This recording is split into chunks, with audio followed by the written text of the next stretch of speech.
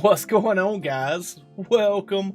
We got Hyperion, Punisher, Mr. Sandman, Rustbeard, Eshmerel in the house, Cope CDT, KJPC Gaming, Mr. Sandman. What is up, guys? Thank you all for coming out and joining the Star Citizen podcast. I hope everybody's ready to jump in. Actually, I was thinking about it today, and instead of doing my usual gameplay live stream, I wanted to do kind of like a podcast and let you guys, even if you don't play or whatnot, but just view the content, have a voice and have opportunity to come on the channel tonight and talk with us about Star Citizen, what you think about it, what you think about the content, what you think about the game in general. What's kind of queued this up this week was starting Monday, Star Citizen or Robert Space Industry is releasing the game Free Fly. I think it's for a week, but basically, if you don't have an account and you haven't purchased any ships in Star Citizen or purchased a pledge pack in Star Citizen, you can actually sign up for an account and get the game and play it through the Free Fly for free, and that's why they call it a Free Fly. But I'm welcoming all of you guys, especially you guys that are not sure if your PC can handle Star Citizen or if it's something that will work properly. Because to be fair, I would be really, really gutted if I recommended this game to you guys. Y'all spent $40-$45 on a pledge pack and downloaded the game and it just didn't work.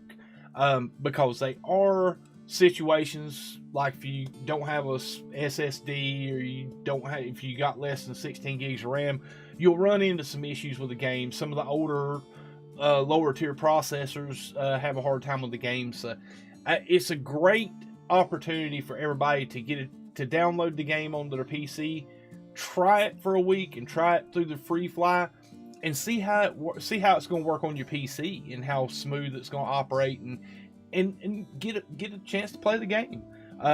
Now through the Free Fly, guys, starting Monday night, well, pretty much every night, guys. We have a group in the Star Citizen comms pretty much every night of the week. A lot of times when I'm streaming No Man's Sky, there's 3 or 4 people from Ghost Squadron in the comms playing Star Citizen. So guys, if you ever see anybody in the Star Citizen comms and you want to jump in and play and get in a group and play with us, you're more than welcome to. Off stream, it's really laid back. We kind of, let our belts out and loosen our collars up and we play, and we just, talk our minds and stuff. Because I'm not very, most people that know me or talk to me in private off stream know I'm not the most polite person in the world. And it's one of the things that, during the stream and stuff, we kind of keep it bottled up and watch our language and don't get too spicy with the conversation. But we're more off stream and in a group we have a little bit of fun, and definitely a great time to get on and play. What is going on, Rustbeard? How you doing? Just got the update on my games, so I'll be in and out. No worries, KJ. Heck yeah. What's up, Mr. Sandman? Welcome to it, guys. Let's see, what do you mean by other game? Oh man, 2 weeks I think. Nice. Oh cool, I didn't know it was gonna be that long. Nice. What's up, Funny Imps? How you doing, bud? Free Fly is cool. Yeah. Do it, can't beat free. That's right, man. What's up, Alan McVicker? How you doing, bud? Doing well, man, doing well.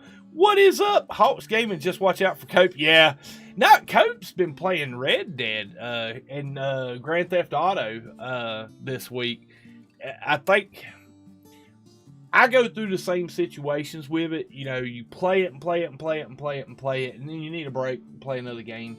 I actually took a little bit of time last night and jumped in some Minecraft. So it's definitely it's something that you can get hooked on and play every day, and then it's something you can, just like every other game, you can say, okay, I'm gonna put it down for a week or two and play something else. Definitely having good times, man.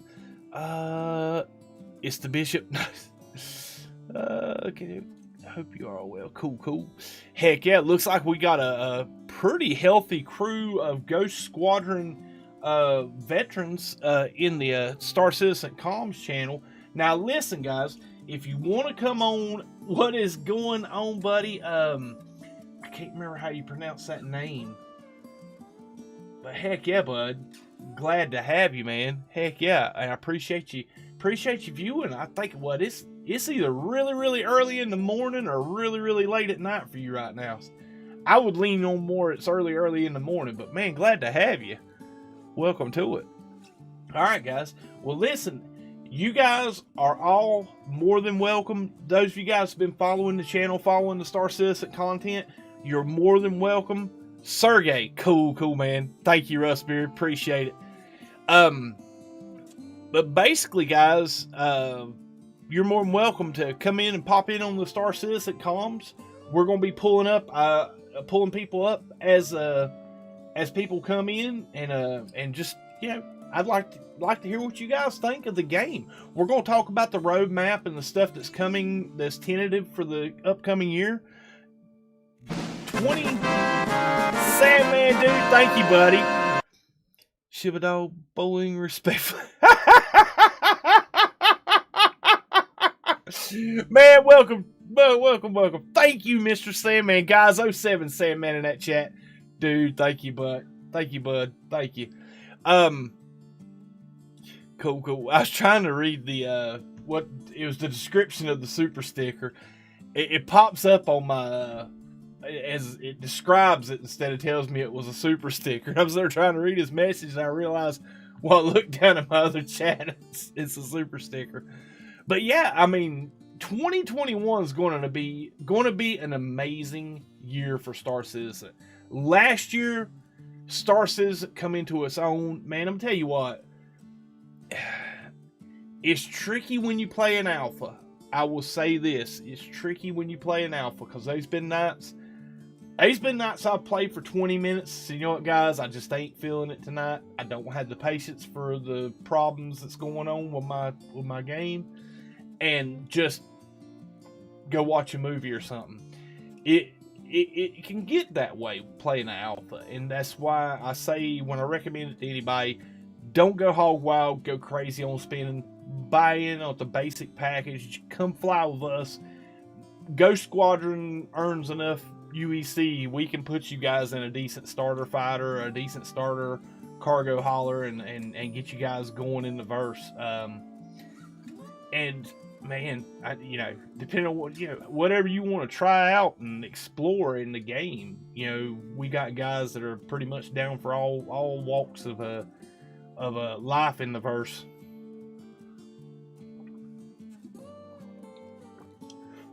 That's some good coffee right there, guys. Especially in my house start cup. That's right.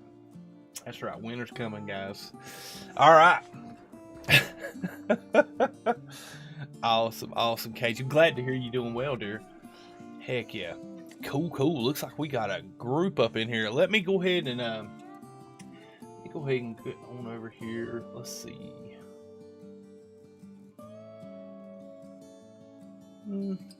Pull up the RSI launcher real quick, or the site. Put that in the background. All right, cool. Let's see. Let's close that. There we go.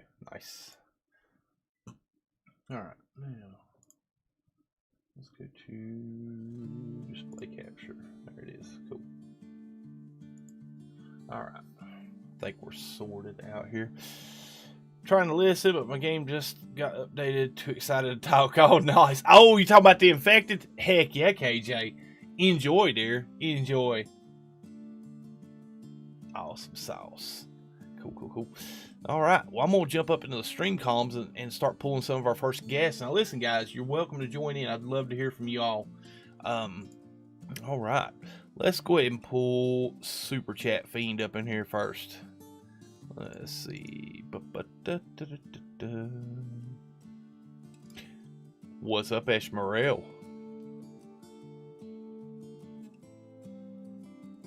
We got quiet, guys. Watch him went AFK on me. Oop, got quiet. There he is. What's up, Ash? Hey. Here we go. Guys, welcome the Super Chat Fiend to the channel, or to to the conversation, Mr. Eshmerel. What an awesome dude. I'm telling you what, man. How excited are you for the next update of Star Citizen? Oh, I'm geek. Let me shut the door because Super Chat Fiend just got loose again. I see that. Well, dude, thank you, man. Guys, 078 Eshmerel in the chat. I called him, guys. I called him. I seen you. I was like, his little mic icon didn't light up, so he must be getting ready to pull something swift. So let's pull him into the chat and catch him.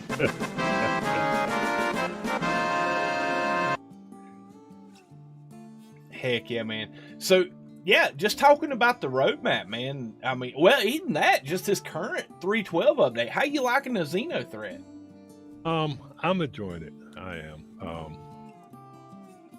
It's allowed you opportunity to make a nice amount of AUEC, but more importantly to me, it gave me more practice and experience dogfighting.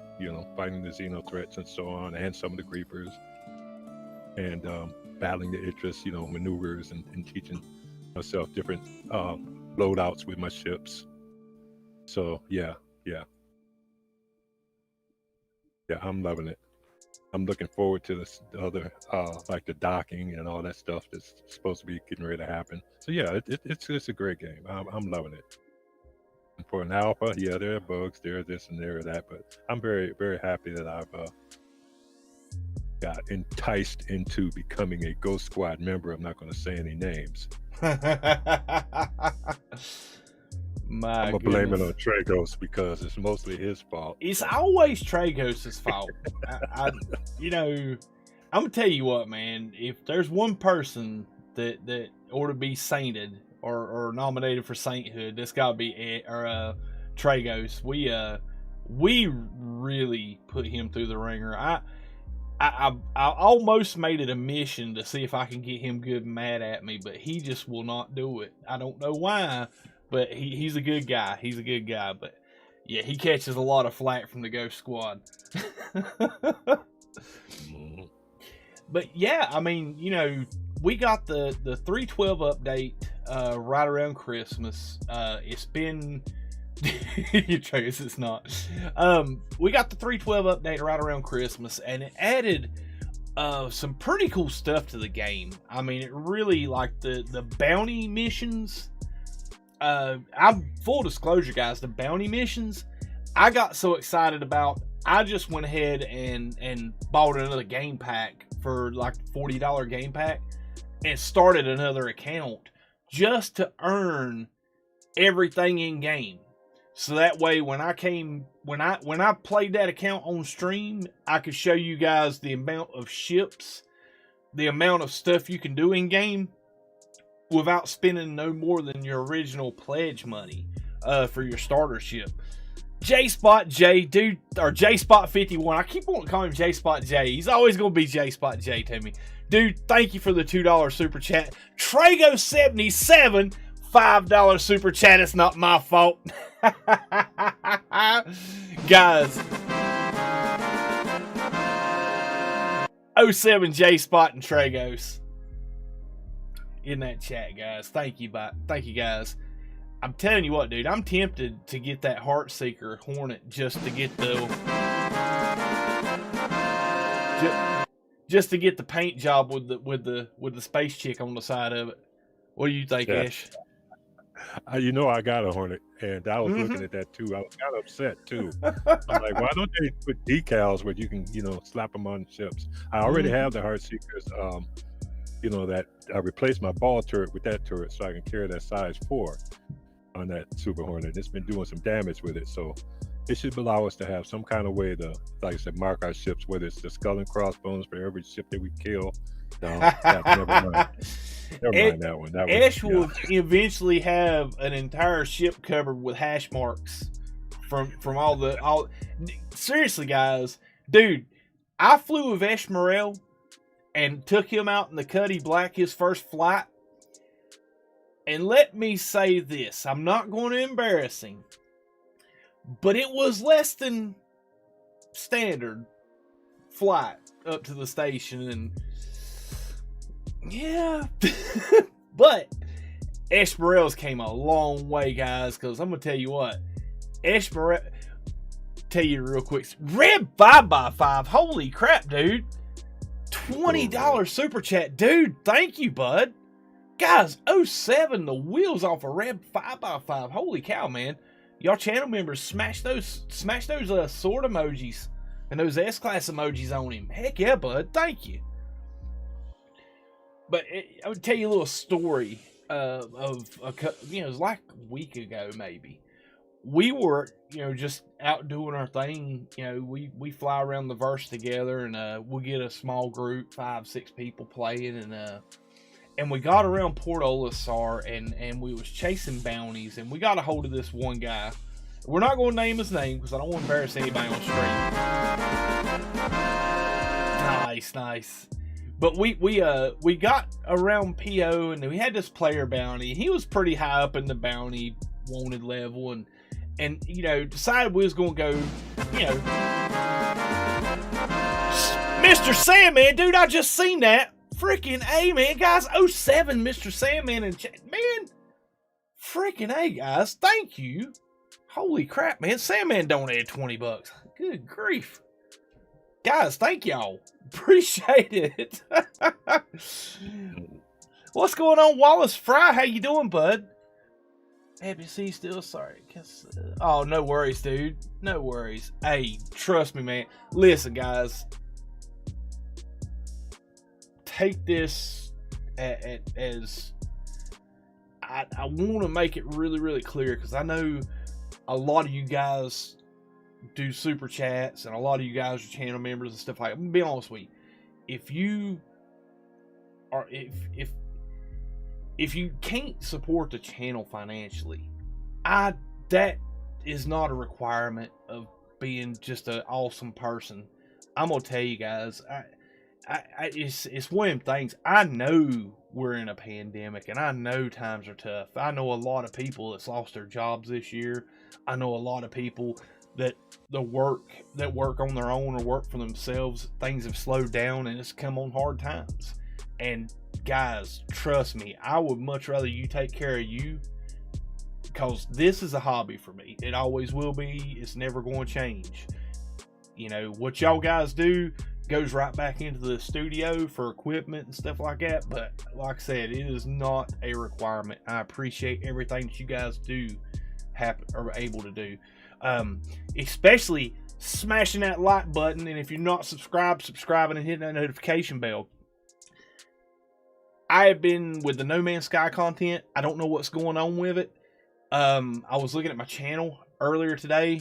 Pretty much every one of my No Man's Sky streams, I've got just a gaggle of people disliking it. And I'm going to tell you what, I didn't think it bugged me as much as it does. But man, when you see, a 98, 97% like average drop down to like an 88% like average in a month's time, that really cuts to the bone. So if you guys can, please be sure to hit the like button. You guys watching the stream after the fact, tomorrow, the next day, or the next week, be sure to hit the like button. Help the channel out and help offset all those haters that don't like cool content. All right, back to it, Eshmerel, man. Sorry, I just keep kind of have you back there hanging out in the background, man. So you've came into the verse this year from me like pestering you and telling you need to get the game, and from your perspective, how would you describe your experiences, or what's your experience been in Star Citizen this year? It's been fun. Made some new friends. I made a 1,000 NPC enemies. Made a good close friend that I accidentally dropped a grenade on. I mean, we're not going to name any names. Question box. Yeah, we've had a ball. I mean, I've never really been a great, super happy multiplayer type person. I've always been a solo game player mostly. I mean, even with No Man's Sky, I mean, I played, multiplayer. I had some multiplayer events with you and with KJ and with Richard Huntington and a few others. And it's all great.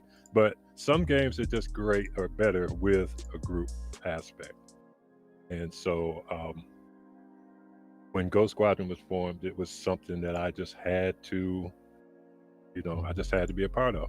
And the good part about being in a group like ours is that everybody holds up everybody. Everyone's got everybody's back, and you can you can say anything about the game, about how long it's been in development, it's out, and it's like the other. I mean, I mean, the detail of this game is what got me, because I mean, it's like when I'm in the back of my ship, even I look down at the bottom of the floor of the cargo deck, and you can see the rivets, and the rivets have codes on them. I'm like, what the heck? Who does that? And heck yeah, man. I'm like, it's just like, even though there's missions and things like that, there are things that can take you away from the missions. Just like the story you were in the middle of telling about the guy that had been griefing us, and then I finally got a chance to get my revenge on him. And those things are what keep me going in the game. It's like when you're playing No Man's Sky, even you got like, I was a base builder. I wasn't a glitch builder or anything, but I was a pretty good base builder as far as practical bases. And it's a fun game. It's something that I'll always play the rest of my life. I've got, almost 5,000 or more hours in, and I'm gonna have a lot of hours in this game. So those are only two games I really play now. And they both scratch an itch that I have about space adventure games. So, they're I couldn't agree with you more, man. I support them. I support the streamers that support them. Especially the No Man's Sky streamers. I really support. I've been supporting them from the start when I first got into this, and I will continue to support them as long as I got breath to breathe. I love them all. I've never been disrespected by anyone or ever never been in any issues with any of them. Although I did get a little upset when Zane cut his beard off the first time, but outside of that, I mean, I look forward to it. It's so much fun, especially in this last year being, I've been shut in because of this malware and stuff. It's great to have people you can talk to every day. I mean, look forward to it, so yeah, fantastic game, fantastic people. I love No Man's Sky, love Star Citizen. Don't take anything away from either one of them, and I support both of them. So there it is. Yeah, man. Heck yeah. Well said, man. And I'm with you on that. I started playing No Man's Sky like January 2018, and the game, it wasn't that it was the best built game. It wasn't that it had the best graphics or the best detail or the least amount of bugs or issues. It was the ambition behind the project is what, dude, thank you, man. Appreciate that super chat, Fiend. But he got out the door. I don't know. Yeah, he did. You're going to have to put a deadbolt on that door, man. Bolt that thing up, man.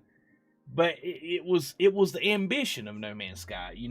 I was really, really taken back early on by the procedural generated universe and how the scope and the breadth of the game, of how big the universe was in No Man's Sky. And it was like, my goodness, just endless ongoing exploration. Everything's different. You go into all these different systems, all of them's different names, all of them have different combinations of planets and fauna and flora, and it was just so amazing to me that that this small group of people done something so overwhelmingly big. What got me was the 18 quadrillion planets. Quintillion. There you go, quintillion. I know it started with a Q. 18 quintillion planets. That just blew my mind, man. It was like, if you only spent 5 seconds per planet, it would take you like 40 some years continuous gameplay to see every planet in the game.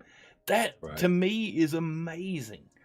and that really took me back. And throughout this whole period that I played No Man's Sky, or I've been playing No Man's Sky, I never imagined another game being able to captivate me and put me in that same sense of awe and wonder that No Man's Sky did, until I finally took the plunge and got into Star Citizen. Now, granted, these are two completely different games, but they both have just aspects and ambitious projects that really, really, like you said, scratch that itch for me. True. But man, I want to get you in first, because man, I'm tell you what, I'm out of all, you play with me pretty much about every night, and I know when I played No Man's Sky, man, I was always the loner, always done my own thing. I would do like civilization stuff. I'd go build farms and stuff like that, and do things for the community. But I never played with the community, you know what I mean? I'd always want to go put a base up somewhere for everybody to use and be helpful and have, and do a part. But it was always, I would do it and then I would move on to my next project. And with Star Citizen, I'm telling you, man, the multiplayer enriches the experience. And I'm gonna tell you what, I've had a much, much more pleasant experience playing with you this past little bit since you've been on. I wanted to thank you for that, and that's why I wanted to bring you on first and talk to you about it. Well, I appreciate that. It's been fun. Because like I said, the biggest thing about some of these games with me is, like I said, the community aspect too. Because I remember back in the early days that Sean and them at No Man's Sky was catching it because of the bugs and this, that, the other.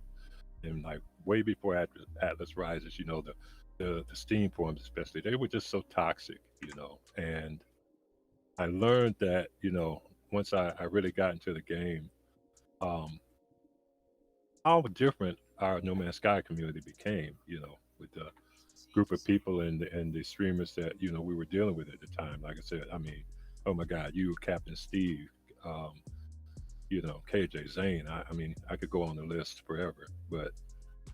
And so, everybody has a target in their life of things they want to do, or bucket list, or whatever you want to call them, and there's some things that you like to support, whether it's Boy Scout, buying Girl Scout cookies every day or whatever. And I decided to, support the games that I love. So, No Man's Sky and now Star Citizen, I was in the Mass Effect. So I'm just saying, I've been a space adventure game player all my life, and this just, both those games just take the cake with me. But the biggest important part of it is that you have people that are fun to play with. Like I'm like you. Sometimes I'm disappointed when I know, even though you worked hard and this, that, the other, you only stay on for an hour or whatever because you got to work the next day. So you hurry up and retire, by the way.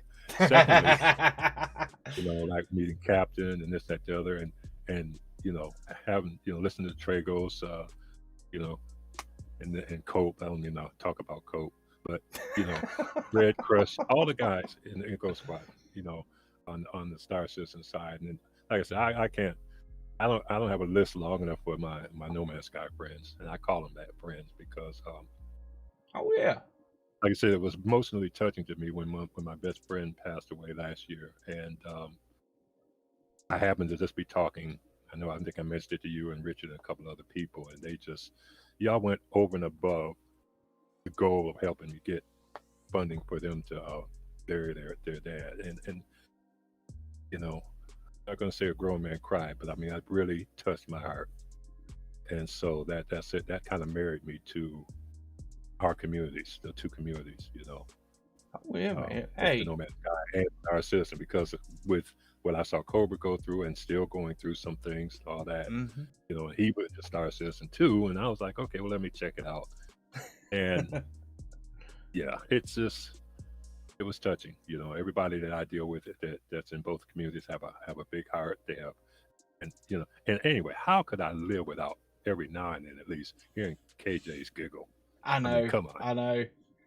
Oh yeah, it's intoxicating, man. It's infectious. You can't listen to her giggle and not giggle. She's like the female game mode. Game mode's one of them people you listen to and you can't help but smile on the inside. KJ's one of them people you listen to giggle and you just can't help to feel better about the world. It's just it's one of them staples. But yeah, I mean, like I said, man, it is what it is. I mean, you people run up on hard times, and I know it hasn't been often that we've had opportunity to help people out, but when we see a need and people that have the means, it's out of love, man, and it's cause we care about each other, and just even just to be past friendship, just as human beings, you gotta have that sense, and if you don't have that type of love in your heart, man, it just you live in a really cold world. So if you had the means to help people, you should. And it's been an amazing journey becoming your friend and getting to know you more, and I mean that. I've made friends. I've made friends through this channel and through No Man's Sky and through Star Citizen that I consider better friends than I have in real life. And I appreciate you guys for that. And I really, really do enjoy this community. It's funny how you were mentioning about Captain Steve, because I remember he was one of the first streamers that I really went to YouTube and looked at prior to No Man's Sky, and I love the way he always started that. My name is Steve, and you are my friends. And that was different. That was unique and unusual back, when all this, all this malware and stuff started. And the thing I loved about it is, like I said, it continued through, and it kind of gave all of us that were shut in or quarantined or whatever you want to call it, it gave us all the opportunity to stand together, kind of, and like I said, still keep.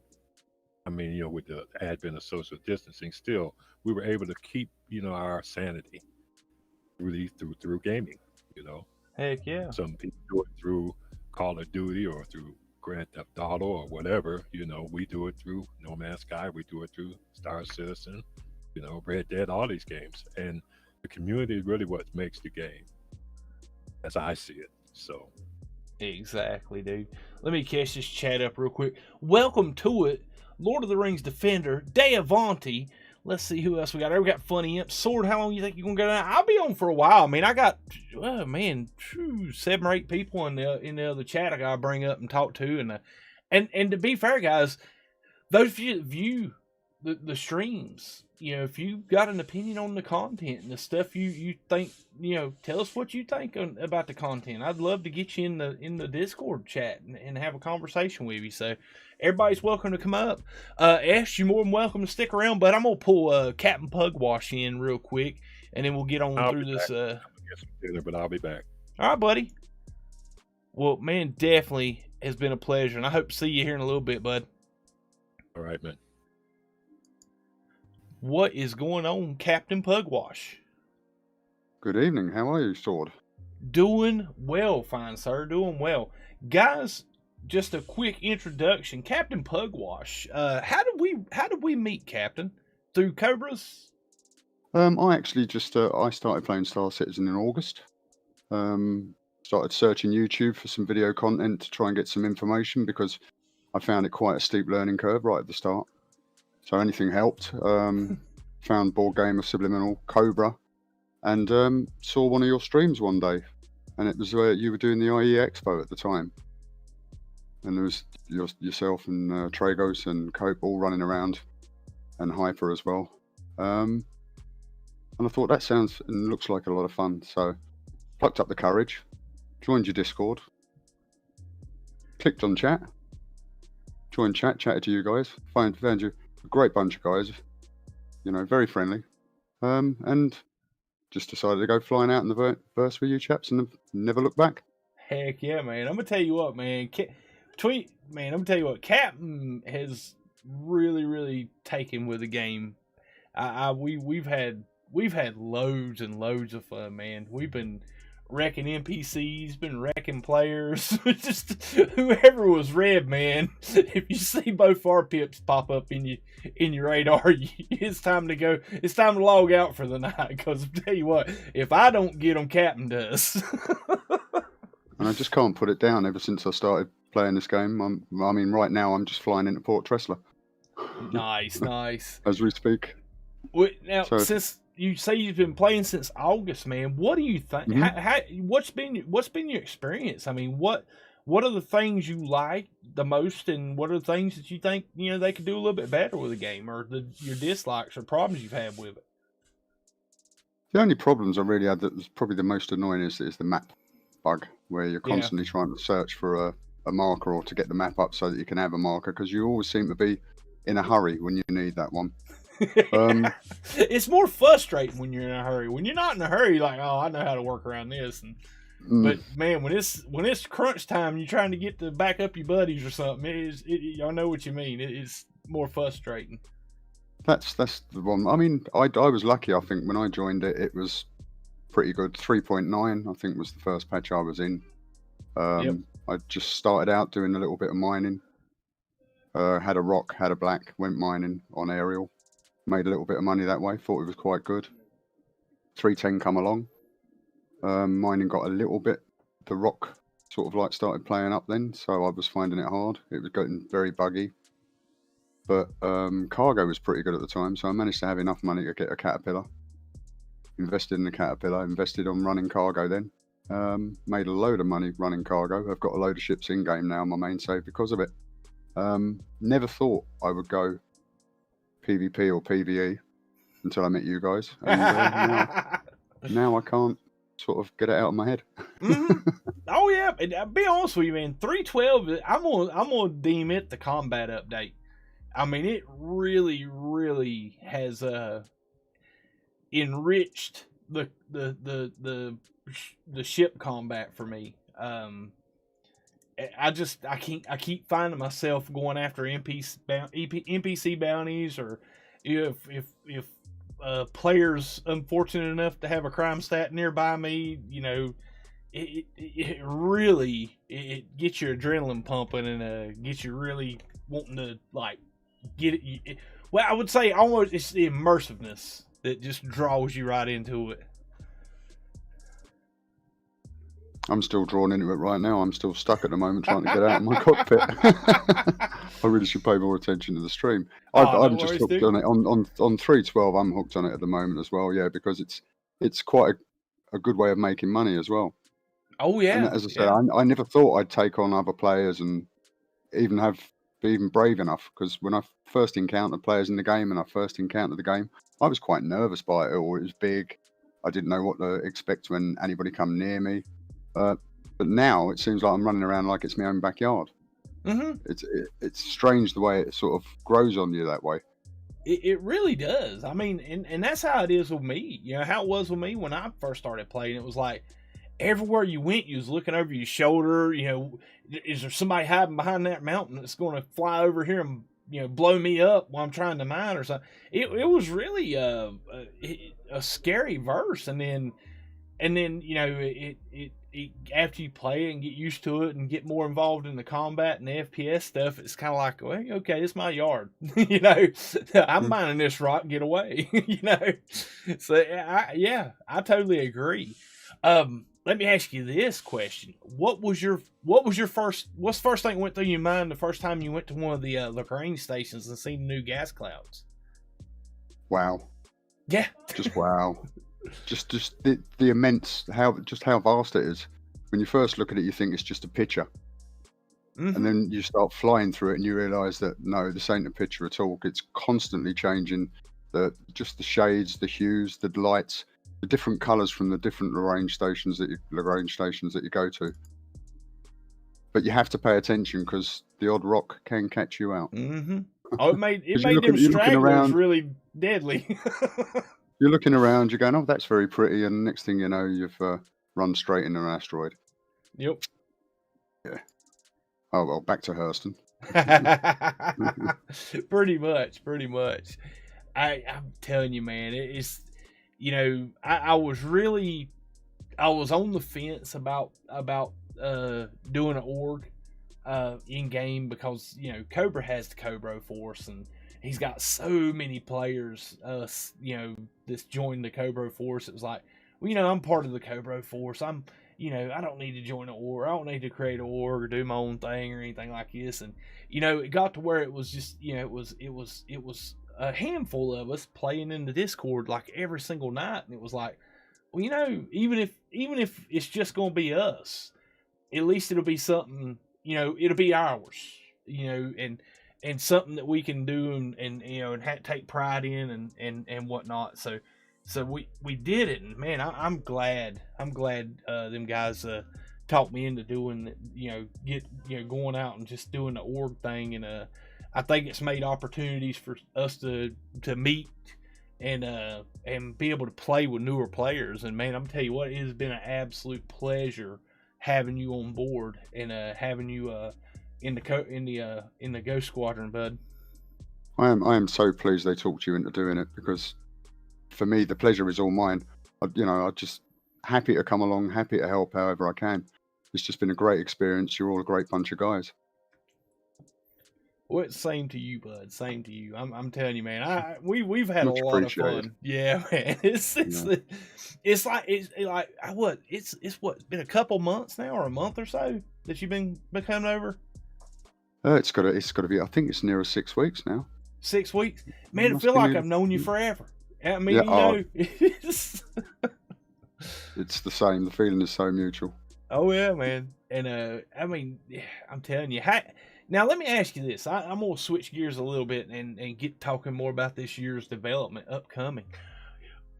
You've had time to look through the roadmap and the stuff they got slated for the next year. What one thing are you looking forward to the most? Oh, that's a hard one. I know. That's why nobody ever wants to come on the podcast, because I always ask the questions nobody's expecting. Probably because I'm an ex-World of Tanks player. Probably the Tonk. The Tonk? Mm-hmm. Yeah. I'll be... Just to see what it's capable of. And yep.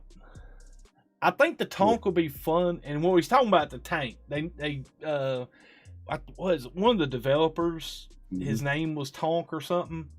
Or he's a French guy, and he kept pronouncing it Tonk. Yeah. So we call it the Tonk, or the community calls it the Tonk, but it's the tank. The Nova tank, yeah. Yep. And man, I think it's going to be a great idea. I love how they're expanding the ground vehicles in the game, and I'm hoping like on wishing on a star, guys, that it don't become like some of these, like the Reclaimer, where you get the vehicle for a specific profession or job or purpose, and then it's a year or two before the purpose ever shows up for that vehicle. That's my biggest concern with the Tonk, is that it's going to hit. Everybody's going to say, "Yeah, I want a Tonk. Get it!" And everybody in the verse buys a Tonk. We all go riding around Daymar, blowing each other up in them, and then after a week, you never pull it out of your hanger. Yeah, it wears off pretty thin. Yeah, unless there's actually a point to it, a purpose. I suppose you have to wait until they do the land grab, where you have your own little plot of land and you need to defend, or if you want to overrun someone else, then. But that's further down the line as well, isn't it? So. Yep. Awesome sauce, man. Yeah, I mean, I seen what's going on, Grim Rank. How you doing, bud? And Paleo Man, welcome to it, my friend. Yeah, I'm looking like down the line at the gameplay, and I think it is here we go, 3:15. It's going to be the third quarter update. I think this one will hit about I believe this one's going to be like a October, November update, something like that, September update. But they're going to work on salvage tier 0. And I think salvage is going to be an amazing profession in this game. It's going to be something to where I'm hoping that it's more plays like you can fly around Yella or Daymar or whatever moon or planet, and fly around looking for crashed ships and can salvage them. Get random encounters inside of in out in space. You like right now when you quantum to certain locations, every now and again you'll get dropped out of quantum on your en route, and you'll come up on a crash or a wreck. How cool would it be to come out of quantum onto a wrecked caterpillar or a wrecked starfare or a wrecked cargo ship when the C2 comes in, a wrecked C2 or destroyed C2, and you can get on the comms with your friends and say, hey, I got a ship here full of cargo, it's been destroyed, I'm in my Cuddy Black, I need some help. And that's when you got 2 or 3 or 4 guys showing up in a Reclaimer or a Vulture or whatnot, or other cargo ships, and you're out there doing a salvage operation out in the middle of Stanton, in between the void, in between the planets. How cool would that be? Well, we could do with them right now, couldn't we? Just out Mike L1, picking up all the broken bits of Idris. I know. That's going to be cool. I mean, unfortunately, I got a CCU for a Vulcan, and I ended up melting it, so I lost it. I attached it to a package, and then I melted the whole package, so I lost the CCU. So resalvage, I'm going to have to wait until they release them in game to buy, I suppose, or borrow one of yours, maybe. Heck yeah, man. Who knows? Heck yeah. Cope said it's going to turn into the ballista. Yeah, probably. It'd be cool the first couple times you drive it, and it's like, Adds another game loop, I suppose. Yeah, it's another one to try out. It's another one to do. It's another one that solo people can do as well. Because not everybody likes playing groups, but I don't get why. Because once you get into a group, it opens up the verse. It opens up the possibilities of what you can do in the verse. Heck yeah. Exponentially. Well, I tell you what, man. Any comments you want to add before pulling anybody else up? No. Other than it's been an absolute joy and pleasure, and I'm so happy to be part of Ghost Squadron, and hope to be for a long while. And also, by the way, I'm in the verse. If anyone wants to pop up into Discord, we'll happily pick you up from wherever you want to spawn in and take you for a little trip. Yes, sir. Yes, sir. Especially starting Monday, guys. Monday, the free fly week kicks off. Definitely, if you got a PC that you think can run it, get it, download it. All the information is down in the description, robertspaceindustrry.com. My referral code's in there if you want to help old Sword out. And then once you decide to purchase the game, you'll get a starting extra 20,000 UEC. And heck yeah, the Ghost Squadron links in there. Yep. Exactly that. It's a free 5 week. You've got nothing to lose. You can find out if it runs and how it runs on your computer. If you can live with it. Some people can't. It is still an alpha. Must say that. It is buggy. I'm quite happy with that. It doesn't really wind me up too much. Some people it winds up a bit more. Yep. But give it a try. Please come and give it a try. Heck yeah, we'd love to see you. Well, I'll tell you what. Let's pull a Cope CDT up. Let's get the mastermind behind Ghost Squadron. What's up, Cope? Hey, what's up, man? Not much, buddy. How you doing? I am all right. Happy Friday to you. You sound all right, man. You too, man. Well, listen, man. I know you've been kind of taken with Red Dead Redemption and Grand Theft Auto 5, but have you had some time to play the 3.12 patch and what you thoughts on it? I've played it a little bit. The Xeno threat thing to me just really wasn't that appealing. There's a whole bunch of like hurry up and wait kind of thing, and pin people whenever they're trying to move cargo and all that good stuff. But I like bounty hunting, but you can only do it so much.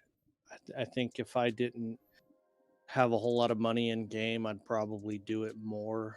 But the fact that I do have so much money in game, it's like, well, why grind out doing bounties? Because it is a really good way to make money. You can you work on your combat skills, whether you're doing like first person shooter or if you're doing some like space combat type stuff. It really lets you work on that while making money. It's pretty cool.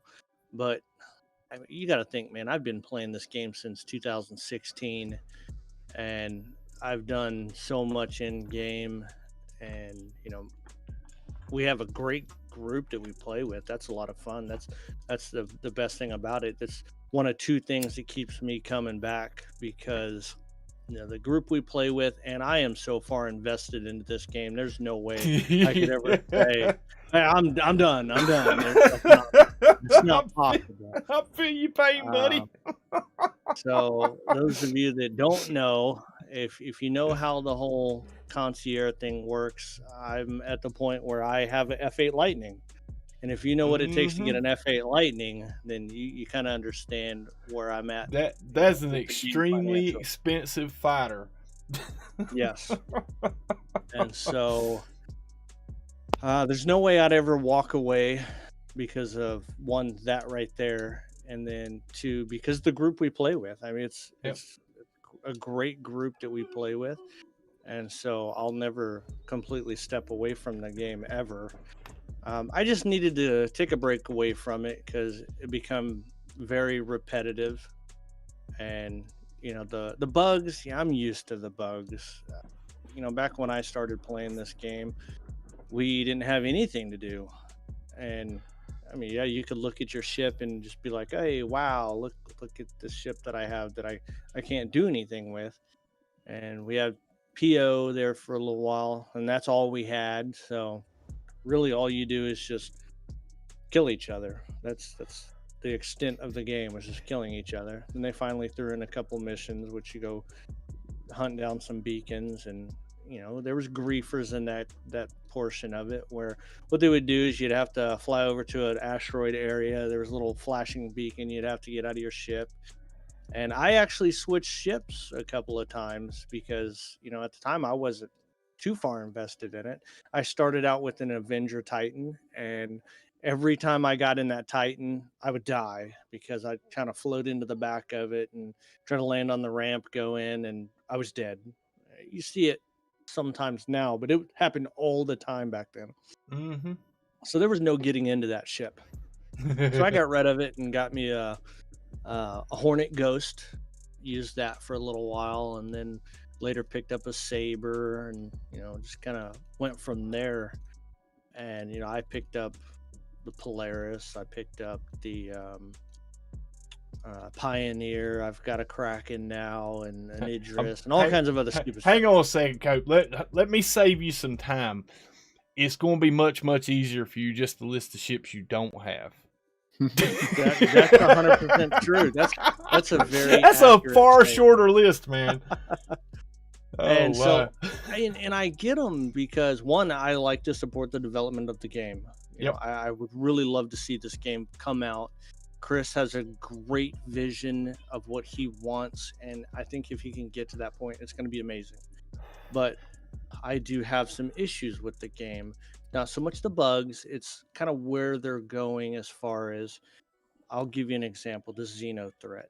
To me, I feel that Xeno threat was thrown into the game as a filler to just kind of give us something new and shut people up, really.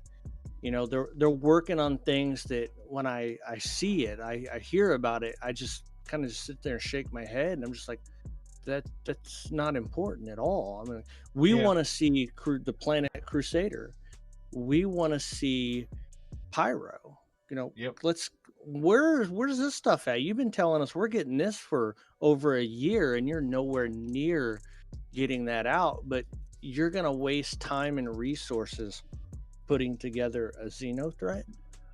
Really? Well, let me play devil's advocate with you on that, because I'm fully in agreement with you. There's much, much more important things that blockers that's preventing the game from growing that they should be focusing more of their time on. But and I mean, me and you've talked. I know what me and you've talked about professional life and stuff like that, and I know you manage a small group or group of guys and stuff, and I'm gonna try to bring it into real life for you, to get my point across here on this, and see if this makes any sense to you. You got guys that are specialized, that specialize, that are good in certain areas, and some guys that are good in other areas. And the way I look at like stuff like the Xeno threat is that they have a team like the iCache and the server meshing. You know, that's something they've been talking up a lot this year and into last year and stuff, is kind of a blocker for the game expanding into more of what they want to see the game becoming. But you have a crew or a group or a core of developers that are specialized on that iCache and the server meshing, and then you have like the people that do like the spacescape stuff and the gameplay stuff and the storyline stuff and whatnot. And when I look at stuff like Xenothreat, and when I look at stuff like the different like missions that they got planned to come out this year and stuff that they got going on, because they're planning on doing some stuff with the Ninetales, like kind of like the Xenothreat, where you have a calling all server to come help do this mission.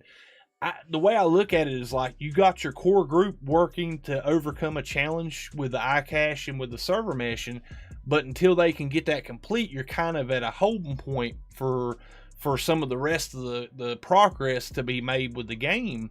So you got a whole lot of people that are kind of at a point to where they don't have a lot of stuff to do right now, that are not specialized into getting those two major blockers overcome.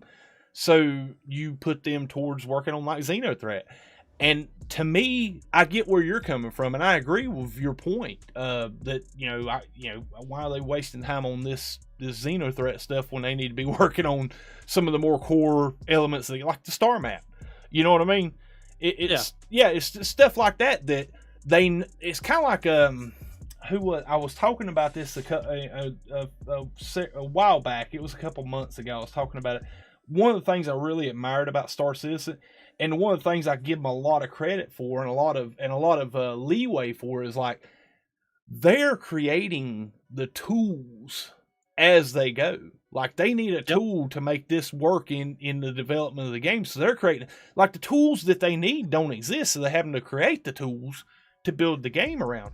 And like I said, with the iCache and the server meshing, they've come across some challenges that they're trying to overcome, that they're having to create. It's not something that we're trying to adopt other people's technology into the game. It's we got to create this technology to make the game work the way we want.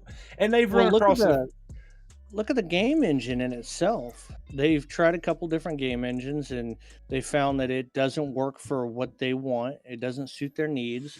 And so they've actually started creating their own game engine, and they're calling it the Star Engine. Mm-hmm. When will that be implemented? I don't know. It could be next year. It could be 5 years. No idea. But they're having to create a whole new game engine just to try to do what they want. And yes, that does take time. I understand that. But what's frustrating is I'll use ships as an example. They got plenty of ships still in concept. So why are we putting out more concept ships and not working on some of the ships that they've already sold us that we could be using? Stop selling me ships that are in concept. Finish some of the ones that you've already sold me, and that will make people happier than throwing in a Xenothreat. You know what I mean? Yeah. Oh, I agree. That's one thing that I kind of wish I'm with you on. Well, it's kind of like this. Say you got 25 maintenance men, and you got a machine that's got to get fixed, or something's broke, you got to get fixed. Well, you can only get 2 or 3 guys or 4 guys working on that machine before you start running into people getting in each other's way. You know what I'm saying? It's counterproductive. Where it's counterproductive. Well, then you got another 15 to 16 other employees that are kind of on a standstill because that machine is holding up production for the rest of the plant. So there's nothing there to maintenance, because nothing's running until that machine gets fixed. So you got these 15 other employees that are just on the payroll, getting paid, standing around taking up space. Even if you put them out sweeping the parking lot, they're doing something productive to earn to earn their wage. You know what I'm saying? Yeah. Even if there's no maintenance related work for them to do, or no projects for you to put them on, even it's like going out and painting, painting rails, or doing some painting walls or something, or touching up paint jobs and stuff. It's one of them things that's how I feel like some of the stuff that we're getting is with the game development with Star Citizen. I think that's what we're running across. Hang on a second, guys. I'm live. Could y'all keep it down a little bit? Appreciate it. Thank you. Please. It's thank you. filler work. Yeah, that's what I'm saying. I see where you're going with it. Yeah. It's filler work, and they got to have something to do instead of sitting there stagnant. But I see right now, looking at your stream, you're on the roadmap. Yep. There are so many ships that they have sold us that are nowhere on that roadmap. So they're not even working on them at all. So if you take a ship designing team that should be working on ships that are already in concept, but pull them off that to put on a new concept ship, then you're just creating more concept ships. And I got it. They do have to fund the game. So yes, they do have to still put out concept ships, but there for a period, we were seeing a new concept ship every single month. Back when we used to only get concept ships maybe every 6 months, maybe a quarter, but all of a sudden every single month, hey, look at this, hey, look at this, hey, look at this. And it's like, how many ships do you need to put out right now? And you were talking about the Reclaimer earlier. That ship has been in game for forever, a long time, and it is 110% useless. Now, let me ask you this: how excited for 315 are you? I am. Oh, that's going to be so fun. I can't wait to the point where, we log in, everybody's getting off work. We're all logging in, about to have some fun. It's like, hey, let's go do some scrapping. Hey, Yeah, exactly. Okay, I have a Reclaimer. Let's go do some scrapping. I think that's going to be cool because then you can have a couple of people running the Reclaimer. You could have a couple of escorts. I mean, we could even have people blowing ships up just for us to scrap. That is going to be cool. We can do that Idris mission, blow up the Idris, and then go scrap it. That'll be so amazing. I mean, even look at some of the places where we're doing the bounty missions. All the like raw metal that's floating around in space, man. I mean, you can make a killing off of that. Yeah. It's going to be great. It's going to be so much fun. I was really disappointed in the new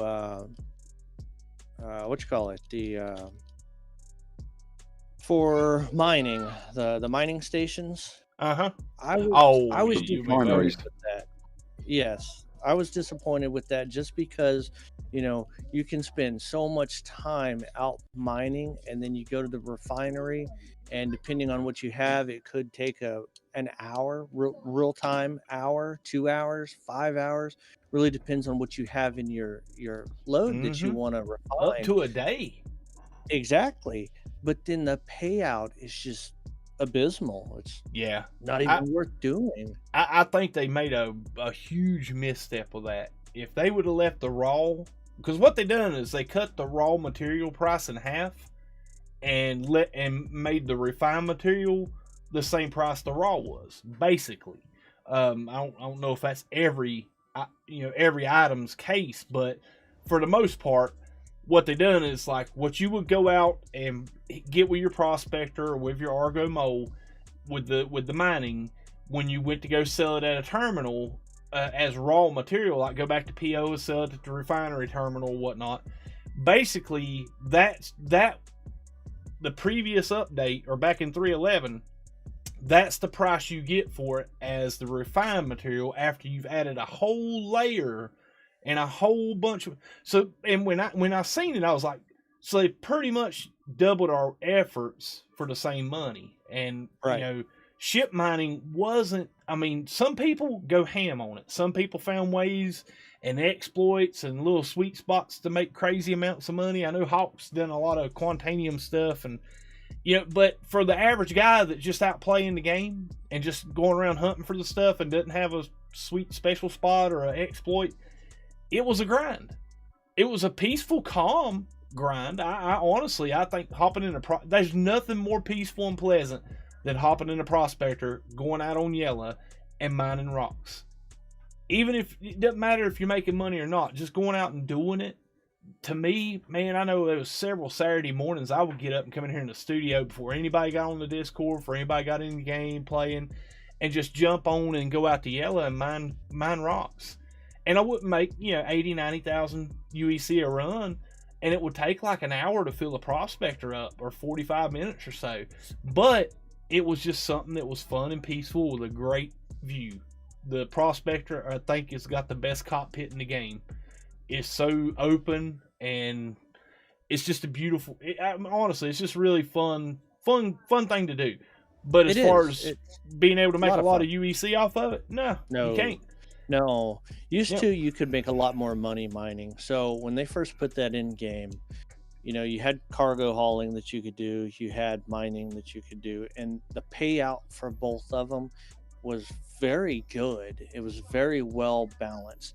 Now, you couldn't put a prospector against a caterpillar. There was no way. Obviously, the caterpillar, you're going to make a lot more money. Mm-hmm. But if you're zipping around with, let's say, a freelancer, or taking something like that around, that versus mining, you could make the same amount of money in the same amount of time. So it really just kind of was dependent on, what do you want to play? What is your play style?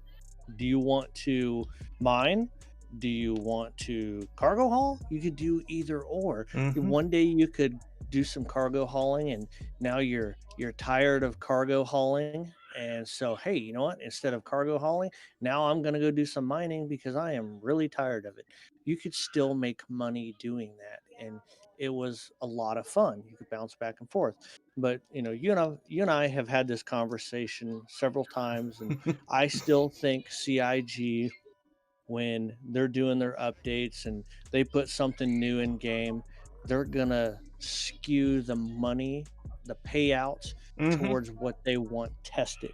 So if they think they've got mining pretty good, they're gonna lower the price, the payout for mining, and then they want to test bounty hunting, so they're gonna beef that up like it is right now.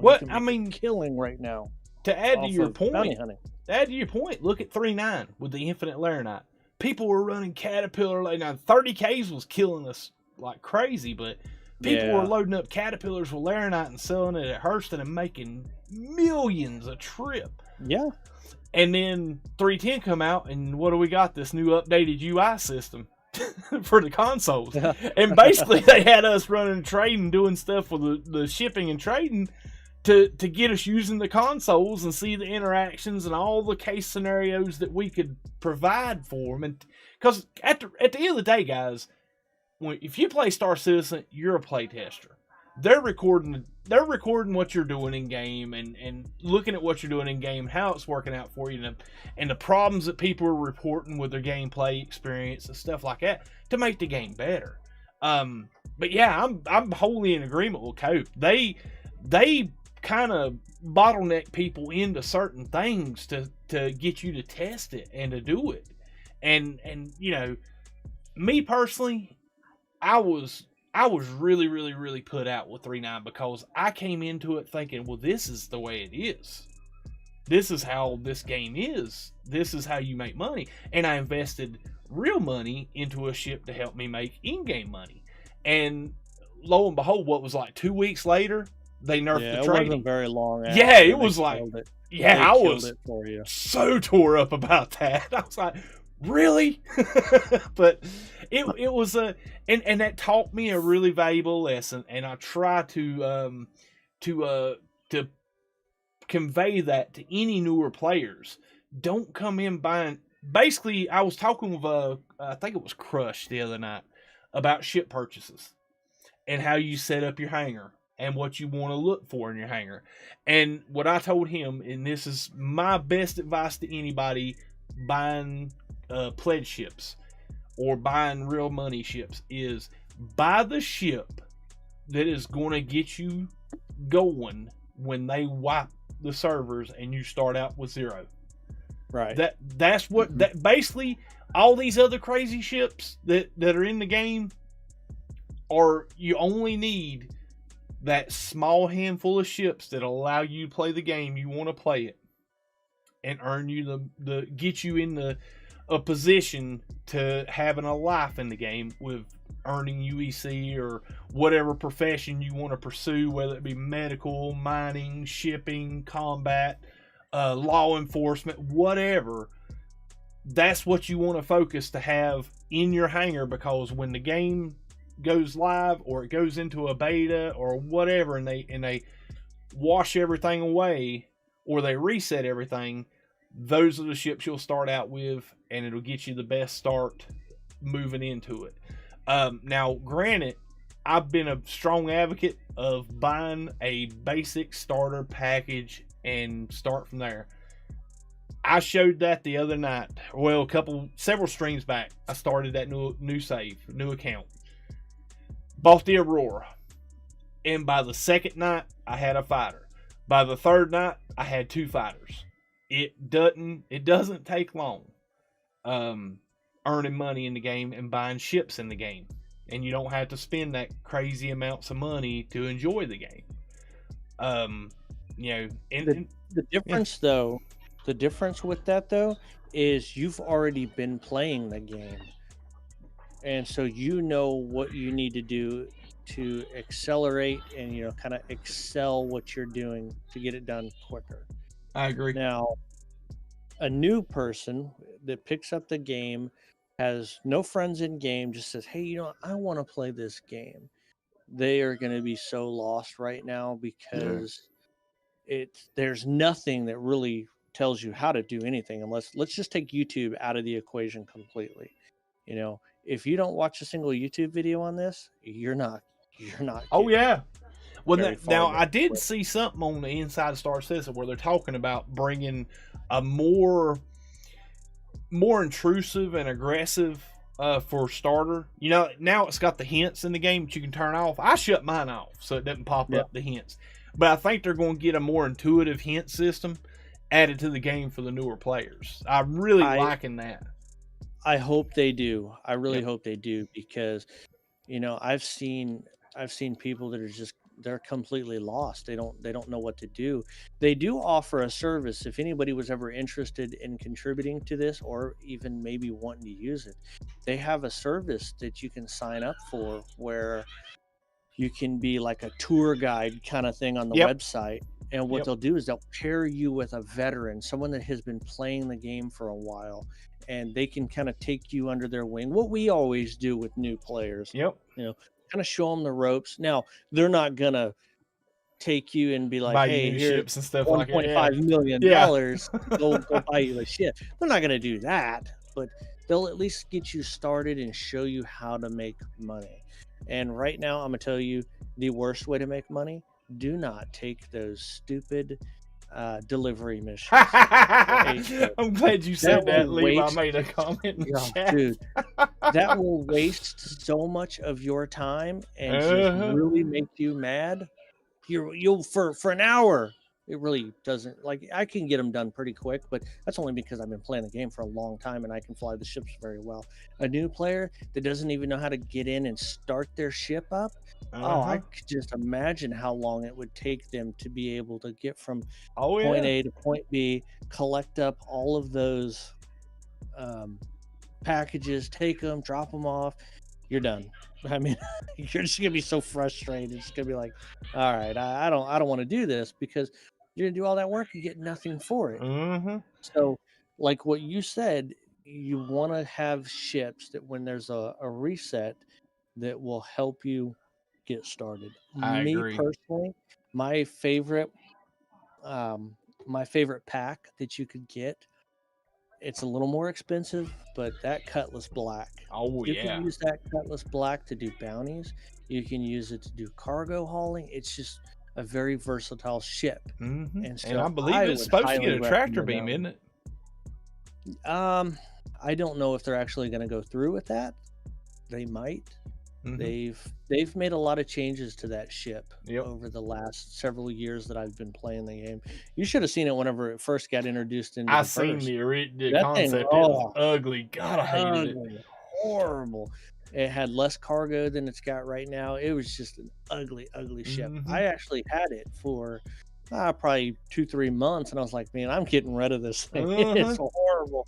And then they did the rework on it. After the rework, I was like, man, I really like this ship now, so I went ahead and I bought me another one. Nice. Give me one Pretty second, cool, guys. Let me catch this chat up real quick. What is going on, Dark Lord Zelric? How you doing, buddy? And J Spot asked, did anybody try a planetary walk? Well, J Spot, to be fair, a planet it's not like No Man's Sky where you can kind of gather resources to survive with on your way. When you land on a planet and go for a walk, you got to bring everything with you that you need to survive, like oxygen and food, water, this, that, and the other. And the bad thing is, like, basically, even if you had enough oxygen, you had enough medipens and stuff to make it through the planet, you'd eventually get thirsty and dehydrate and die, or you would run out of oxygen in your suit and dehydrate and die. And some of the waypoints in this even the smaller moons are 200 to 300 kilometers away from from each other. So there's a really strong likelihood you would expire or die before you could get anywhere close enough to another outpost to restock, or even be able to take your helmet off and drink water and eat before you would perish. And if you go on the moon and yank your helmet off, you'd start suffocating and die on certain moons, or you'd overheat or burn up. Like places like Ariel, even with the heat suit, like the suit that's like supposed to be a high temperature suit, you'll still dehydrate and overheat with prolonged exposure. So yeah, the planetary walk stuff I don't think will be viable. Maybe Hurston or Microtech, but like I said, the waypoints on the main planets are so far apart that you would probably die of thirst or hunger before you'd ever be able to carry enough materials or items to get you to the next one. MTG G&G, welcome to it, bud. Yeah, I see you picking on about the 300 million.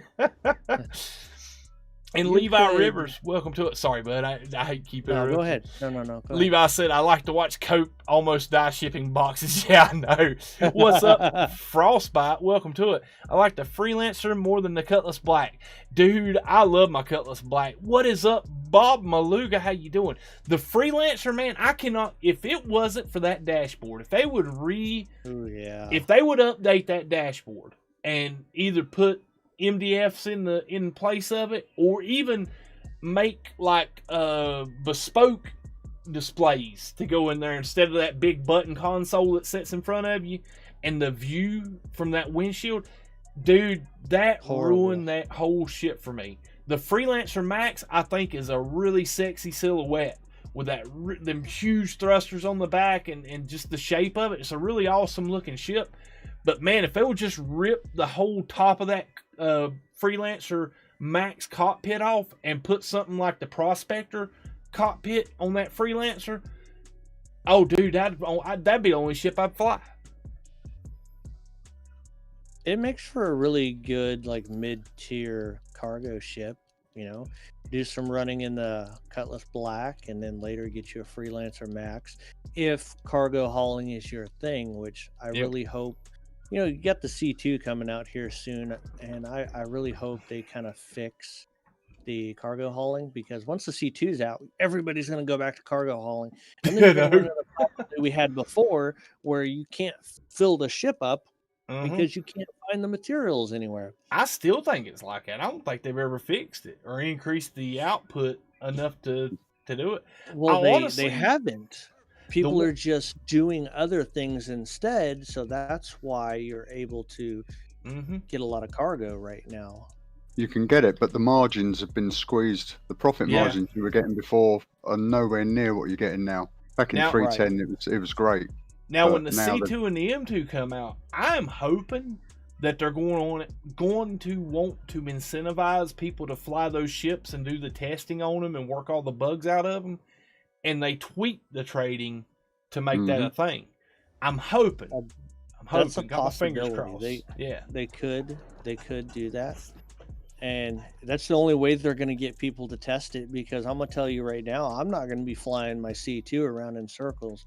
And it's probably going to be like the Star Runner, where it's going to be horrible on hydrogen, and Quantum Tank is going to be massive, but hydrogen is going to kill you. It's going to be very expensive to fill that up. Yep. And so I'm not going to be running all over the place, and then I can't even afford what I just made. I can't even afford to restock it. I just ran a load from point A to point B, and it cost me $1 million to fill it, and I made 10 grand off of it. That's not going to get people to do it. Exactly. Nobody's going to want to do it. So exactly. they're going to have to like rebalance everything. And what I think they may do is, mess with bounty hunting, kind of get the payout on that, lower it, and bump it on cargo hauling to get everybody to go back to that. Pretty much. That's why I figured it's going to end up happening. Let me any more you want to add to that into the conversation? Yeah. Let me ask you this. You've had a chance to look at the roadmap, right? Yep.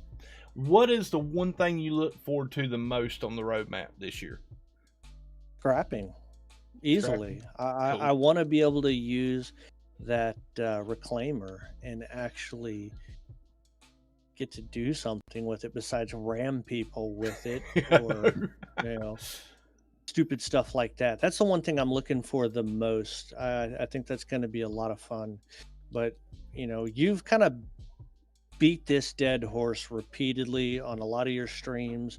The last podcast you did, this game is amazing as far as the detail that goes into the game. It's great. They put things detail wise into this game that is just mind blowing. It's so cool. But anybody that's interested in playing the game, all you got to do is get that $40 pledge. There's plenty of ships in game that you can get. There's plenty of ships that all of us in the org have. If you want to try it out, you can call out multiple ships. So if I have something somebody wants to fly, I can easily call it out, let people take it out, try it, and just have fun with it. All you got to do is just get the pledge pack and enjoy it, because later there's no telling how much this game is going to cost, and it could be ridiculously expensive. I don't know. Yep. Well, just wait a few days, go for the free fly. Try it with the free fly first. Just set an account up. That's it. Let me. Yeah, definitely do free fly. Let me grab this sorry old Tragos and pull him up here. Let's see. We're gonna blame it all on him if it goes wrong. What's up, Tragos77? How you doing, bud? Welcome to it. I'm glad I stopped talking right as you said, because I was cursing. Dude, I was like, I'm gonna catch him. I gotta quit warning people. I'm gonna yank him up. If he listened to the stream, he probably had a little warning. How you doing tonight, man? Happy Friday to you. Happy Friday. Oh, jeez. I just kicked. Sorry, we're playing another game. I just kicked Cope out of the plane. He probably deserved it. All right, hold on. I had to mute your stream too. Okay. Sorry. Now there's not a whole bunch going on. What did you say? Happy Friday. How you doing today? I'm doing all right. Just blowing some stuff up in another game right now. Nice. My goodness, we've covered a lot tonight, but I want to get your thoughts. How has the last year of Star Citizen been for you? Oh, pretty good for the most part. Kind of like Cope and Cope. I've had to take a break because I'm having some issues with my stuff on my hardware on my end is just not working right. My computer is just for some reason after 3.10 started acting up, and I've had issues, and it just now I can't get things to render. So I'm gonna have to do some upgrades on my end. But other than that, Star Citizen has been great. I have expanded to a couple other games recently, but just because like I said, my technical issues. But now this last year with the Star Citizen has been pretty good. I have let's see, what have I done? I've made Concierge 2nd level. I've rearranged my entire fleet. Yeah, waiting for the C2 to come out in a couple weeks, next patch. Me and Tragos is on the C2 team C2. We're definitely looking forward to that one. Yeah, I think you guys were talking about earlier. It's kind of hard to hear with all my other game noise going on, but I think you and Cope are talking about the trade. Hopefully they'll boost the trade when the C2 comes out. Yep. Just like they did when the mining vessels came out. Now they're doing the bounty hunter, like you guys were talking about a little bit ago. I agree. I think they'll bump it. I really do. I think they seen the problems that they have with the Star Runner with the hydrogen and just some of the bugs that made it past the Eva Coddy, made it past the PTU, and made it into the live PU, and people fussed about it, and I think it was just more or less that they had a really small, I ain't gonna say small, Eva Coddy's a pretty big group of people, but compared to the rest of the verse, it's a small group of people. And then you have your PTU. I mean, to be fair, guys, I didn't do the PTU this round for the Xeno threat. When that went live, man, I think it was live for a week and a half. People were just telling me, videos everywhere about Xeno threat. And I'm like, I couldn't be bothered with it. I'll wait till it hits the PU. And there's a lot of people like me. I know Cope's one that doesn't like, jumping into PU unless it's just like everybody's going and I just have to do it begrudgingly. But it's I wait for it to hit the PU, and I think with the C2 and the M2 is they're going to have testers. They're going to have testers before they give it to Eva Coddy. Eva Coddy's going to test it, find all the major, like really obvious bugs with it, and then there's going to be all these different microchasm bugs that happen in just really odd circumstance events that the PTU's got to catch, and then when it goes live, see you, Bob. And when it goes live, that they're going to need everybody flying it that owns one to fly it around and test. Oh yeah, and I think to encourage people to use that ship and do it, because y'all guys don't understand the scope of this ship. It's big. Like, the Caterpillar is a big ship, and it holds 100 and some more cargo SEU than the something Caterpillar. like that. 100, about 100, yeah. Yeah, and the cargo bay's in the back of the ship. The Caterpillar is just a flying cargo. Everything in front of the engines is cargo and living quarters. The C2 is a drive-through cargo system. That's what I'm saying. It's a huge ship. I mean, it's a lot bigger than the Caterpillar. So there's not going to be a whole lot of people that's going to take that out as a daily driver. They're going to, to get people to fly it, there's going to have to be cargo in it or incentivized. Yeah. So I think kind of like I said with 3.9, 3.9 Laranite was just the infinite. Trading was awesome. You could buy just as much as you can hold of anything and sell as much as you want anywhere you wanted. And you made really, really good money off of it, a really good UEC off of it. But I think they were doing that to test the new building blocks UI, the new terminal UI. And I think once they got all the data they needed, they rolled all the pricing and the availability and everything back down to where they kind of wanted it to be. And in 3.10, everybody was kind of, man, I can't trade no more. But that's how playing the alpha is. But I think that's mining, what they do. Go ahead. Yeah, when the mining came out, the refinery system came out, they didn't really buff anything with the mining. They just adjusted how you can buy it or how much you could sell for. No, they cut the prices in half on the raw. They cut the raw ore price in half, and then they made it to where you had to refine it to get the full price. Mm-hmm. But then again, you had to pay the refinery, and I tested, 2 weeks, 3 weeks worth of refinery. And I made some money, but I didn't make nearly as much as I would have if it was just like we used to with mining. You go load the prospector, go sell it, come back, or go out, reload it, come back, sell it. You can't do that as quickly anymore. You have at least at minimum a half hour wait time. So in theory, you could take it out, fill up the prospector, refine it. As it's refining, go out, get more. But then if you are greedy like me when it comes to getting money out of your mining, I did what, the 2-day, the 48-hour process on one load, just to try to see if I can get more money out of it. And yeah. Yeah, I mean, even like with the Gray Cat Rock, man, you know, the Gray Cat, man, has been a love-hate relationship, man. I love the Gray Cat Rock ever since it hit the game.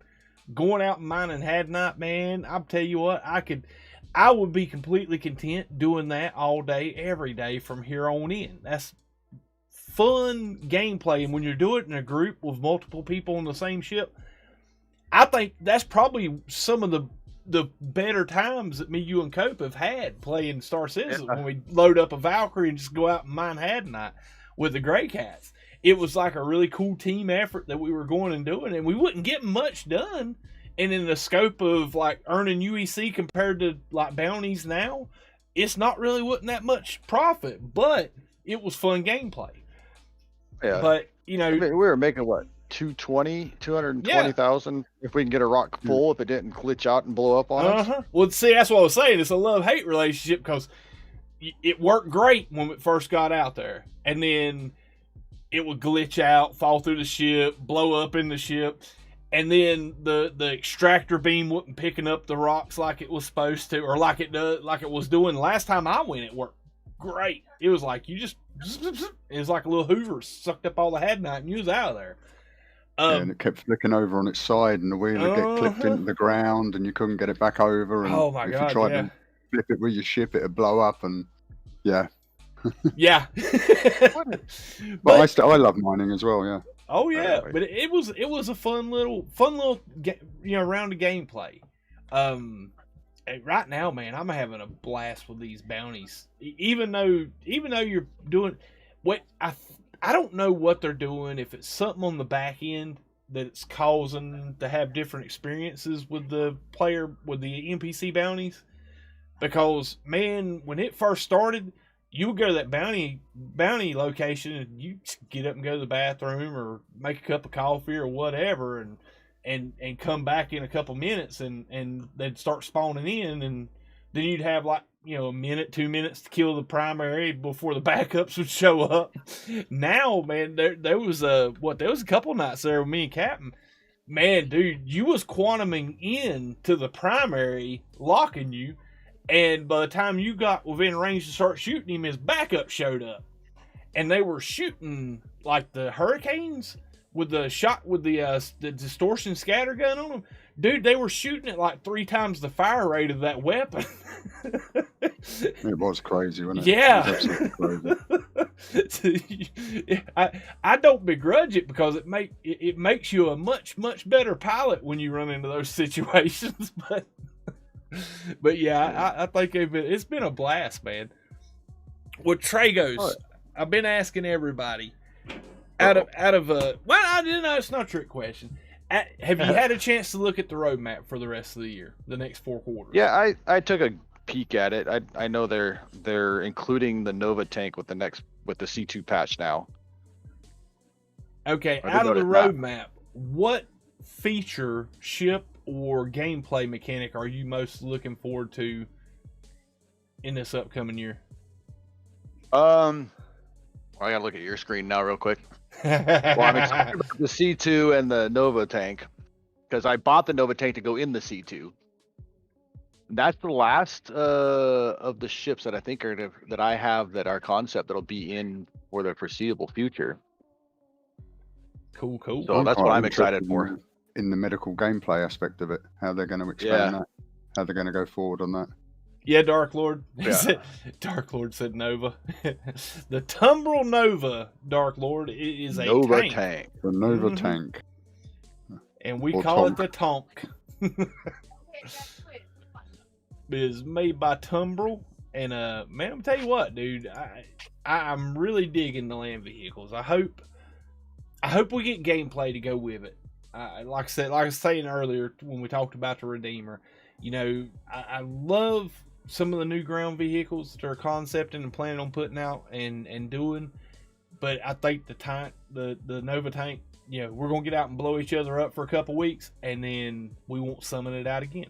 I've had the same experience with the Mercury Star Runner. When that ship first, man, I could not. Dude, I was like a kid on Christmas Eve, waiting on that ship to come out. And when it came out, dude, I was flying that thing everywhere. If I had to go get some water from a station across the planet, I'd call out the Mercury Star Runner and take it. What a new tank that they allow me to put a grenade launcher on it. Nice. What's up, Ash? But it was like I remember. Sorry, go ahead. Go ahead, bud. I remember one of Ash's first rides. I don't know if it was first ride or not, but one of his first few rides, I had him flying around as a top turret gunner in the Star Runner, and we were flying around buildings, and I think he thought I was gonna scrape him off the top of the ship a couple times. I got too close to buildings as I turned the corner. Yeah, you proved how good of a pilot you was that time by not crashing into the planet. Mm-hmm. You were ice skating in that ship. Oh yeah, opening the gear up and putting it on the ice and letting it slide down the lake. Heck yeah. Now, this past year, what's been your favorite feature this last year? I really do like the refinery system. I just wish they would have put a little more planning into it and maybe a little bit more profitability into it. I agree. I think with a little tweaking financially or on the payouts, I think it. To be fair, the gameplay loop of the refining, I really like the idea of. It's just not as profitable as I'd like it to be to compel me to do it. But yeah, I agree with you 100% on that. I think hopefully, this is my hope, and I know I got a couple people are like, they're not going to do that. But my hope is once they start seeing or get things a little more produced, so to speak, developed, everything will even out. The mining will have its own lane of income. It's the or gameplay income, and then the cargo will do its own thing. But then you can mix the cargo with the mining, because now we can take refinery or materials from the refinery, load it in my Star Runner. I fill my Star Runner up with 2 or 3 loads from my Prospector and take off and go sell it. But I just hope that they balance everything out, and I think that's where they're headed. It's just not quite there yet. Yeah, I agree with you, Levi. Yeah, that's something that really bugs me is like get a crash to desktop or get bumped out for some error, and then when you log back in, you're glitched out above your cockpit, and you can see your ship, but you can't do nothing, and you end up having to force close the game and try to relog and get back to where you're at, and then you end up having to claim your ship. But for every time that's happened, I've got bumped out the game and have logged right back into my ship, fire it right back up, and keep on going. So it's kind of a hit and miss with that, and I think it's a random cause that does that, and I think they're just basically chasing a moving goalpost when it comes to stuff like that, because everybody's going to have some PCs will handle the game different than other PCs. Some people's internet providers will handle it better than other people's internet providers. Some people's RAM or SSDs will handle the game better than others. And it's such, when you get into like PC gaming, like fixing a bug on a PlayStation or fixing a bug on an Xbox game, the operating system. The hardware limitations. So when you got a bug, you got a pretty easy diagnosis of where the failure's happening and where the bugs being generated or created, and you put patches in to fix it.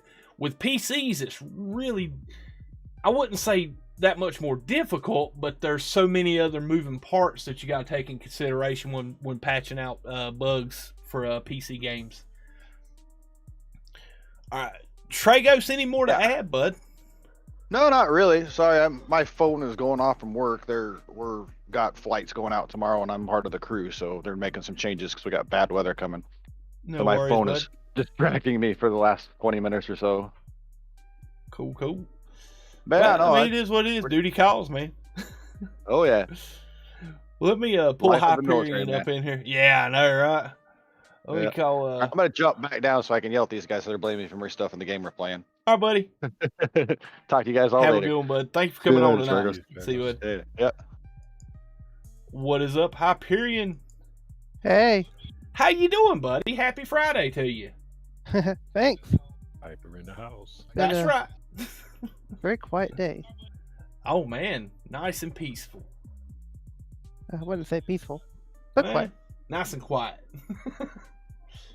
Good, man. Well, listen, we've been talking, I don't know if you've been following along with the stream or whatnot. We've been talking a lot about, like, this past year in No Man's Sky, in Star Citizen, and looking towards the future roadmap updates and stuff. I'm gonna ask you the same thing I've been asking everybody, man. What's been one of your favorite things about Star Citizen this past year, and what's the one feature on the upcoming roadmap that you're most looking forward to seeing? I've only played 2 versions of this game, 3.11 and 3.12, and my favorite thing, honestly, has been the combat and just finding new gun setups and exploring with ship types. Yep. I just like messing around with guns. I think a lot of people. Yeah, go ahead. Yeah, the thing I'm looking forward to is ship-to-ship docking. I know, right? You want to dock that Merlin to the Connie, ain't you? Not just that. That's one of the biggest steps to getting the larger ships. We need a way to dock those ships. That's the barrier. Oh yeah, iCache.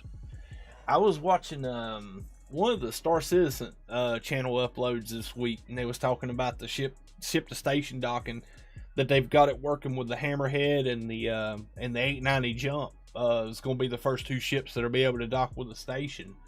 But I'm looking forward to that. I think once they work that out and work out the cargo decks, that they can bring some of these larger cargo ships in, and they can make that profession kind of come on into its own and come into its fruition of where they kind of envisioned it to be.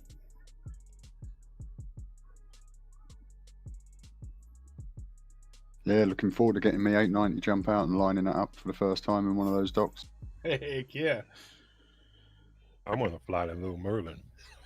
Fly it down to a planet.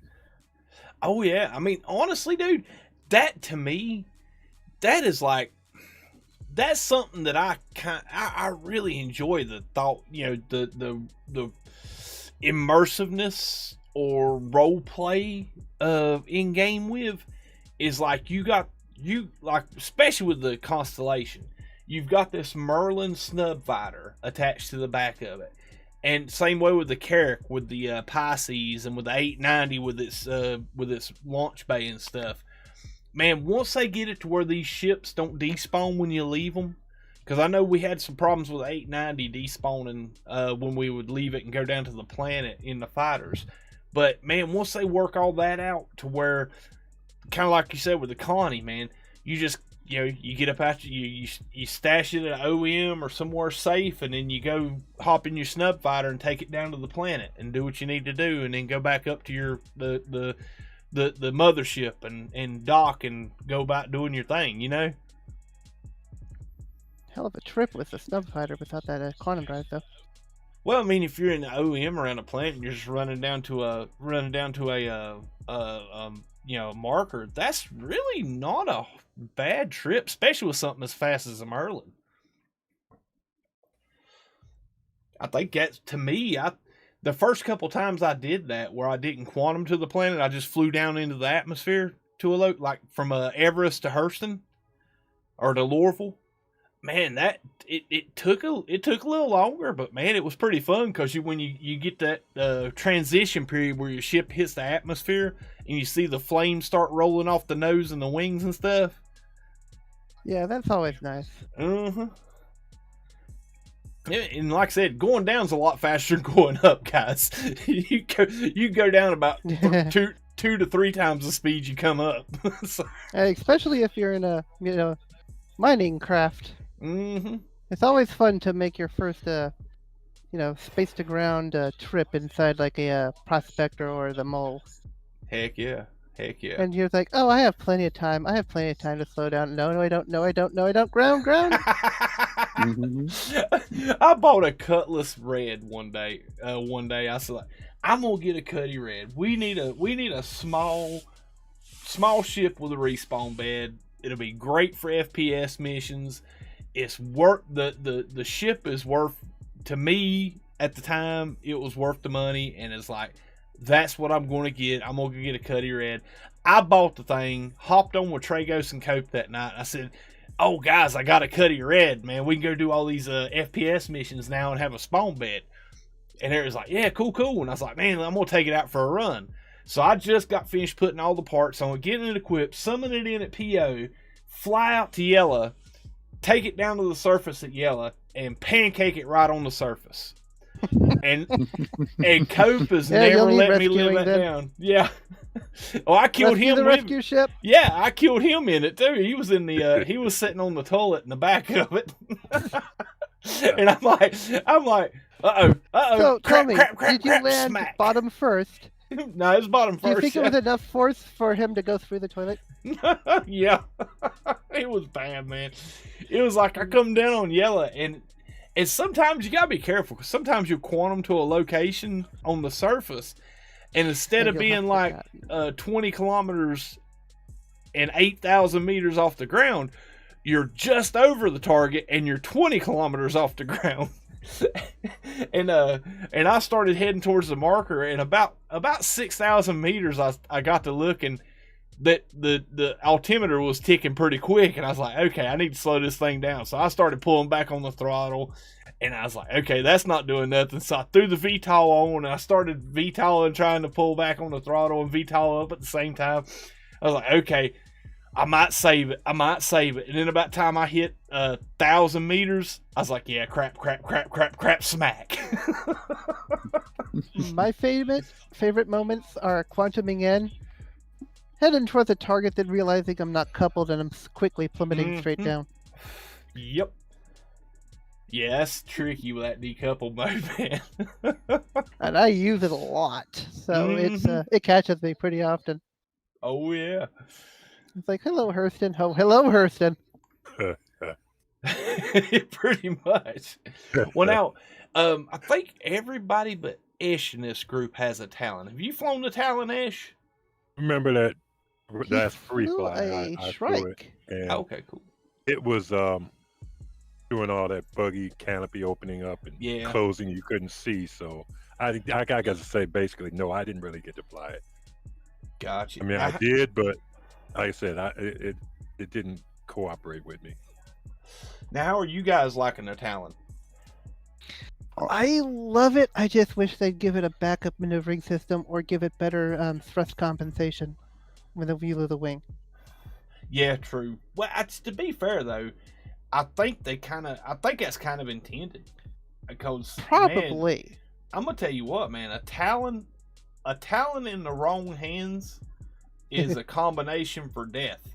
That thing is an extremely nimble ship, and if you go up against somebody, in a Talon that knows what they're doing, and you're running around with fixed weapons, you might as well get on out of there, because you're not going to hit that ship, and they are going to eat you alive unless you're in something comparable with speed. But yeah, them things are pretty deadly. But yeah, I think it was Hyper that brought my attention the fixed size 4 778 cannons that you could put on that thing. And I mean, dude, the first hammerhead I took down with my Talon, I was like, yeah, I love this ship. But like you said, you make the slightest misstep or bump an asteroid or get shot at the wrong angle and it loses a wing, you're done. Hit by a missile from behind. Yeah, or hit by a missile, you're just done. You got no moves after that. It's like you're either just sitting there spinning in space. That's all it'll do until it blows up. So to be fair, if they fix the shield hole issue on the wings, the biggest issue is that that missile will hit the wings through the shield. Now I've been seeing a lot of players with the if you hit the K or J, one or the other button, it'll retract the wings. Have you tried combat with the wings pulled in? No. So that's something I want to test and see if that kind of helps, if it draws the wings back into the shield field. I have pulled him in a couple of times in the asteroid fields fighting just to see if it makes any difference, but reflight characteristics it doesn't appear to when you're in space. I'm not sure if it makes a difference if you're in atmosphere. Well, I don't know if people were doing it because of the to make increase or decrease the handling. Yeah. I think they were doing it to keep the wings from getting clipped off. Minimize the hitbox. Yep. Yeah. Or basically, if you got the wings are outside of your shield pool and they hit straight to the hull, if they're pulling them in to get them inside the shield circumference. But that's another thing I'm looking forward to. I'm hoping that they're pushing. It's slated for 314. It's the shield system, assigned distance field. Oh, my Connie will be so happy with that one. Yes, yes. Too. Basically, they're working on the shields to where the shields take up the shape of the ship. There'll be a certain distance from the hull, and they'll encompass the whole ship. I'm looking forward to that because it's going to fix a lot of combat problems some of these ships have. Because some ships, like Hyper was saying, like the Constellation, have shield holes. Or pretty much every ship in the game's got a shield hole. And if you get hit at the wrong angle from a attacker or whatnot, then all the damage you're getting 100% of it straight to the hull. And especially my Hornet. Yeah, and it's bad because I always wonder, like, man, how are people tearing me up so quick? But yet some people, man, will fight for 20 or 30 minutes.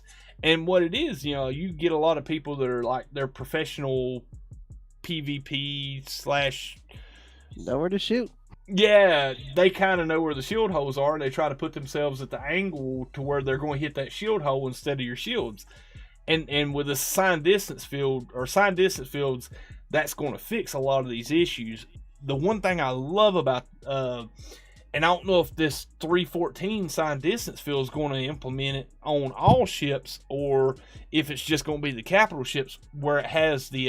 Well, it better be all ships. Well, I think it's going to be assigned distance field, but I don't know if it's going to have the colorations on the shield health. That's why I'm hoping it eventually, or hoping it's 314 that we get to where when you take so many impacts on the forward facing shields, they'll start changing more towards the red. Yeah, like it does with the interest in the javelin. And I heard somebody comment on a stream or or somebody else's content, another streamer. People brought up, I don't know how the colorations of the shield is going to help me know, I can look at my MFDs. Well, I think that's not really the coloration of the shield's not for the defender, it's for the attacker.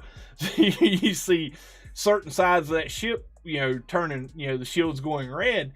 That's where to focus the fire at, and take the shields down. And that, to me, when you're chasing somebody and you're in a dogfight, you got to be really, really quick to look down at those MFDs and get readings and stuff. You're focusing more on, keeping your pip on target and making sure you're landing all your shots and stuff. And I think with that assigned distance field where when they change color and go from blue to purple to red to nothing, I think that's going to be really helpful in dogfights and in combat.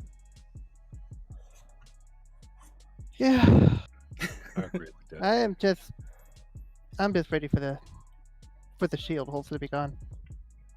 Yep. There's that's like, I think this number 3 most annoying bug to me.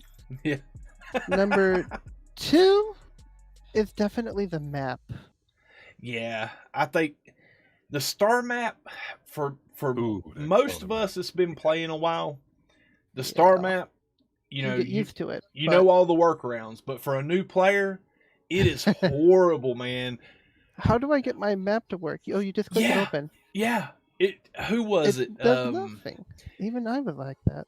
I think it was Turbo Life or somebody's Turbo Life or no, Bob or Turbo. I can't remember which one it was. We were doing a lot of combat, and we was they were trying to quantum to us, and I was explaining to them how to set a marker, to the quantum beacon or to my location and quantum to, and it just wasn't working.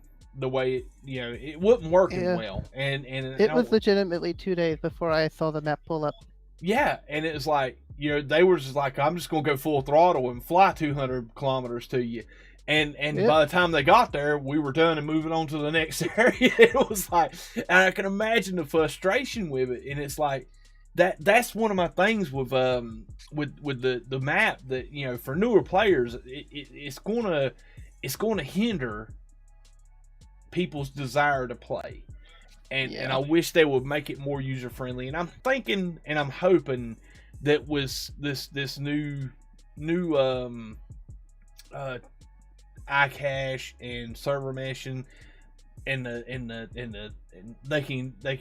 they have time to where they can put a team to working on getting that star map, because to believe they're planning on updating it to the new UI, new version.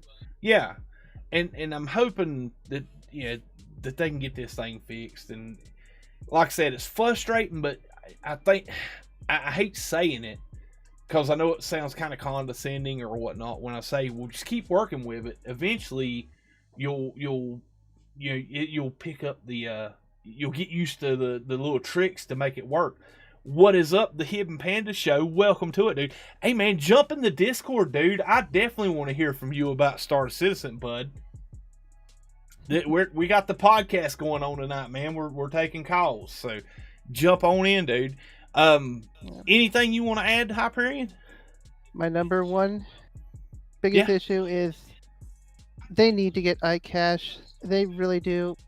Ever since 3.12, there's been so many desync issues and so many little, like when they removed Daymar, it really helped.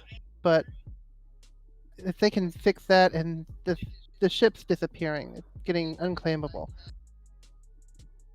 Yeah, and we're also down to 40 on our server now as well. So yeah, well, I think that helped a lot because, to be fair, man, it did. The crash to desktops and 30Ks have really got trimmed up since Xeno Thread update or 3.12.1 when they lowered took out Daymar and lowered the player lobby down to 40. But I'll tell you what, let me go ahead and get Punisher up here. Right, I'll head out so I can talk. All right, bud. You have fun. Hey, dude, listen, it's been a pleasure hanging out with you and playing with you this last year, dude. I'm telling you, man, you guys, I appreciate you guys. I mean, really, y'all been coming out and playing on a nightly and daily basis and stuff, man. You guys are my pals. You're my Ghost Squad, man. Appreciate you. You put yourself up for it as well, Sword. You're the guy that's instigated it. So it was worth it joining the Discord and the org. Heck yeah, man. Looking forward to what comes next. Cool, bud. Talk to you later. See you, buddy. Later, Hyper. Heck yeah, Panda. Jump into the Star Citizen comm chat, and I'll pull you up when I see you. I'm going to get a Punisher in and talk to him a minute, and he'll be our next guest. What is up, Punisher? How you doing, bud? Welcome to the stream. Doing well. Thank you very much. Happy Friday. Well, Saturday morning to you, but happy Friday to me, and happy Saturday morning to you. It's Saturday afternoon. I'm going to work in about 2 hours' time. Holy smokes. Good gracious. Yep. Well, man, we've been playing together for a minute now. I don't know how we come across one another or whatnot, but man, it's been a pleasure having you in the group and in the squad, man, and getting to play Star Citizen with you. How have you been liking the game this last year? Let me turn your stream down so I can actually hear. Okay, so I'm enjoying the game. I'm the sort of person I won't stick to a game for a hell of a long time anyway, but it's got my interest, and it's one of those games I know that I'll just keep coming back to. So yeah, but I'm enjoying it. Heck yeah, man. Now, I've been asking everybody this that I bring on, man. Out of the last year, and how long have you been playing Star Citizen, Punisher? Maybe 3 months. Maybe. Okay, so you're. I joined up with you guys just after Hyper got here. So I came for the game and stayed for the Sword Nation kind of thing. Like it's definitely you guys are the the game by far. Yeah. It's been a ball hanging out with you guys. Heck yeah, Cheers, man. Punisher. It's been a blast having you on, man. I'm telling you, man. Those of you that just catch the stream, y'all, I'll be honest with you, man. The multiplayer and the cooperative gameplay in this game, I have never played a game that I've looked forward to coming on and playing with a big group of people more in my entire life. I think the multiplayer and having a really cool, really awesome group of people to play with has enriched the gameplay more for me than any feature and any future feature there is. I agree with that. Yeah, totally. Yep, absolutely. But now, in the last 3 months you've been playing, man, what has been your favorite feature of the game, or your favorite thing to do in the game, or one of the things you that really sucked you into Star Citizen? It was the graphics that sucked me into the game. Just seeing the vastness of it all. Even just going down to the planets and just flying around and have a look at the planets themselves. I'd like to see more ground missions. I'd like to see more stuff. You're coming out of a drop ship, you get down there and you've got stuff to do on the ground. I like going through the cities. I take a lot of that stuff in. I really enjoy that. I love seeing all the bits and pieces moving on the ships. Like, I come from a big mechanical background, so I love the detail that they're putting into that. So it's more that side that got me into the game. I'd like to be able to earn more money in the game, but mining would be my thing. But unfortunately, with the little bugginess of an alpha anyway, it kind of takes away that opportunity for me. Because I like Hyper, I've come in a little bit later, so I didn't have the opportunity of playing the game, around the 0.9 type thing.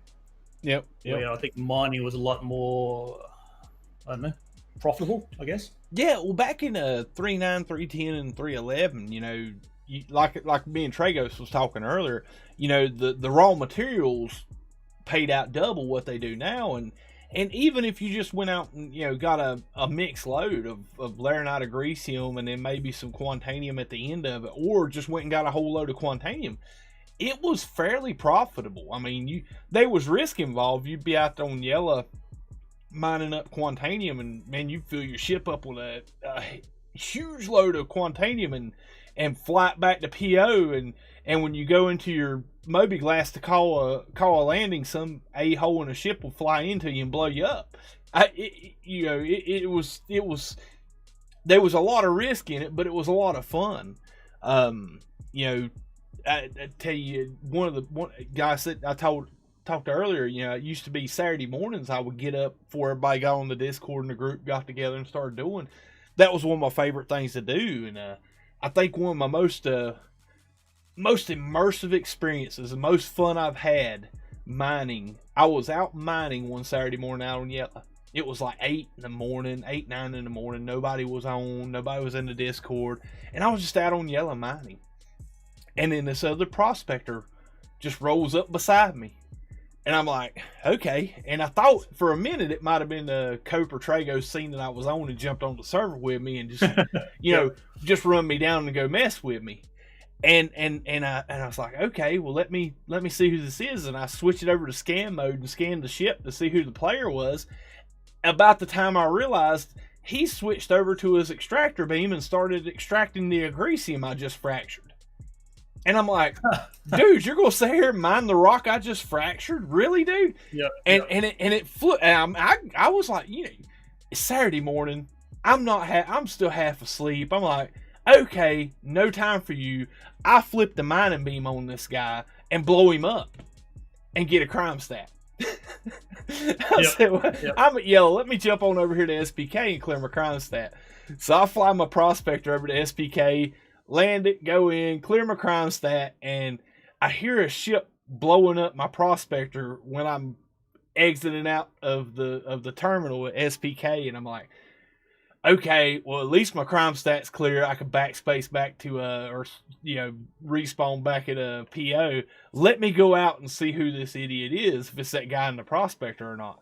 So I walk out on the catwalk outside at the landing pads, and I see this guy landing the ship by my wreckage of my prospector. So I pull my gun out. I'm going to kill him. I said, you know what? Nah, I got my crime stat cleared. Let's just, let bygones be bygones. He learned a lesson. I got away with it. Call it a day. Now, dude pulls out his weapon. I holster mine. Dude pulls his weapon out and takes me out. Gets a crime stat. I don't know if he realized I was going to respawn back at PO. I jump right back in the Eclipse. So I'm going to go on over here and, if he tries to leave or if he's got a buddy or something, I'm just going to take him out with a torp and go in and frag him and clear my crime stat. I see 2 ships sitting on the landing pad when I get there, and I sneak in and drop down on the upper landing pad, and I snake my way through from the top level, and I pull my sniper rifle out. And, on the 3rd level at SPK, you got them little windows that look right down over the terminal. And I just pulled my sniper rifle out and just, shoot him in the head. And before I done that, I claimed his bounty because he got a crime stat 3 for killing me. So I got paid 10,000 UEC to go kill the guy I just killed that come back and killed me. And I'm like, what other game could you have this experience in trying to mine? Yeah. I had a bit of adventure early on with Sandman. We went down to do mining, but so we was kind of spread out a little bit so we could still see each other on our maps, so we knew where we were. And Sandman had an issue with his the rock, so his rock stopped working. So he ended up trying to use his hand miner, and then something happened, and then his ship wouldn't work. So then we tried to get his stuff into my ship. We got out, and then I had a bug with my quantum. I couldn't use quantum, so we couldn't get anywhere once everything was in my ship. And the same sort of thing. And then we're trying to offload my rock. We backed it out of the cuddy in space. Just we didn't know better, And then we're trying to get the stuff out of the cuddy, and then get it into his ship because he brought a ship that only had 1 seater. It was just an adventure, and then we had a 30K. Oh my! But we had a bit. That was about an hour of mucking around, and we just laughed and laughed and laughed through the whole thing. But so the 30K didn't even matter at the end of it because we basically had bugger all resources anyway. But it was just you got the experience of it. Yeah, it was funny, and I'll remember that for a long time. I really will. Heck yeah, man. Well, any more comments I'm going to pull Red up real quick, and I'm going to get to Panda real quick. Any more comments on the future of Star Citizen? What's the have you had a chance to look at the future roadmap, and what's the biggest feature you're looking forward to in 2021? I'm looking probably a lot further than 2021. I want more ground-based stuff. To be honest, I'd like to see less crashes for me. If I had less crashed, I'd be grinding a hell of a lot more than I am now. So stability is probably what I want in the game. Heck yeah, man. Heck yeah. I can agree with that. I think we can all agree with that one. Yeah. Right. Yeah, but having said that, I've been grinding out the whole of this podcast, and it's been stable for me right the way through. Oh yeah. Yeah, and that's the thing. Like, it's just I usually have like a 60K limit. So if I get a couple 20Ks and a 30K, then I'm out. I don't want to hate the game. Yeah. You know what I mean? I want to play it. If I'm not enjoying it, then I'll play something else and I'll come back to it. Like, I'm always going to come back to this game. I can see that. Well, you'll have him nice. I have him all the time, man. You can ask Captain, do what, twice this week? I've jumped on and said, yep, I'm going to have to leave. It's like you have them nights, man. Like, if you got a really long, stressful, like really ragged edge day at work and jump on in this buggy, just you feel like it's telling you something. It's it's definitely not your day for the RNG. Captain's a little bit different though. He's a carpenter guy. He'll get punched, he get knocked down. He'll just get up. Oh yeah, and take another hit and just keeps coming. Where I go, I'm just going to step outside for a bit. So let some of these bruises go away, but Captain will just keep coming back. So, oh yeah. So I give you credit for that. Heck yeah, man. Right. I got me another Idris to go and scrap round Hurston. Nice. Godspeed, friend. Let's pull Red 5x5 up real quick. What is up, Red 5x5? And he went quiet on me. Earth to Red. He's fallen asleep. I think he did. He's playing mouse and keyboard, man. He might have walked away. I'll tell you what. Let me grab Panda and Red when Red pops in. No, I got. There he I is. changed my button and I keep forgetting. What's going on, buddy? How you doing? All right, bud. Hey, I landed it though. Mouse and keyboard's not too bad. Yeah. I mean, it takes a little getting used to, but once you're used to it, it's not horrible. Yeah, I'll still stick with sticks. Heck yeah, man. So, Red, how long have you been playing Star Citizen? Oh my god, I don't know.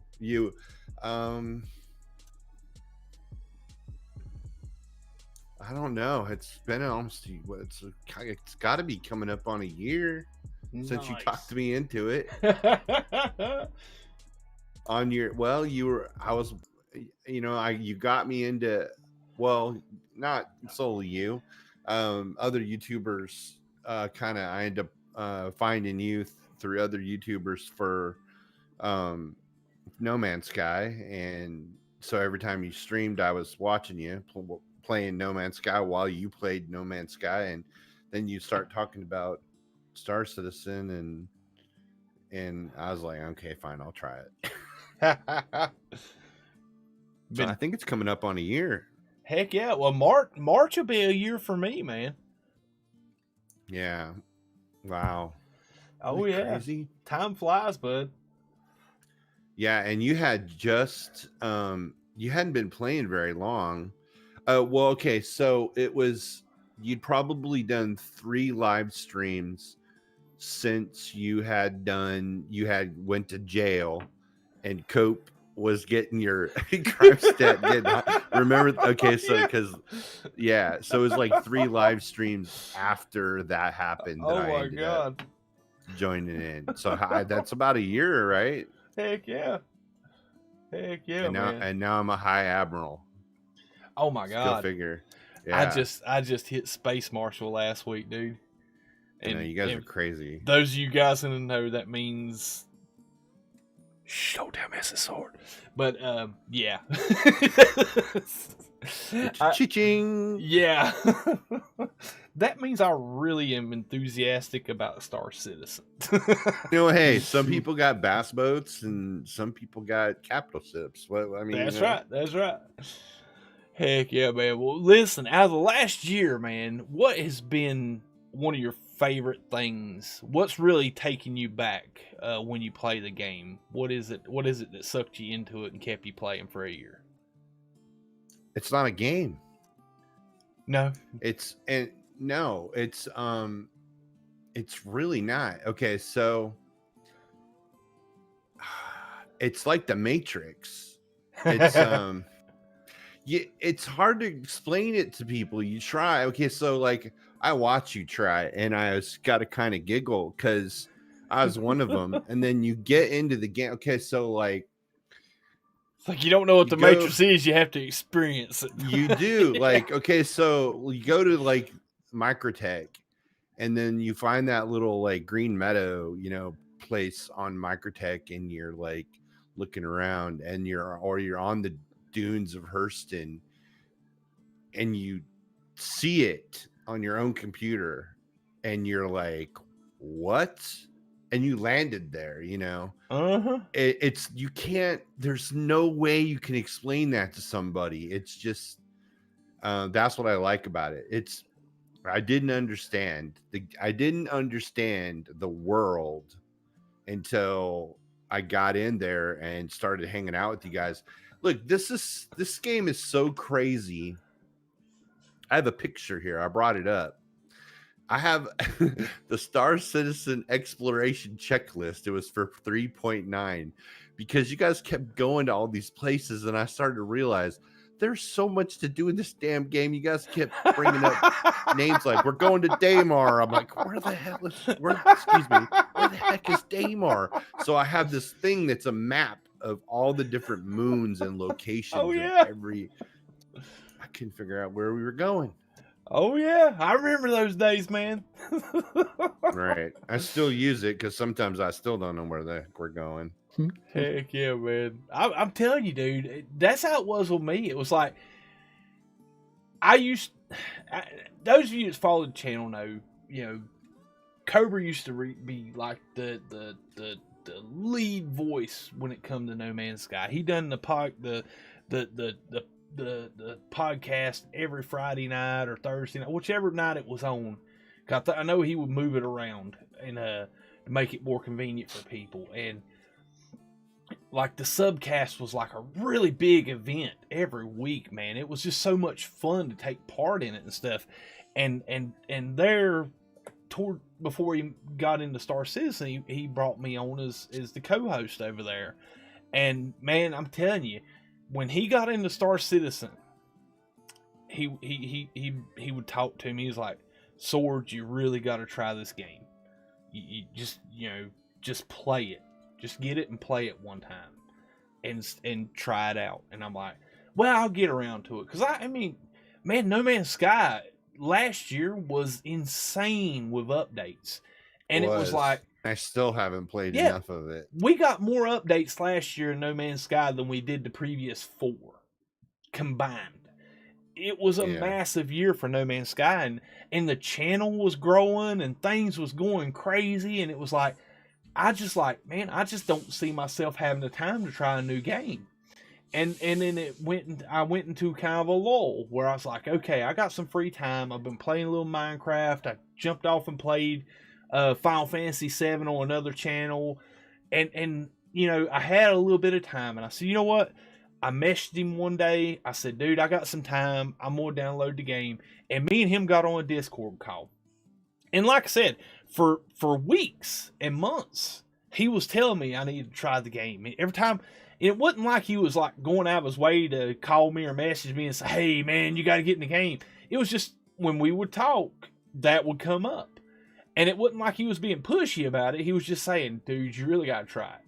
And I was like, yeah, that's just it. I could hear the sincerity in your voice. Like,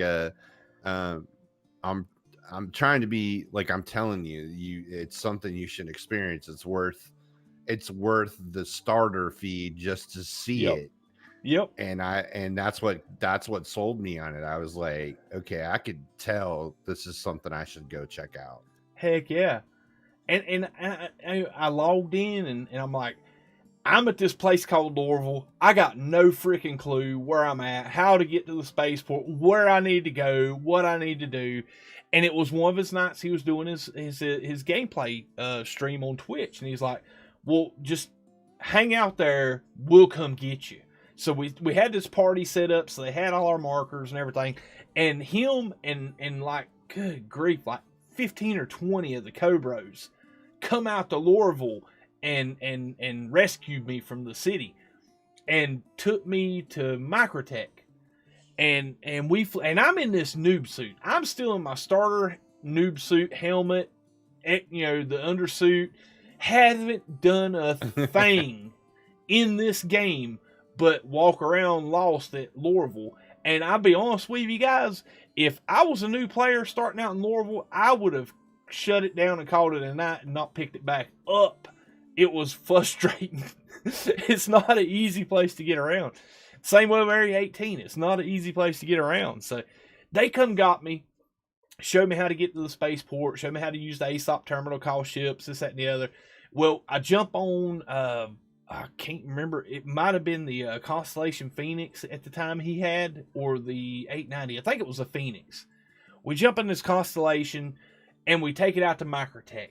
And he does a flyby by New Babbage, and I'm looking at this city.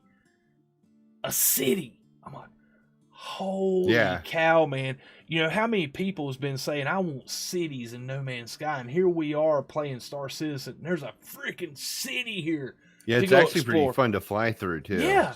And we go out and land outside of New Babbage, and we hop out, and it's cold, and, I'm already icing up. Everything's getting frosty in my visor. And he's like, look at these trees, look at this rock, look at this snow, look at this, look at this, look at this. You know how Cobra is. He gets excited about small things. Yeah, and I'm like, Yeah, yeah, that's cool. Yeah, okay. Cool. Okay, but yeah. you're telling that to the guy Yeah. who sat in Area 18 and stared at the tiles on the floor and was like, "Why did they put so much detail into the tiles on the floor? Well, I mean, why?"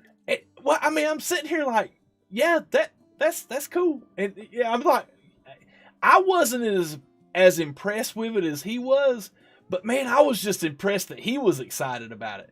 And then he said, okay, let's go find a green spot because it's too cold here. He don't have no protection or whatnot, don't have no armor. Let's go find a green spot over at Microtech.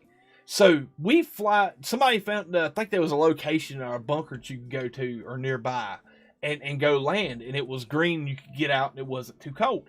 So we go there and we're up on this hill and I'm looking at all these, like what took me back so much with it was he had all these guys there on the same server at the same spot in the same group in the Discord call, and everybody had a different cool looking ship. And I'm like, man, these ships are cool, man. And then they started doing the flybys. And dude, like they weren't shuttles. Yeah, it was like this Carrack comes flying over, and then back in 3.9, the Carrack it had a crackle when it was full throttle. It was massive and it was loud, and it just when it zipped over our head, I was like, holy cow. And then people started flying by with fighters and a retaliator. I mean, it was like, man, this game is freaking awesome. I think Black Bora had his Prowler out, and he took me out in the Prowler and we flew out there. I'm like, man, this is freaking awesome. And dude, I'm gonna tell you what, from that moment on, I was hooked on the game. And I said, this is a game I'll play for a while. If you're standing out in the middle of nowhere, like let's say you were hand mining and minding your own business, or even in a car or something, you were just minding your own business out in the middle of the planet somewhere, and somebody come along and they buzz you at high speed, I guarantee you would jump just like you would in real life because it sounds really good. Oh yeah. And you'd be like, what the heck was that? Oh yeah. But heck yeah, man. Well, now, have you had a chance to check out the roadmap for the upcoming year? I did. Yeah, I did. No, and the only reason I'm not playing, honestly, right now, I'm moving. Yep. I'm getting ready to move out of state. And I've already, in fact, I've packed my joystick and my throttle. Gear. Yeah, because I knew if I didn't pack it, you wouldn't get anything else done. I wouldn't get stuff done. So I'm only playing mouse click games, click. And the thing is, the sale's pending for my house, but as soon as I have the money in my hands, you know how that goes. You got to start really putting stuff in boxes. But there's boxes all over my house right now, so you know how that goes. Oh yeah, man. As soon as I move and I got internet, it's gonna be a different story. Awesome sauce, man. Heck I'm just listening to you guys, and I figure I can get on and mouse and keyboard turret, but yeah, I looked at I think it looks good. I kind of I don't know. To me, I don't have high expectations. I come from days when, my first space game, well, no, it's not even my first space game because I played Elite back in the 80s, but my first multiplayer space game was a game called Microsoft Allegiance. And I helped beta that game, and I betaed a lot of games, and I have a lot of patience for games that are being developed, and I see where they're going with it. And so I don't know. I understand things aren't going, things like the map and stuff are broken and they're frustrating. But there's some guy going, that map is a pain in the ass, but this is more important right now, and we can't work on that right now. And I get it. It sucks, but it'll get there. Exactly. So I just kind of go with it. But I'm like you. If it frustrates me bad enough, I just walk away. That's it. And that's how you got to be with an alpha. I mean, it's just something you got to. Yep. You got to have that patience, and you got to have the wisdom to walk away when the patience expires. But anything on the upcoming roadmap stand out to you that you think that you're really looking forward to? Oh my God, salvaging. I'm telling you, man. You and Coach on the same page. If they drop salvaging tomorrow, I have a feeling my wife and my son would have to pack the whole house, Oh, and I would have yeah. to unpack my joystick, Oh, and they yeah. would be really mad at me. Oh, yeah. Heck yeah, man. Well, I'm gonna tell I'm you really what. looking forward to that. I will tell you what, Red. I'm telling you, dude. It has been an absolute pleasure knowing you, getting to know you, and having all this gameplay time with you, man. That to me, that's one of the biggest things with Star Citizen. That's what keeps me logging in every day. Is the just this little small Ghost Squadron community that we have. That we all just we come on and we talk about our day and we play and we get in and do all kinds of crazy stuff. That's like the highlight of my afternoon and my day. And I hate saying that because my kids and my wife and all that's really, really important too. But I really look forward to the time we get to hop in and play. Yep, same here. Well, I tell you what, you got any more before I pull Panda up? Anything else on your mind? Sir. Cool. No, sir. This guy right here, welcome to it, Hidden Panda, Panda Poopy 1. What's up, buddy? Caught him by surprise. Oh, dude. There he is. What's up, buddy? Not much. I forgot my mic was muted.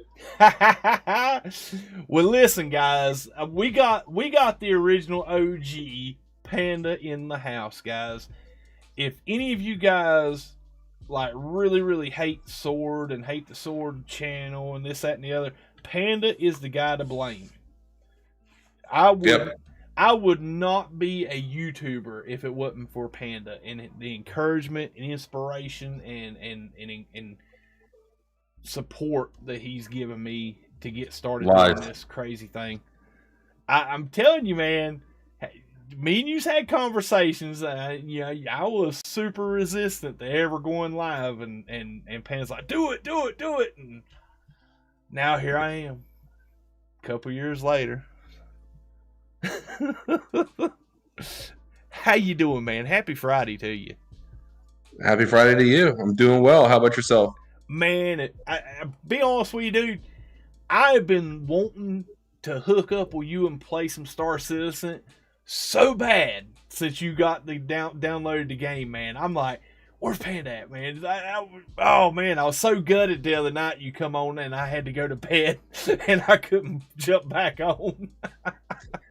I know, but you got a great Discord going, and I had some pretty good help that night, and I had a lot of fun. It was a really great introduction to the game.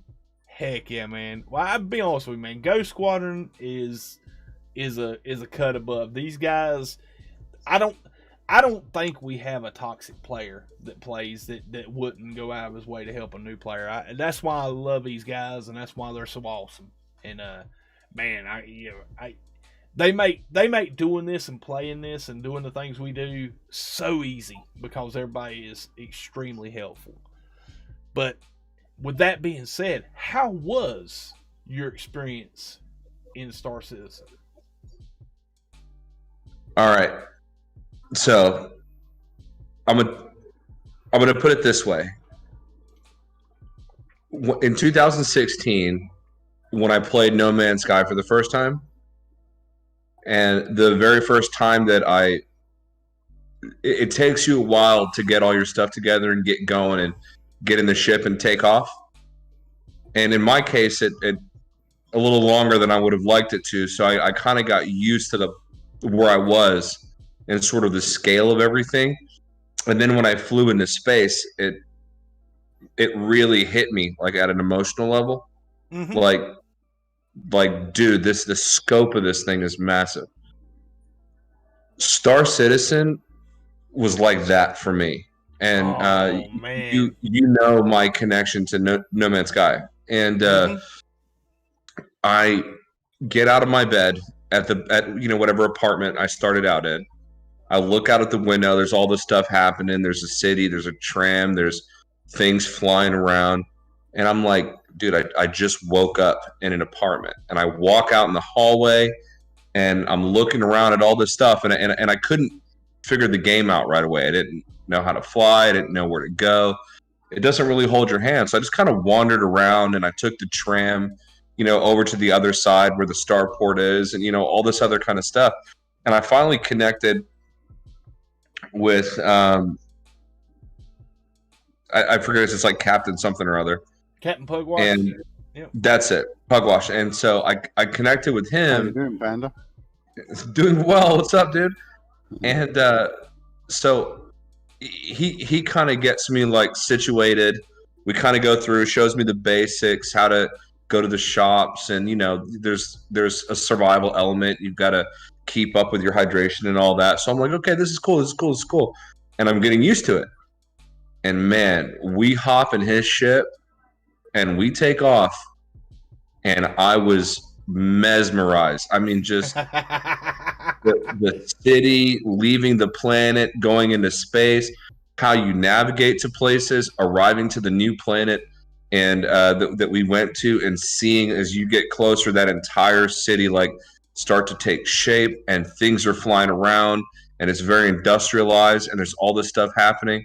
And I had that August 2016 emotion, and I've not really felt that since that. And so that was, and that's really as far as we got. Okay.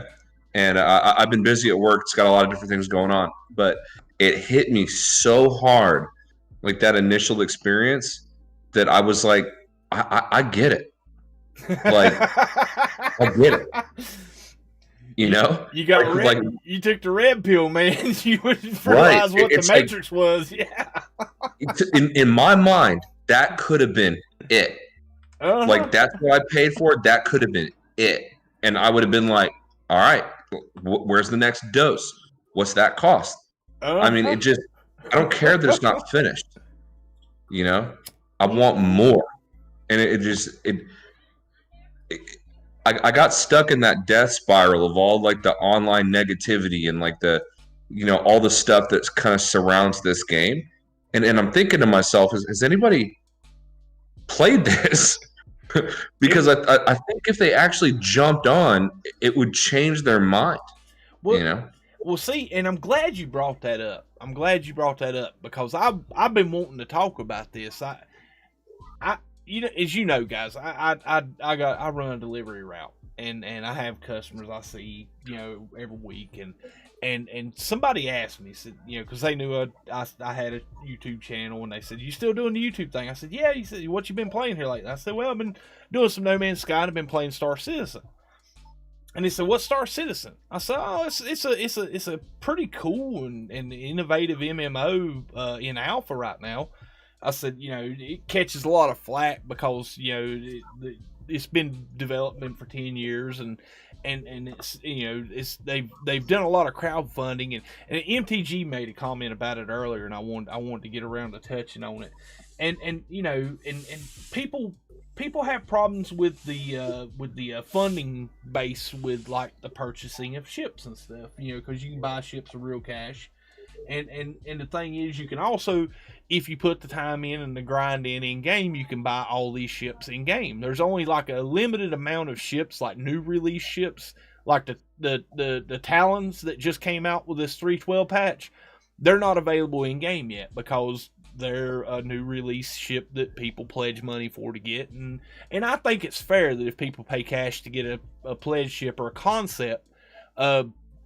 concept ship and pay for it, 3 or 4 months to 3 or 4 years before it's ever in game, they already get to fly it around for 2 or 3 months before it goes, or fly it around for a quarter before it goes to in-game purchases. I honestly, I don't have a problem with that, but I do back quite thoroughly with real dollars, so I'm a little skewed and biased on that thought pattern as well. But where, I was telling you, you can buy a ship, like the basic starter package is like $40-$45, and then it goes on up. They got game packs for this game that are $35,000, which, if I'm not mistaken, is every ship in the game, in concept, in game, and any future ships. That's what you get for that $35,000. Like, holy cow! First thing come out of their mouths, holy cow, $35,000. I'm like, well, yeah, that's a lot for somebody that punches a time clock and goes to work and works a 9-to-5 job, or works, works at my level, But you got to think is there's a lot of people that enjoy gaming that are extremely wealthy, that have a whole different financial situation. And, if they see something like Star Citizen and really want to get behind the development of the game, there's only so many ships you can buy before you've bought every ship in the game, and you don't have no more, you can't, you don't want to have 10 of the same ship, So how do you funnel, and that's where these packs come in, where you got the 8,000, the 15,000, the 35,000, where, you're talking about like somebody that might spend a $1,000 for lunch or something, or taking a group out for lunch or something, they 35,000 might not be that big a issue for them, but they enjoy, they donate it, or they pledge it to support the development of the game. And the game has raised a lot of money. But also they employ over 600 people. They're opening up a new studio in Canada. And this studio, it's basically all the studio's slated to do is create new star systems, the 100 star systems that this game is expected to have. Like right now, we're just playing in Stanton. Once they open up these other systems and these jump gates or jump ports to the other systems, that's going to open up massive amounts of gameplay and expand the verse out to where, man, it's the realm of scope of it's going to be pretty aggressive and ambitious. But that's how I look at the funding of the game and the pledge ships. I've been a really strong advocate for anybody that's interested in this game to spend the $40 to get the game, $45 to get the game. You will not be disappointed for your investment. I don't recommend spending any more than that unless you're somebody like me that knows you're going to be playing this game for the next 5, 10, 15 years. Yeah, I would agree with that. It's my experience so far has been that the scale and the scope of what is being built, you can't really quantify at the moment.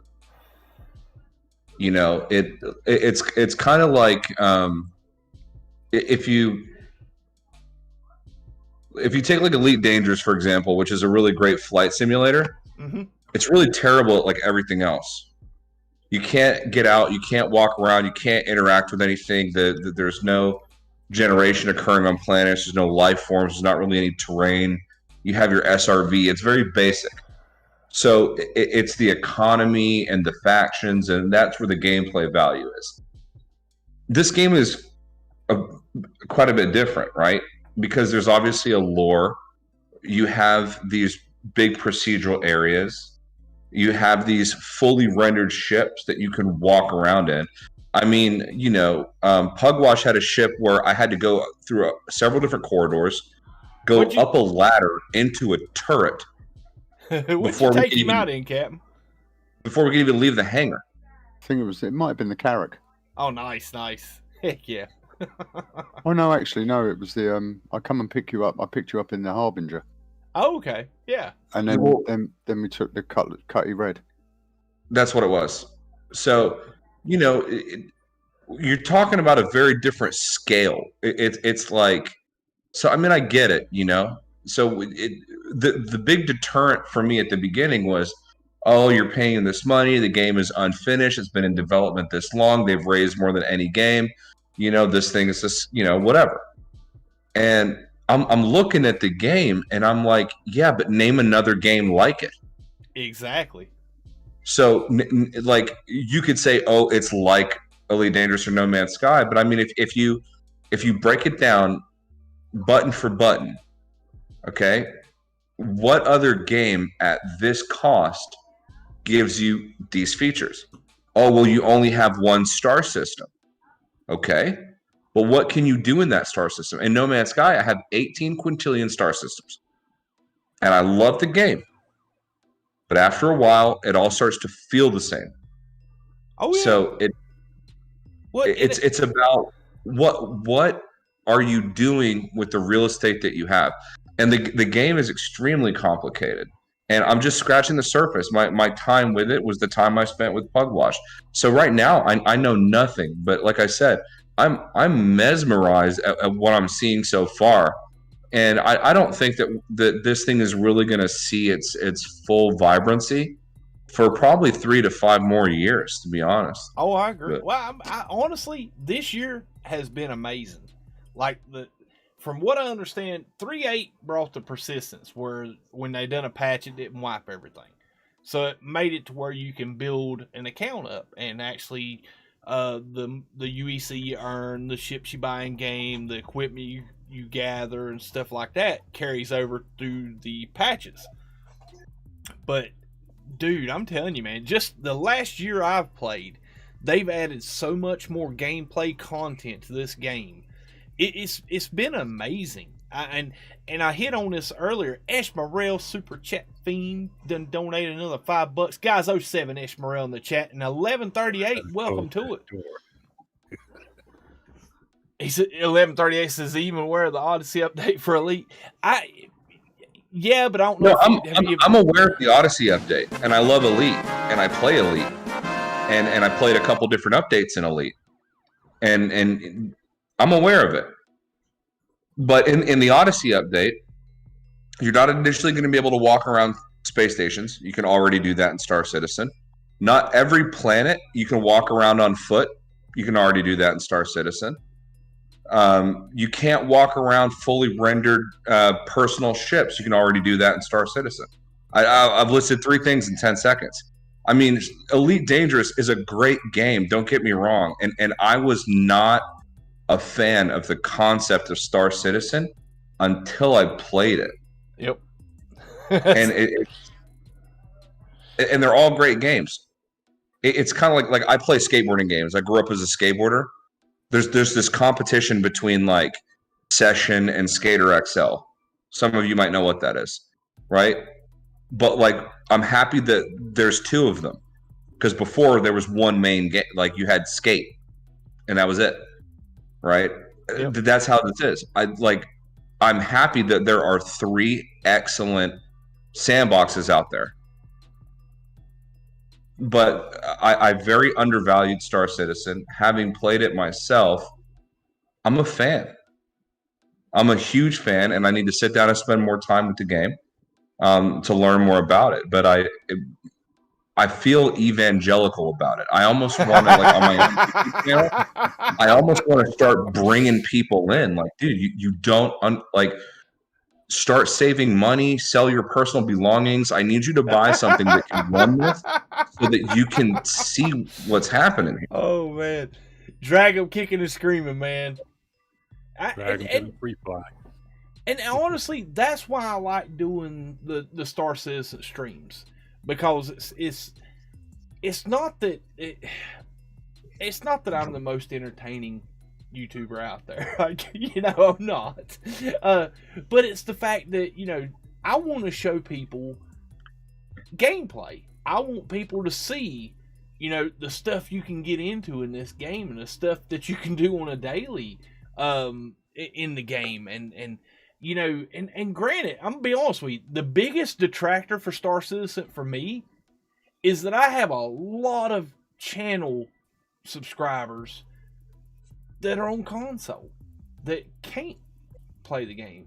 And I'll be honest with you, man, that guts me more than any other aspect of the game. Is like, it's just not available for everybody. It's a PC alpha, and man, I'm telling you what, dude, I've been telling people this, and I'm passionate about it, and I think if you ever hop in it and play, man, you'll see what I'm talking about. Because, man, watching a stream and actually playing is 2 different things. I watch Cobra's content, and I'm like, yeah, it looks pretty, but I don't know if it's for me. And the day he took me out on that game and we played, and dude, I was hooked. I mean, hook, line, and sinker. Reel me in, I'm done. That to me, that's the experience. Like you said, it brought you right back to 2016, the first time you jumped in No Man's Sky, and you was just in awe and wonder of the game. Now, like you said with No Man's Sky, I mean, No Man's Sky's got a vast scope and a breadth, and that's what really sucked me into the No Man's Sky. Even to like here with this next generation update and whatnot, dude, I have explored more planets this last 6 months in No Man's Sky than I probably did the last 2 years I've played. It is man, the update with these planets and the variation and the fauna, just man, I've never been one to want to go out and do zoology and walk around planets, but even in No Man's Sky, if you guys have watched the last 6 or 7 or 8 streams, I'll land on a planet and I won't get out of range of my ship, and I've seen all the fauna.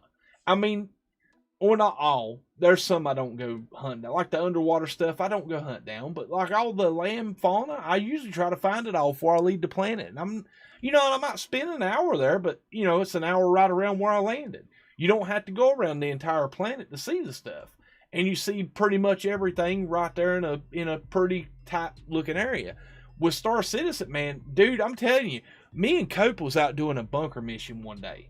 I think it was just me and him that morning. It was early. It was just in the morning. I think Tragos was working or something. It was early on when we first started playing, and it was on Hurston, and we left Hurston, and I took my Gladius out and just was zipping low altitude, ripping through the canyons, whatever canyons they were, and just really laying on the throttle. And just getting that exhilaration of flying really low to the ground and trying not to lose a wing in my Gladius. And I run up and I see this pillar of smoke coming up off the surface of the planet. I'm like, what the heck is that? So I fly over to investigate, see what it was. And it was a satellite crashed onto the planet. And I landed my Gladius out near it and walked around. And you could walk up inside the satellite. And it had like this little terminal you could interact with to pull a hard drive. I don't know if it was part of a mission or something, but man, that just threw me way out in left field. I was like, holy cow, this is so cool. But it was just that one little thing that just blew my mind. I was like, there's experiences like that in Star Citizen. And granted, it's its own game. I know I've had this conversation for 2 years with people that compared Elite Dangerous and No Man's Sky and tried to make comparisons. Me personally, I think it's a different game. I was one of them. Yeah, I mean it was a different game. Now they have similar aspects, but it's its own beast.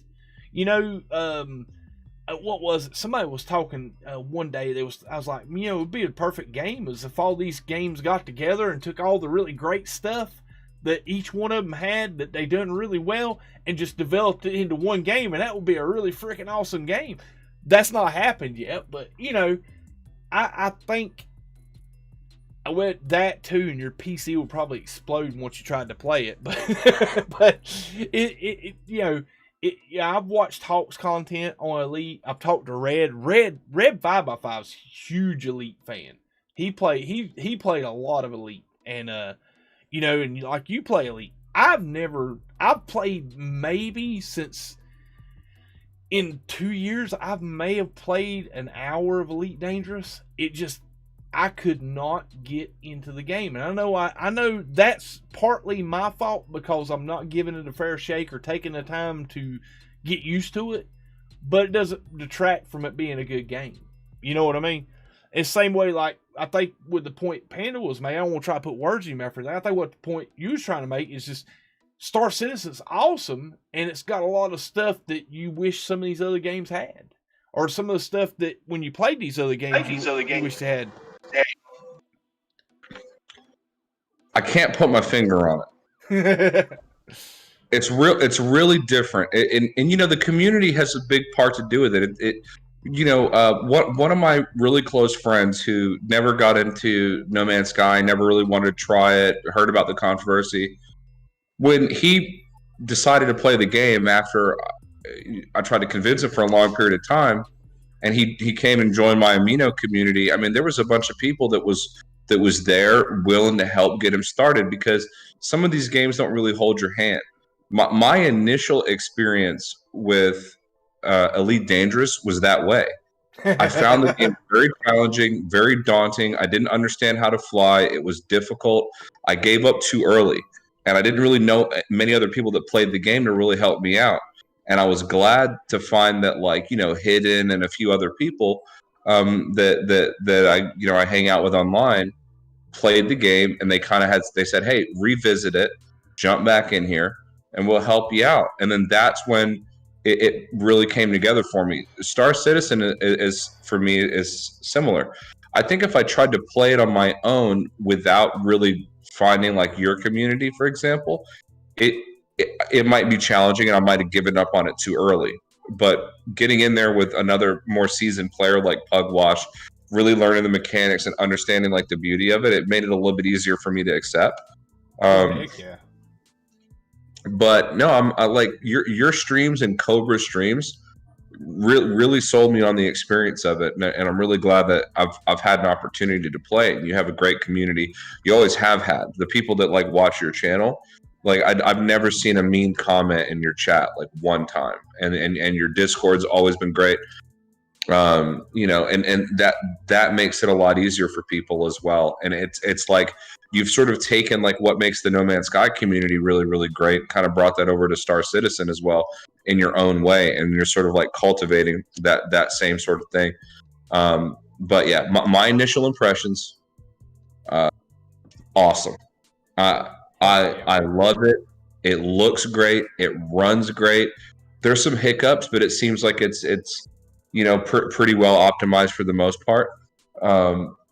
And just I really dig how now I'm getting used to mouse and keyboard, so that's a little bit difficult for me as a console gamer. Steep learning curve, it is, dude. That was my hard my biggest challenge was getting used to mouse and keyboard. Yeah, but the basics of flying is actually really not that daunting on the mouse and keyboard, and I have a hostess that I can try to configure and see if that makes it a little bit easier for me. But if I can fly in Elite Dangerous, there's no reason why I can't fly in Star Citizen. It seems like it's a little bit more arcadey in that regard. I'm gonna put this out there to everybody, and I know not everybody's going to jump into Star Citizen and say, oh yeah, I'm gonna spend some money on some sticks. But I'm gonna tell you right now, guys, if you like ships and you like flying, that will probably be Microsoft Flight Simulator. Probably before I would buy concept ships inside, before I would buy any pledge ships outside of the game pack for Star Citizen, I would find a set of dual sticks. Dual flight sticks, man, I'm telling you what, the immersion level to flying the ships with dual sticks, it will draw you into the game. I mean, you'll just fly your ship around and be content because it is that doggone immersive. I'm telling you, man, I know there's several guys that still play mouse and keyboard flight and stuff, but man, I'm telling you, when you try dual sticks and you can get somewhat proficient with them, you'll never want to go back to mouse and keyboard. To me, man, I'm telling you, that's probably been the most fulfilling and most enjoyable thing with Star Citizen is being able to fly with these sticks. I'm afraid to. See, that's why Sword's gonna make me spend my doggone tax return. Oh, you already spent it. What are you talking about? They being shipped. They're already in the process of being shipped. Ashton broke down, got him a set of VKBs. Oh man, just gonna put my business out there, huh? Oh heck yeah! Shh, if it's anything like Elite Dangerous, flying with a hostess, it's absolutely worth the investment. Yep, it is. I'm telling you, man. When I first started flying with dual sticks, like space combat, the movement, man, I was really nimble, but I couldn't hit the broadside of a barn with my ship. I mean, I was nowhere near accurate because I come like with the mouse. You're super accurate with a mouse, but your flight movements is real boxy and real predictable. With dual sticks, being able to roll and strafe and VTOL all at the same, with the with slight motions on your sticks, dude, man, it increases the fun level a ton. But like I said, you have to build up your accuracy with your targeting and stuff, and it makes it a little bit harder. But man, just like landing a ship is so much more, I'd say, easier, but it really is super immersive. Like, I think we was out playing one night, man. We were doing NPC bounty missions, and I think Captain and Ash and a few others was in, and they had a few targets up, and they had just taken out the primary ship, and they had like 4 or 5 bogeys left, and I quantumed in, dude, and I just went ham. I know Ash said something about, because I was streaming it to the Discord, and it was like every couple seconds it was saying kill. It was like, I was taking out ships, and it was like, yep. Man, it's just so much fun, man. You get in there and just like go ham and start, taking out these NPCs just left and right. And like I said, you can't. I couldn't do that on a mouse and keyboard. Target destroyed. Oh yeah, man. Hypersion in the live stream chat said you play Steep. Yes. Oh man, you just made a new best friend. He's been playing Steep. Him Cope was playing it one night and he got it or started playing it too. And man, I see him playing that a lot. All I can say is I have a video on my channel where me and Hidden are playing Steep. And let's just say that it involves a moose head outfit, a downhill snowboarding bail, and a lot of laughter. Nice. And I love that game. I'm just throwing it out there. A real quick shout out to Mr. Squid too. What's up, buddy? Welcome. Sorry, live chat. I've been, like I said, when I do these podcasts, I know live chat suffers a little bit, but Punisher, dude, have a great night at work. Enjoy your afternoon, man. Hope your day goes smoothly and uneventful and swiftly. But heck yeah, man. I'm glad to have you in the verse, dude. I cannot wait, dude. You ask these guys. I look forward to getting on server with you and taking you out and showing you some cool stuff in this game. Yeah, me too. Like I said, I had a phenomenal time with Pugwash, and I know it'll be awesome when you and I get together in there. That's actually, to be honest, the last time that I played. I just haven't had a free moment to do it. Oh yeah, but I got some PTO coming up here pretty soon, and my work schedule is going to change a little bit, so I may find some additional time to jump on there. But I really got to get in there with you, and I'd love to play with Cobra as well, and I hope he's doing well. That whole thing he went through is crazy. Oh man, I'm telling you, he has turned a corner, man. He's doing a lot better. He was doing his Patreon stream Sunday, and I popped in, talked to him a few minutes, and man, just he's still got like with his smile, it still kind of droops on one side, but yeah, his voice is back. He's sounding better. He's still dealing with some pain and some issues, but man, I'm telling you what, dude, I am thankful that he's recovered and on the way to recovery. I think he's still got a long way to go, and we definitely need to keep him in our thoughts and prayers, guys. But I'm telling you what, dude, when it first happened, and I got on a call with him one day, and dude, man, my heart ached just hearing how hard it was for him to speak and hearing his story and of what he went through, and I'm telling you what, man, dude, I'm telling you that was some scary stuff. And I connected with him on a certain level because I had like missed a month of work because I had got a really bad case of COVID, and oh my, yeah. Yeah, I was on a albuterol inhaler and on all kind of different medication. I developed a COVID pneumonia, and I was so out of breath that like it was so difficult to breathe that I would run out of breath just talking, and I'd get really tired. And just walking to the bathroom, I'd have to hit my. I mean, I was in real bad shape. I was getting chest X-rays at the house, you know, and my wife had to call the paramedics twice on me. She was trying to convince me to go to the hospital to get on a ventilator. My blood oxygen was low, and I'm watching Cobra speak in the video, and he's trying to tell his story, and it brought tears to my eyes because it resonated with me because it you know, back in December I went through, you know, my own kind of battle with something, and when you're that close to maybe like if I go to the hospital, maybe I'm not coming back, you know.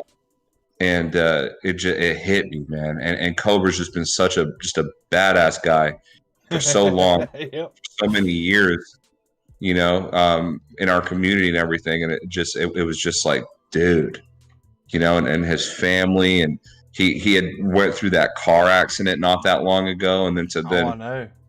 Go through that whole illness. Oh, dude, it wrecked me. He's been live streaming for the last 3 days, and I must admit, he looks and sounds a lot better. And I'd like to take this opportunity to wish him and his family all the best. Heck yeah, man. Heck yeah.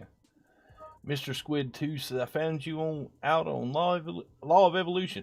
Heck yeah, man. You talking about awesome dude, man. Law has, man, I started following Law's channel, man, probably back before I even started streaming. And such an underrated streamer. I know, dude. I know, man. He has got such charisma in his live stream. It tears me up that he don't have the time, or he's not got the availability to stream no more than he does. But dude, man, that just like when I started streaming, that was one of the guys I looked up to and said, you know what? He does this so well. I want to be like that. I want to be able to, and that's why I focus, you know, when I'm streaming and I ain't got a podcast going on, and that's why I focus my live chat so much. It's cause, man, he has got that on lock. And man, he's been a friend of this channel, good God, forever, dude. He's seen back early on, man, back when I was like 200 or 300 subscribers. Well, I don't even think I was that big. I think I was like 100, 150 subscribers. He you know, started following the channel back then, and he seen that I just had this little rinky-dink picture, you know, screenshot of No Man's Sky as my channel artwork. And done. If you guys ever follow Law of Evolution, if you look in my channel recommendations, he's one of my recommended channels. Go check him out, guys. Go check out his Draw with Law series. Number 5 is the one where he done my sword logo artwork. And dude, he tells a story as he's doing this video. Man, I'm gonna tell you what.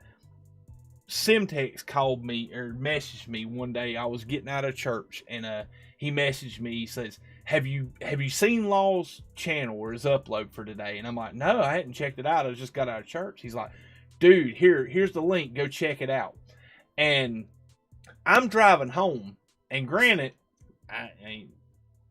I'm not watching YouTube while I'm driving. I'm listening to YouTube while I'm driving. But dude, I'm listening to this stream, his upload as I'm coming home. Dude, I had to pull my car off on the shoulder. I mean, it literally brought tears to my eyes. That was so nice and so generous of him to do my channel art, and never asked me for a thing, never asked me for a shout out, never asked me for any monetization. You know, just did it out of the kindness of his heart because he wanted to see somebody that was trying to support a game we both loved prosper by having some cool artwork. And dude, And then when I started the beta site, dude, I seriously hadn't spoke to him in like a couple months. Had popped in here and there on his streams and stuff. And like, I get this email one day, and the only thing it said, boom. And then it was like my channel art for the beta site. And I'm like, dude, freaking A. But yeah, you don't get much better in Law of Evolution, man. That's an awesome dude. And I'm super grateful. He just has such a professional appearance on his channel, and he's so charismatic, and he has so much energy, and I watch it, and I feel like I'm watching a highly paid like streamer. Mm-hmm. And the fact that like he's not getting the attention that I think like his channel deserves kind of bothers me. I think people they always make fun of the YouTube algorithm, but that's a perfect example of it, because he's just such an entertaining guy, and the channel his channel should be a whole lot larger than it actually is. I'm telling you, dude, just his art and his skill and artistic ability is. Dude, it is freaking amazing, dude. I've seen some of the stuff he's drawn and some of the stuff he's did in art with. It just, man, blows your mind.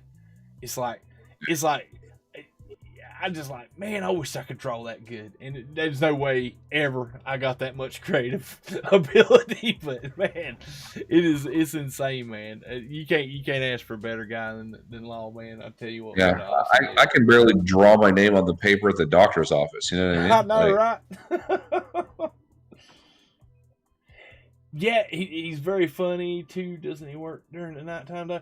Yeah, he would do live stream. And that was what was like.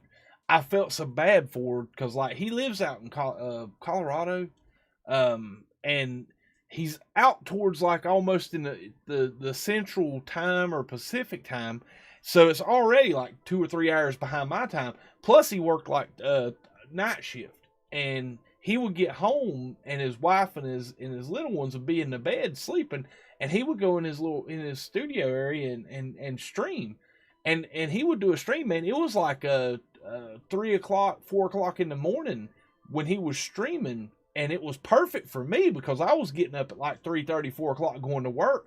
So I would just, he would be on. I would have him on my phone listening to a stream while I was driving to work every morning when he was streaming real heavily. But yeah, dude, like I said, man, I think one of the first streams I went to was his 1,000 subscriber stream. He was having a little party. He was playing, had music going. It was doing all kinds of cool stuff. But yeah, dude, that, like I said, man. And then his I think his save was in I can't remember what system, what galaxy it was in, but when he seen Alexicheck go through all 255 galaxies, and him and Alexicheck got together, and he told him all the stuff you need to carry with you and this, that, and the other. So he started gearing up, and I remember before next drop, he's like, I'm going to get back to Euclid. I'm going to get back to Euclid Galaxy before next drop. And it was like 45 days before next was supposed to drop. So he had like 45 days to go, like 150, 200, no, it was like 200 galaxies he had to traverse through to get back to Euclid before next drop. And he did it, man. He did it. But he put some time in getting it done. That was some fun stuff to watch, man. That was back when traveling multiple galaxies was hard. It took like 30. You could use a portal to get to the center of the galaxy, or close. But back in those days, you had to go through the portal, build an exocraft, take it to a base location, claim a base, come back through the portal, and use a teleporter to go to that new base you just did, and then warp to the next galaxy, repair all your stuff, and start over and do it all over again. It was not an easy task. Back in the day, just getting to a different quadrant in any galaxy was a difficult task. Forget the going from galaxy to galaxy. I still remember my going to the Galactic Hub journey. That that I probably warped hundreds of times, took weeks of plotting and navigating my course. And then when Atlas Rises looked like it was going to be closer to dropping, then I started getting a little bit, got a little fire underneath me a little bit. And I started doing black hole roulette to try to see where I landed at. And I got lucky, dude. And I landed like 13 jumps from the hub. Nice. But yeah, I kind of, to be honest, I kind of miss that about the game. Mm-hmm. There's certain things about the older version of the game that definitely were better. They made it very easy.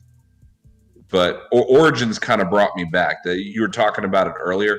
The planetary exploration on Origin, I don't even base build or do anything anymore. I just walk around and look at volcanoes and stuff. Heck yeah, man. I mean, it's, like I said, it's a beautiful game. That's one concern I had when I started doing Star Citizen content. Because originally, man, I didn't even want people knowing I played Star Citizen. Cobra was like, man, just get the game, play it. We'll get together and play together, just a 2 or 3 times and let's see the game and this, that, and other. You don't have to tell nobody you got it. You ain't got to stream it. Just get on and play with me. I'm like, okay, cool. And I do it, and Discord told on me. Because Discord will tell you, like PC players on Discord, when you play a game, it says it in Discord what you're playing. And I had people messaging me that day, you been playing Star Citizen? I'm like, oh, crap, I got caught. But I was so worried, because Cobra really went head over heels with Star Citizen, and it was like, I don't know why, it's so hard to blend the Nomad, two communities together.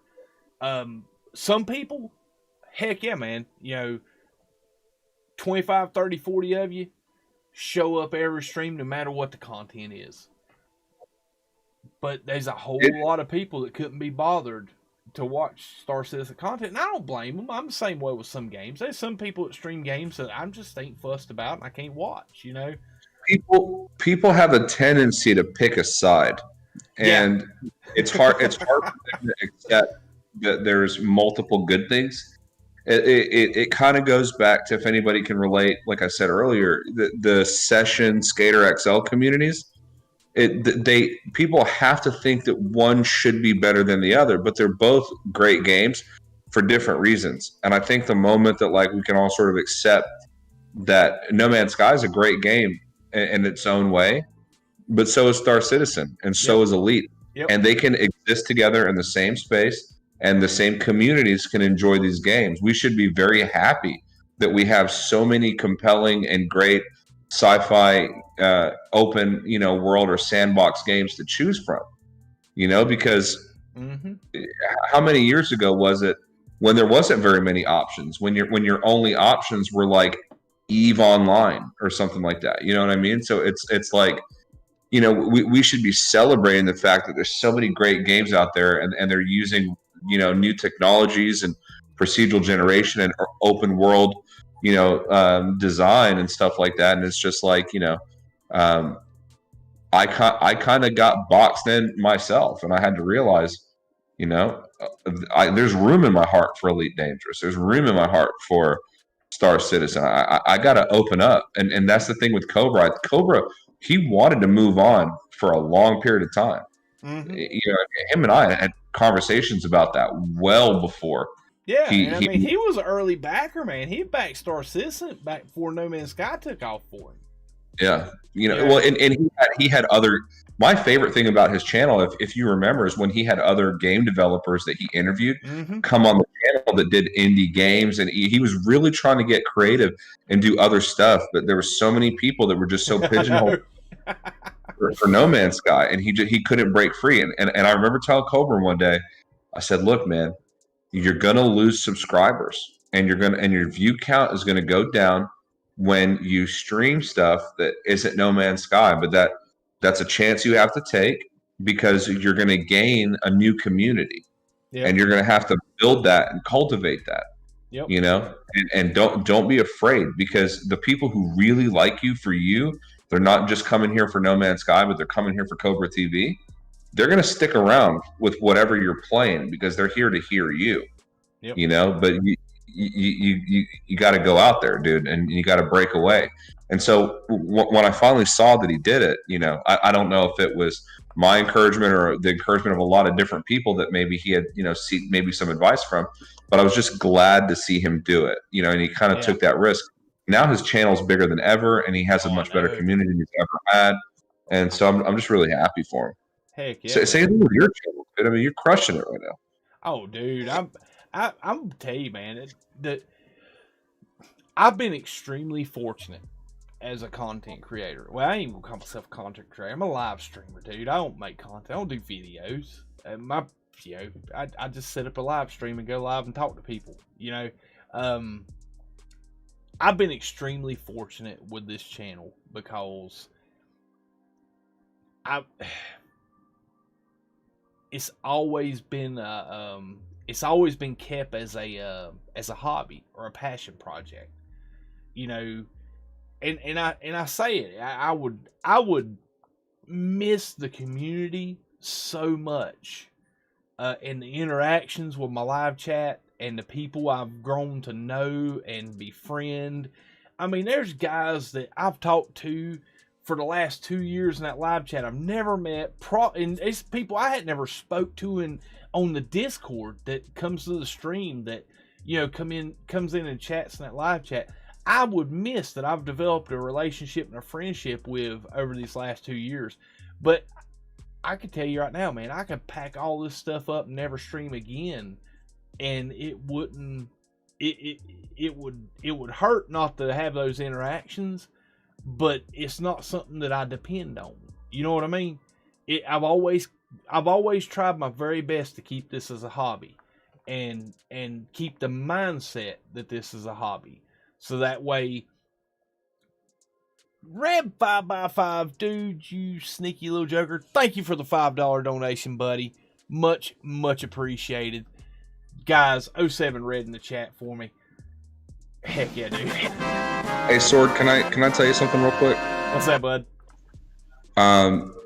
Is it okay if I just talk about Richard Huntington for a second? Heck yeah, man. Heck yeah. Richard's an awesome dude, man. Definitely is. Definitely is. So somebody had talked about space engineers in the chat, and then I remember seeing on Twitter earlier today about some new indie game that had dropped called like Earth Analog or something. So I just wanted to open up Steam and just kind of check what was on there. And I get a notification, and it says, "You've received a gift." And it says, "Matthew, enjoy. Safe travels and best wishes." Richard Huntington bought me the PC version of No Man's Sky. Oh, on my Steam heck account. yeah. He gifted it to me. Hey. I'm about to cry. Nice. You and him and a few other people are in my video descriptions on my YouTube channel, and I shout y'all out every single chance I get, not because any other reason, because I want somebody to buy me a game or something like that. It's because I truly believe that you guys are great content creators and you have excellent channels that offer a lot of value that people need to watch, and the best way to support my channel is to support the other channels that I like. And that is my personal belief. And so I just want to give Richard Huntington a big shout out for doing that, because that's just really awesome. That's right. What a great dude. I'm sorry dude. I'm glad you mentioned that, dude. Richard's an awesome. Listen, I'm gonna tell you what. Let me tell you a little story about Richard Huntington.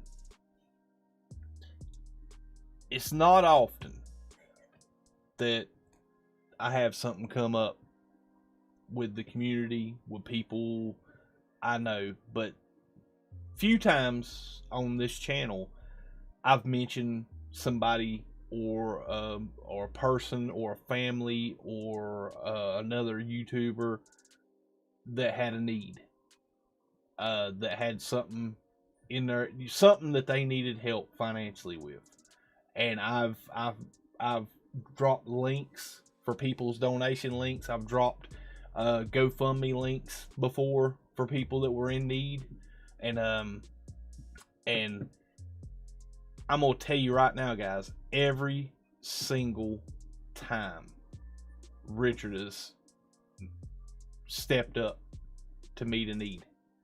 He's one of the first names that I see in these donation links and stuff. And I'm going to tell you what, man, you can't ask for a nicer person.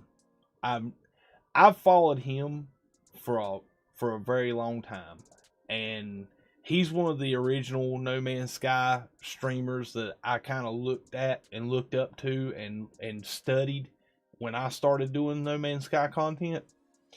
And I'm gonna tell you what, man, this guy is upbeat, and I'm telling you, man, you can't ask for a nicer, kinder person.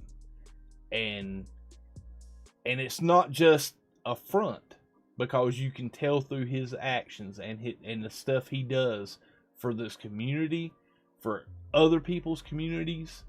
And I'm gonna tell you what, man, guys, 07 Richard Huntington, KJ, if you'll grab a link for me, I seen KJ post up in the chat earlier. KJ, if you'll grab Richard's link and drop it in the chat, I know they ain't but 21 of you watching right now, but I'm telling you right now, if you're not subscribed to Richard Huntington, go do it. KJ's going to drop a link for me. Guys, click on the link. I'll be here just chatting it up with the guys. Click on the link. Go over there and subscribe to his channel. Make sure you hit the notification bell so you'll know when he goes live. Guys, do that, because I'm going to tell you what, subscriptions doesn't cost a dime, but it means the world to content creators.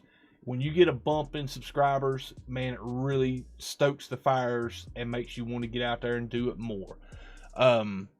But yeah, guys, definitely. Yeah, I'm 07 him in the chat, man. That's awesome, man. I know it was Last Days on Earth 72, I believe. I believe that's who it was that bought me my copy of No Man's Sky for PC. Or Earth Voyage, that's who done it. Last Days on Earth donated the Atlas Path. But dude, I'm telling you what, man, have you played it on PC yet? Panda? I have not, but now I can. Dude, what kind of monitor? Are you playing it on the TV or are you playing it on a PC monitor? PC. It's a 4K OLED. Ooh, dude, you're in for a treat. Wait till you, yeah. Dude, I'm telling you what, man. I got to play with Cobra the first time he played No Man's Sky on PC. Dude, he was literally, kid you not, getting choked up almost in tears. His first experience on PC. It's a big difference. I can't wait. I mean, this thing I'm rocking with is so much more powerful than my PS4 Pro, and the game looks great on that. So I can only imagine. I mean, this thing's like 3 times the specs of that thing. Heck yeah. Fire Knight 13, dude, thank you for the 5 spot, buddy. Don't have a clue what's going on, but wanted to send a bit. Heck yeah, dude. Thank you, my friend. Guys, 07 at Fire Knight in the chat. What an awesome cat. What's up, North Ghost? How you doing, bud? Welcome to it. Heck yeah, man. Now, I'm telling you, dude, when I first... Richard, do what? I just want to second what you said about it. He's a great guy. Heck yeah, man. Heck yeah. I mean, yeah, you can't... That's kind of what, you know, the one thing that, I mean, No Man's Sky, the community of No Man's Sky, you cannot, I haven't experienced a more genuinely nicer group of people since I've been gaming. Now, I'm telling you guys, I found the same and similar community with Star Citizen. Granted, Star Citizen has a whole lot more like trickster type players. I'm not going to say mean people, but I've seen people say stuff in global chat that was kind of a little mean or a little tricky. I've seen people say something about basically to do something, you hit Alt F4, you know, stuff like that you know might catch a couple people, but I'm telling you, man, really the group that we play with in this Discord, you can't ask for a better group of people. It really has been an amazing year for me in Star Citizen. Welcome back, Funny Imps. Oh, dude, here we go. Funny Imps. Funny Imps in the house. Let's pull him up. What is up, Funny Imps? Hey, how you guys doing? Doing excellent, man. Glad you made it, man. I kept a stream running an extra hour and a half just to wait on you to get back. I can't tell you how much I appreciate it. Funny Imps is one of the newest recruits to Star Citizen and Ghost Squadron. Traitor. Oh, Panda. Don't worry, I'm a traitor too, buddy. Panda don't know, man. He's gonna have his stripes here soon. Right, hey, Sword, I'm gonna stick around in here, but I'm gonna probably get another ill-advised vodka tonic. But oh, no worries, man. Welcome. Stick I'm around. gonna mute my mic, and I feel like I've been hogging all this up, and I haven't heard Funny Imp's beautiful voice in a long time, or anybody else that's in this chat. So I'm gonna bow out and sip a little something for a few minutes and listen to everybody else. Heck yeah, buddy. Heck yeah. Funny Imps, dude. Yeah. I watched some of your stream the other day, and man, you talk about you got some stuff on that shelf behind you that I am extremely jealous of. I like you said it, buddy. It's continued a work in progress. Heck yeah, man. Will pop up soon, but yes, proud of my Millennium Falcon and my little collection of games I have on there. So yeah, cool. But cool to see you doing the podcast for the Star Citizen theme podcast, and I know I don't play nearly as much as maybe I thought I would, but if anyone in chat is thinking about it, we got a free fly week right now. It's a whole week, right? Not just the weekend? No, it's starting on Monday, the 15th. Okay, and it's going to go through the week, or how are they doing it? I think it's going to be a week. It may be longer, because I think they're going to do that, and they're going to run a sale. Well, they actually got 3 sales going on right now, so. Okay. Well, if we do have a week, if anyone in chat is curious, I highly recommend doing it.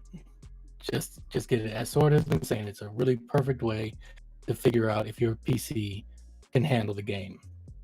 And I admit I don't play as nearly as much as I thought I would, and probably as I should. And the guys can tell you, every time I get on, I got to remember how to do nearly everything. I remember one thing.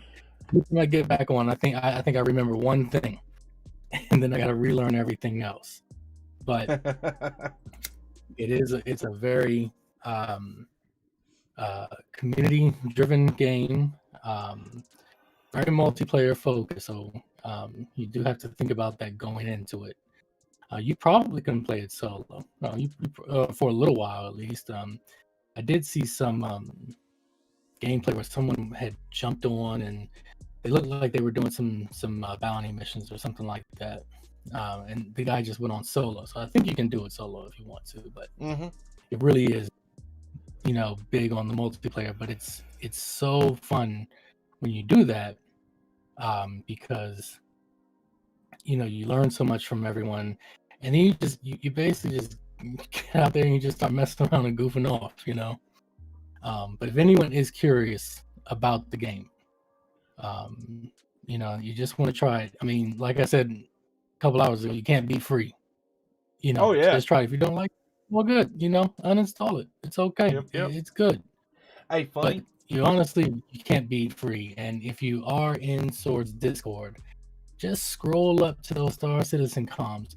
You're gonna see at least 2 people on at all times. Oh yeah. Hey, funny, you got your corded mic in? Or your corded headset? Well, no, it's not a headset. it's. I wonder if what am I getting? Guys, 07 Sandman, he bought a Ghost Squadron t-shirt. Awesome, dude. Thank you for supporting the channel, and I hope you enjoy your new merch, bud.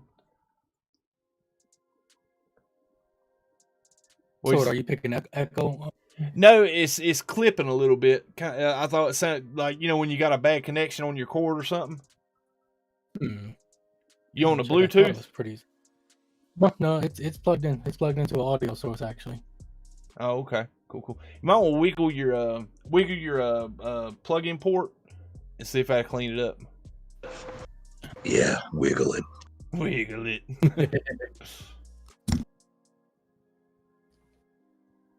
Yeah, I get that too with my mic. Every now and again, somebody will say, "Yeah, you're getting staticky or clipping." I have to pull my USB off my Focusrite input and plug it back in, and it fixes it. Sometimes I get just bad connections on them. All right, so I plugged it back in. You have a Focusrite now. I got the same thing. Oh, do you? Nice. Yeah, I ended up getting it. It was on sale. About a month ago or so. No, probably a little bit more than a month. Because I got the mic for Christmas, and then I needed the interface, so I found that. Cool. Heck yeah, man. But yeah, dude, like I said, when Funny joined the verse, I was like, heck yeah. Funny Imps, man. I know I've said it before. Some of y'all might not know, man. Funny Imps was the very, very first person I talked to in No Man's Sky in game. Like, I was raiding his base, and he come by and seen my little orb floating around his base, stealing all his plants. That's when we had orbs and really poor headset microphones. Oh my god, man. I was talking to you on one of them little cheapo $10 Turtle Beach headphones, man. I can imagine how horrible I was. That thing was plugged into my controller. Our connection was so bad. I thought Sword was from Scotland. Oh my god. His voice cut out so much as I'm trying to piece together what we were saying to each other. I was like, I guess not. But heck yeah, man. Funny's an awesome dude, man. I'm telling you. But how you liking Star Citizen, Funny? It's really fun. I mean, it's a beautiful game. I had a moment like Cobra. I was watching one of Cobra's edited videos a couple days ago, and he's speaking to everyone, and he's on a serious subject, and he just stops and he goes, "Man, that is beautiful," and he's just kind of got his ship flying, and he sees I think it's a sunrise that he, and it's of course it's got some choppiness to it, but it has a level of photorealism at some times that's just really, really good. And it's especially when you're flying, and the detail that's in all the ships. I mean, it gives you that true sci-fi movie feeling, that we've always been around. Whether it be, if your thing is Star Wars, Star Trek, BSG, and you get that when you get into the ships, and the ships have rooms, and they have beds and everything, and everything has a spot. It's really cool, and that's one thing that I really enjoy about it. It's so much to get lost in. To be honest, for me, still as of right now, it's still a little overwhelming for me as I play, because there's so much, and it's just like I want to do one thing and do a whole bunch of that one thing, but if I do that, then I'm not gonna learn the other things that I need to learn. Oh, I totally get what you mean, Funny. Like 95% of everything I want to do in the game involves either napping or like taking a shower. It's like the things that you can interact with. It's nuts. Or just like walking around a ship. Yeah. Oh yeah, man. And then you realize you got to drink some water. You guys, or Panda, I know would dig this the phase 1 of the Xeno threat that just hit this last couple weeks. Basically, you go out to this Lagrange station, and about 200 or about 20 million or 20,000 miles or kilometers from the Lagrange station, there's a UEE Navy base called Jericho, where it has two docks on either side of it, big enough for the Javelin, and it's this massive capital ship. It's just loaded to the teeth with turrets, and it's got these huge, like, the turrets on the top and bottom of that thing are as big as one of my fighters. I mean, the cannons on it as big as the fuselage. And you got to restock it for the mission, and you got to get, basically, the Xeno threat is a group. They kind of remind me of like Bane from Batman. they're against the Navy, and they want to save us from the corporate corruption and all this crazy mess. So they attack the supply vessels going to Jericho, and part of the mission was that you would go to these wrecked ships, and basically the ships would be sealed up but destroyed. So you would have to go in through one of the open areas that you could get into the ship and work your way through the ship and kill the 5 to 6 bad guys that were in the ship and open up the main cargo bay. And they had these containers of 3 different types of materials that you had to collect to take back to the space station Jericho or the naval base Jericho to supply the Javelin for its combat maneuvers and stuff. Or to load it up and supply it. And while all this is going on, waves of Xenothreat fighters would come in and attack you while you was trying to do this salvage mission. So you had to have a ship that could haul containers, like had a good cargo hold in it, and had decent shields because they'd be shooting at the salvage ship. And then you had to have a fighter wing of combat pilots that would help fend off all these attackers. And you would, and there were certain materials that you couldn't quantum. So it was like 600 kilometers from the Jericho base. So there was some cargo you would just have to go full throttle and travel for like 5 or 10 minutes to the Jericho base and offload or sell it to the terminals there. But dude, man, it was like you would bring in like a crew, and it was all huge cooperation. I mean, they lowered the server level down to 40 people, but man, there was a couple of nights we was out there that pretty much the entire server was working on this Xenothreat Javelin mission. And man, I'm gonna tell you what, there was nights I got on and I just didn't have the patience for it, and there was nights I got on I had the time of my life playing, because there was so many people cooperating and working together and doing things. And then there was days where you got somebody that didn't know what the heck they were doing, putting a wrench in the cogs, but you jump server and go to another one, and it was back to business, man. But I'm telling you what, y'all guys, if that's the type of stuff, man, you get in and do it, even as a new player, where like I'm just taking my multi-tool tractor beam and taking this box and putting it in that ship, and we got to hurry up and offload this for the next wave of fighters come in. Dude, that was so exciting and fun.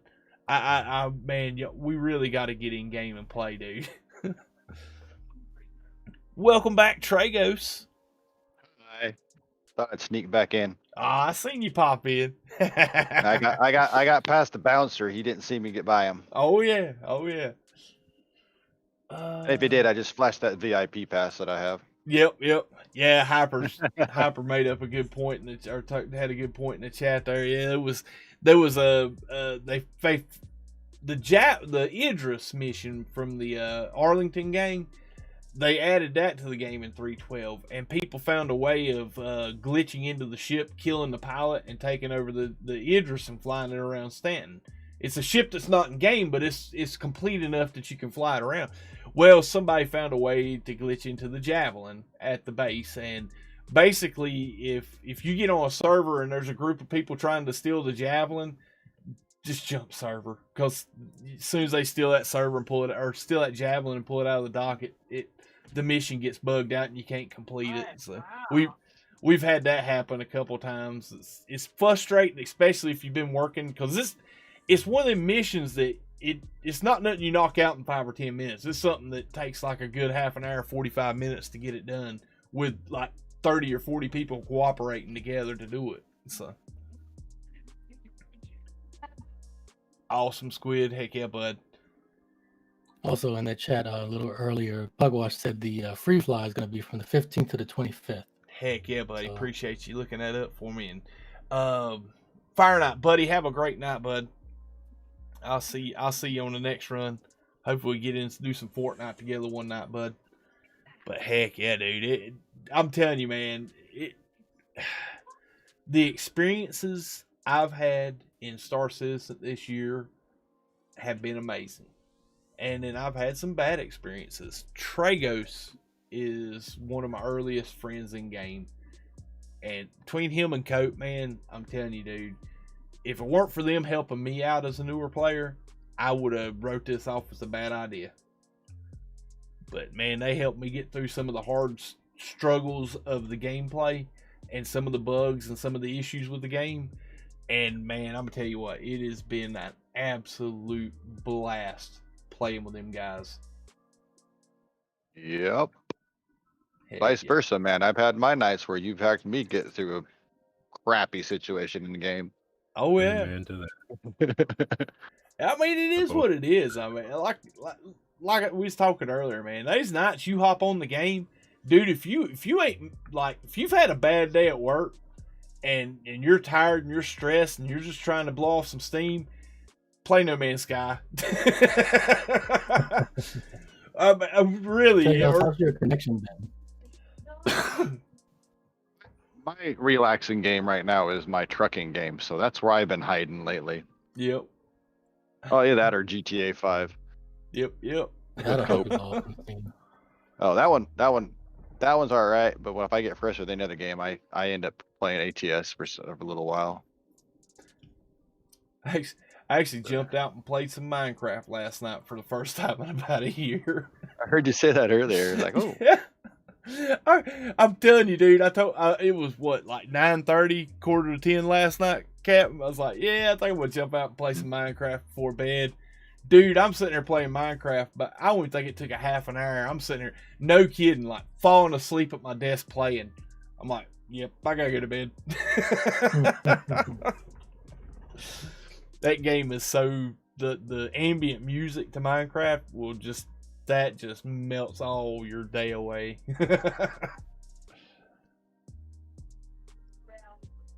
But heck yeah, man. Now I'm gonna go through some of this roadmap.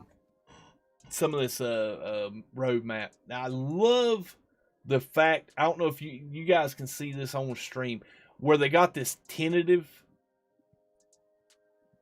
items in the roadmap. And I love why they do. The reason I love why they do this is stuff that they want to add to the game, but it's not committed yet. But you see right here, the Merlin Constellation docking. That's something that if all else fails, that's going to be in 3.13. The rest of this tentative stuff, it can come and go.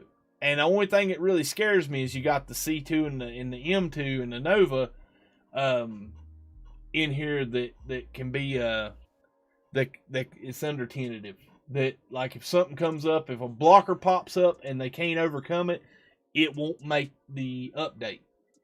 And I love why they done this, because I'm guilty of it, as well as a lot of other players. Seeing something in the roadmap, and when it gets pushed back, get mad about it. And that's why I like that they made it with the tentative notifications in the roadmap, to where you know that it's a possibility that it won't make this quarterly update. But I love the transparency that they laid out a plan for the next year. Man, I'm gonna tell you what, you guys that's followed this channel for No Man's Sky know. Hello Games does not even drop hints until they're ready to drop an update. They are tight-lipped. All we can do is speculate until the cows come home on what we're going to get with the next update. They give no clues whatsoever. And then I come over to Star Citizen, and they're like, oh yeah, this is what we're working on for the entire year. You know what I mean? It's really insane.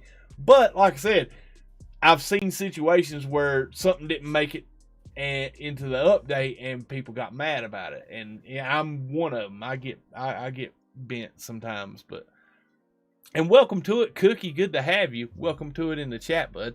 But see, we're doing they're looking at doing refinery stations, non-commercial overlays. I have no clue.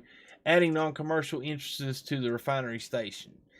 I don't know what that's going to be. I'm assuming, it's going to improve the refining or make it more immersive, something like that. Stanton system polish, dude. I'm telling you, they polished the Stanton system. Basically, what they've done is created a tool for painting planetary assets. This is something that they did last year. That they created a new tool set to help them put different shades, different light textures, different colorations, and more realism to the planetary surfaces. This is why I say, this is why I'm a fan of this game, is because they're creating the tools that they're using to develop this game on the fly as we're developing the game. That's why I give them a lot of slack for stuff that ain't quite there or ain't quite up to par, is because it ain't like they just go, buy a program or something that's already been created and co-op it into the game or into the server and it works. They're creating stuff from scratch. Like they see a need, they see something needs a tool made for it, and they make the tool to make the content. That to me is, I get excited seeing stuff like that. But then you got new asteroids in Stanton system. Man, I'll be honest with you, I wish they would fix the Houdini asteroids, the ones that can appear inside your ship. I know quite a few of us Ghost Squadron guys have had a ship explode because of an invisible asteroid. Yeah, they're not fun to find them. Welcome back, Red. I didn't even see you pop back in. What's up, bud? I came in with Trago. So did you? I hid under his coat. Yeah, he's even sneakier than I am. He was hiding behind me. That's what it was. I wouldn't turn around and see him. At new asteroids, this is one that I'm excited for. Cave entrances. They're actually going to make new caves and cave entrances, and some of them from the Inside Star Citizen streams, they're talking like will be big enough for you to land a small vessel inside. That to me, I think is going to open up a lot of hand mining opportunities, a lot of gray cat buggy mining inside caves. I'm kind of somewhat excited for that one. I don't know how viable it's going to be to make it for 3.13, because I know they're basically right now they're having to lighten up the assets in the game to make some of this stuff work better. And I don't know how adding more assets are going to be beneficial. I don't know if this will get pushed because they're kind of strapped for resources at the time or at the moment, because the iCache and the server meshing isn't quite there yet. So hopefully we'll see that in 3.13. It might get pushed back to 3.14, but I am excited to see it. We got gameplay. Mission spawn closets.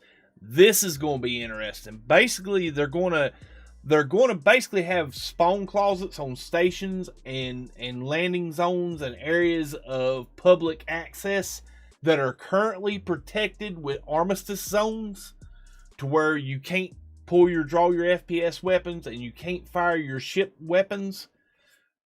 Eventually, the game's going to go to no armistice zones, to where if there's a player bounty at Lorville, you can apprehend them or kill them or claim their bounty in the city. But if you are a baddie or you commit a crime, they offset the armistice zone restrictions. When they remove those, they're going to have spawn closets to where it's basically going to be a clown car. There's going to be like NPCs can and start launching NPCs out of that spawn closet, and you'll have a whole gaggle of Hurston security or Crusader security or Microtech security on you in a few seconds after you kill somebody.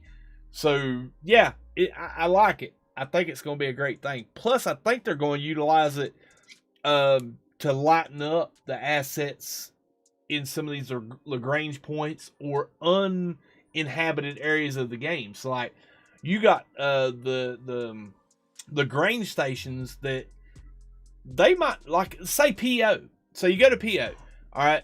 Any given time you go into PO, there's like a dozen or so, anywhere from a half dozen to a dozen NPCs walking around doing things inside to give you that illusion of realism, to give you that immersion that there's more people there. It's probably closer to a dozen or so on each of the struts at PO. Well, say all the servers over here at Mike L1 doing, or near Microtech doing this Javelin mission. There's not, and we've seen this for a fact, there's not a soul at PO. I mean, nowhere in that Crusader planetary area. You can remove all those NPCs that are in PO and make a spawn closet, generate them when you call in for, like, when you call in for a landing and you're the first person that's landed at PO that day or that hour or that server, then once you call in for a landing on Strut B, the Strut B spawn closet works and all the NPCs come out and go about their business and do the realism and the immersiveness, but it lightens up the assets for the server so it's not having to keep up with so many moving parts, which allows for more gameplay mechanics and game stuff coming. Mounted guns. What do y'all guys think of mounted guns? It's where you can take a size 1 ship gun and put it on like a kind of like a machine gun mount and use it for FPS. Mel did it to Firefly. I like it. So is that gonna mount to the spacecraft, or is that gonna be to like the rover? No, it's gonna be FPS. Oh, okay. Yeah, it's gonna be like the turrets on the doors of the Valkyrie. You have like a size 1 GT 215 or 210, and yeah, but it's just gonna be like a machine gun mount, like a machine gun station. What is up, KJPC Gaming? How you doing, dear? It is not an official sword podcast unless I interfere. I know. Hey, honestly, I would love to hear what you think about Star Citizen, just from your perspective of watching the streams. It looks, well, you make it really funny, because you die a lot. But it looks incredibly complicated. I mean, I just bought my first controller. Oh my. and my hands are like, what? Stop it. It's like going from skiing to snowboarding.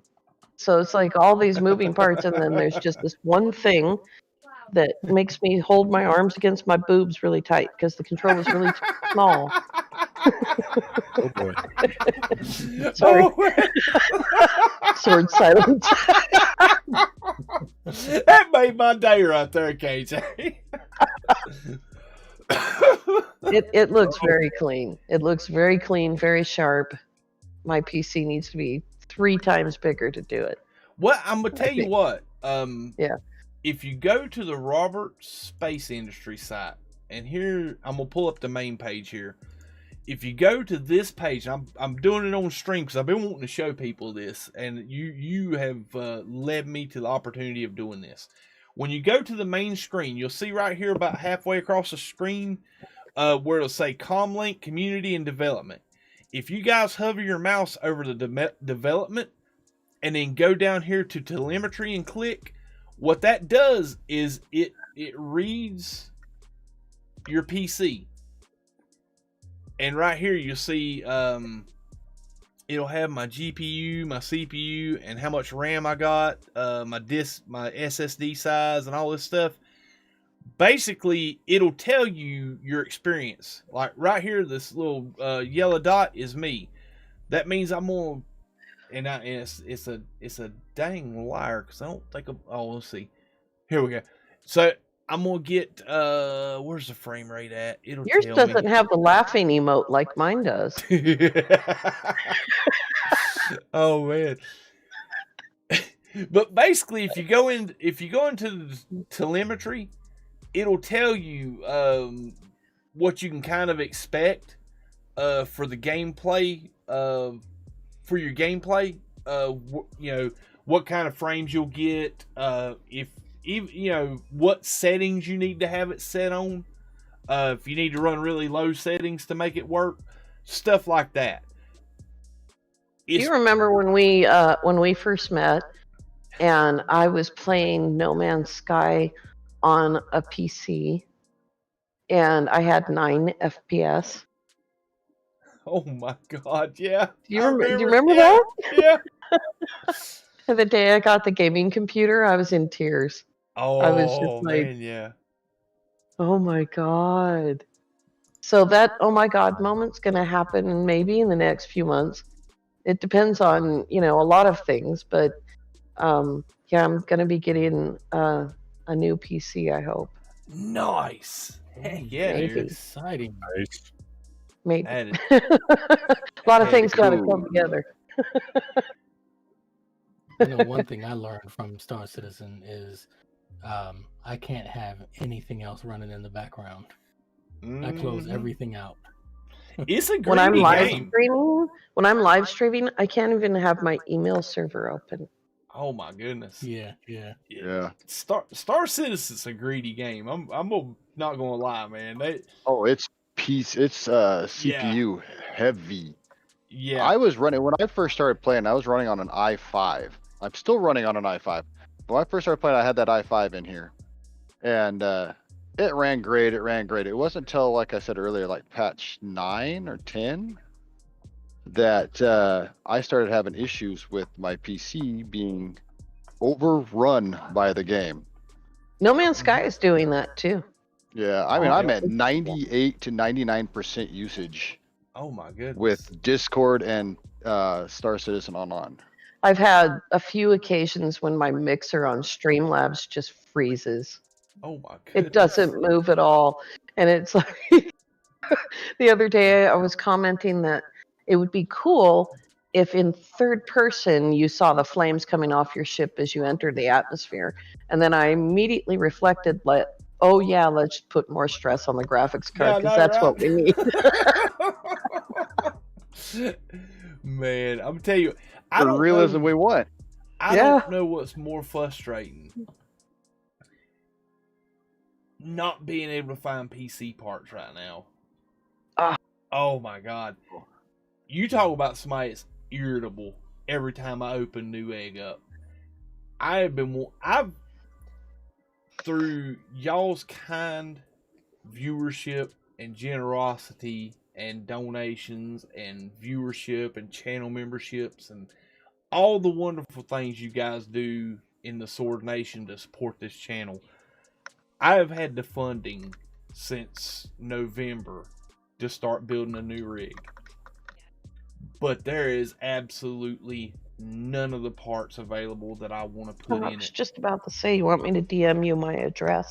Oh man, I'm telling you. The old one. It's like, man, it's like what I want is probably way more than I ever put to use. But man, I'm so gutted that it's not available. I think it's a good thing because I hope I was set to get a 3080, and that was going to be I was set in stone. That was the GPU I was going with, And now that the TIs are coming out, it was kind of a good thing that they weren't available as 3080s. So I can get a better graphics card when they do come available. Because, man, I'm telling you. The 3000 series are getting TIs? Yeah, there's going to be, I think there's going to be a 3080 Ti. It's going to be, I think, the same die, but it's going to have more VRAM. Wait. Are the 30 series cards real? I mean, has anyone No, they're myths. Seen one? Only tech reviewers have them. Right. Yeah. I'm sure those are stickers on there too. I hear you, Hybrid. Yeah, man. Well, I mean, I'm glad I'm not in the market for anything. I didn't know that there was a sort of. I mean, I knew about the 3000 series cards, like no one can find them. But for as far as other parts, I'm glad I'm not in the market for anything right now. Was even the GPUs, like the 5000 series Ryzen, which is what I'm looking to get, it's the 5900. You can't find them, and if you do find them, it's a scalper that's got it and selling it for 3 times what it was a retail for. Sword. Things like that. Yeah, buddy. I downloaded and installed No Man's Sky on PC, and I put all my settings on Ultra. And my God. I told you, baby. Panda, you better hit the record button and just record your reaction. Yeah. Please. Take that reaction and times it by 100. He's got to dry the tears out of his eyes before he can record. He can't see the buttons. And you can't private that video either. I never privated the video of my first experience on a gaming computer on NMS. No. I apologize to my viewers all the time that I can't run Ultra and record at the same time, but it doesn't matter because YouTube is crap anyway. Yeah. So your own personal experience at home is definitely worth it. I don't know if I'm being clear enough. So in when I played No Man's Sky, snowy planets, they were just ice. They were just ice. Uh-huh. Now there's 3-dimensional snow. Textures. Yeah. Yeah. No, wait. There's something that you probably don't realize yet.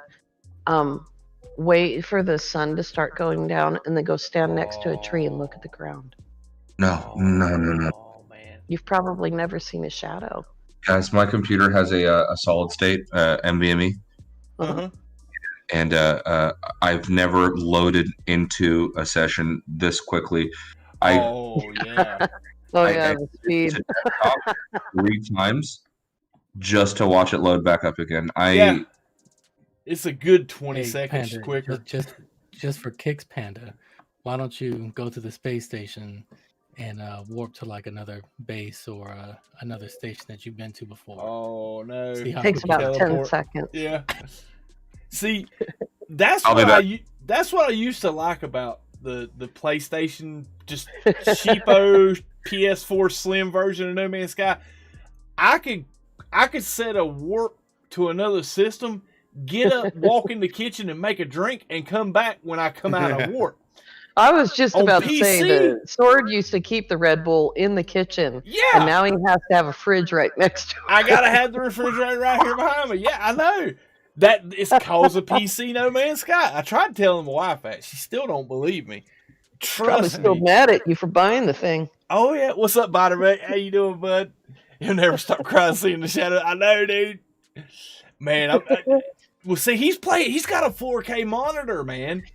Dude, I'm telling you. Call your freighter into orbit and just you can see the detail and you can see the color on some atmospheres. You can see the color of your freighter from the ground.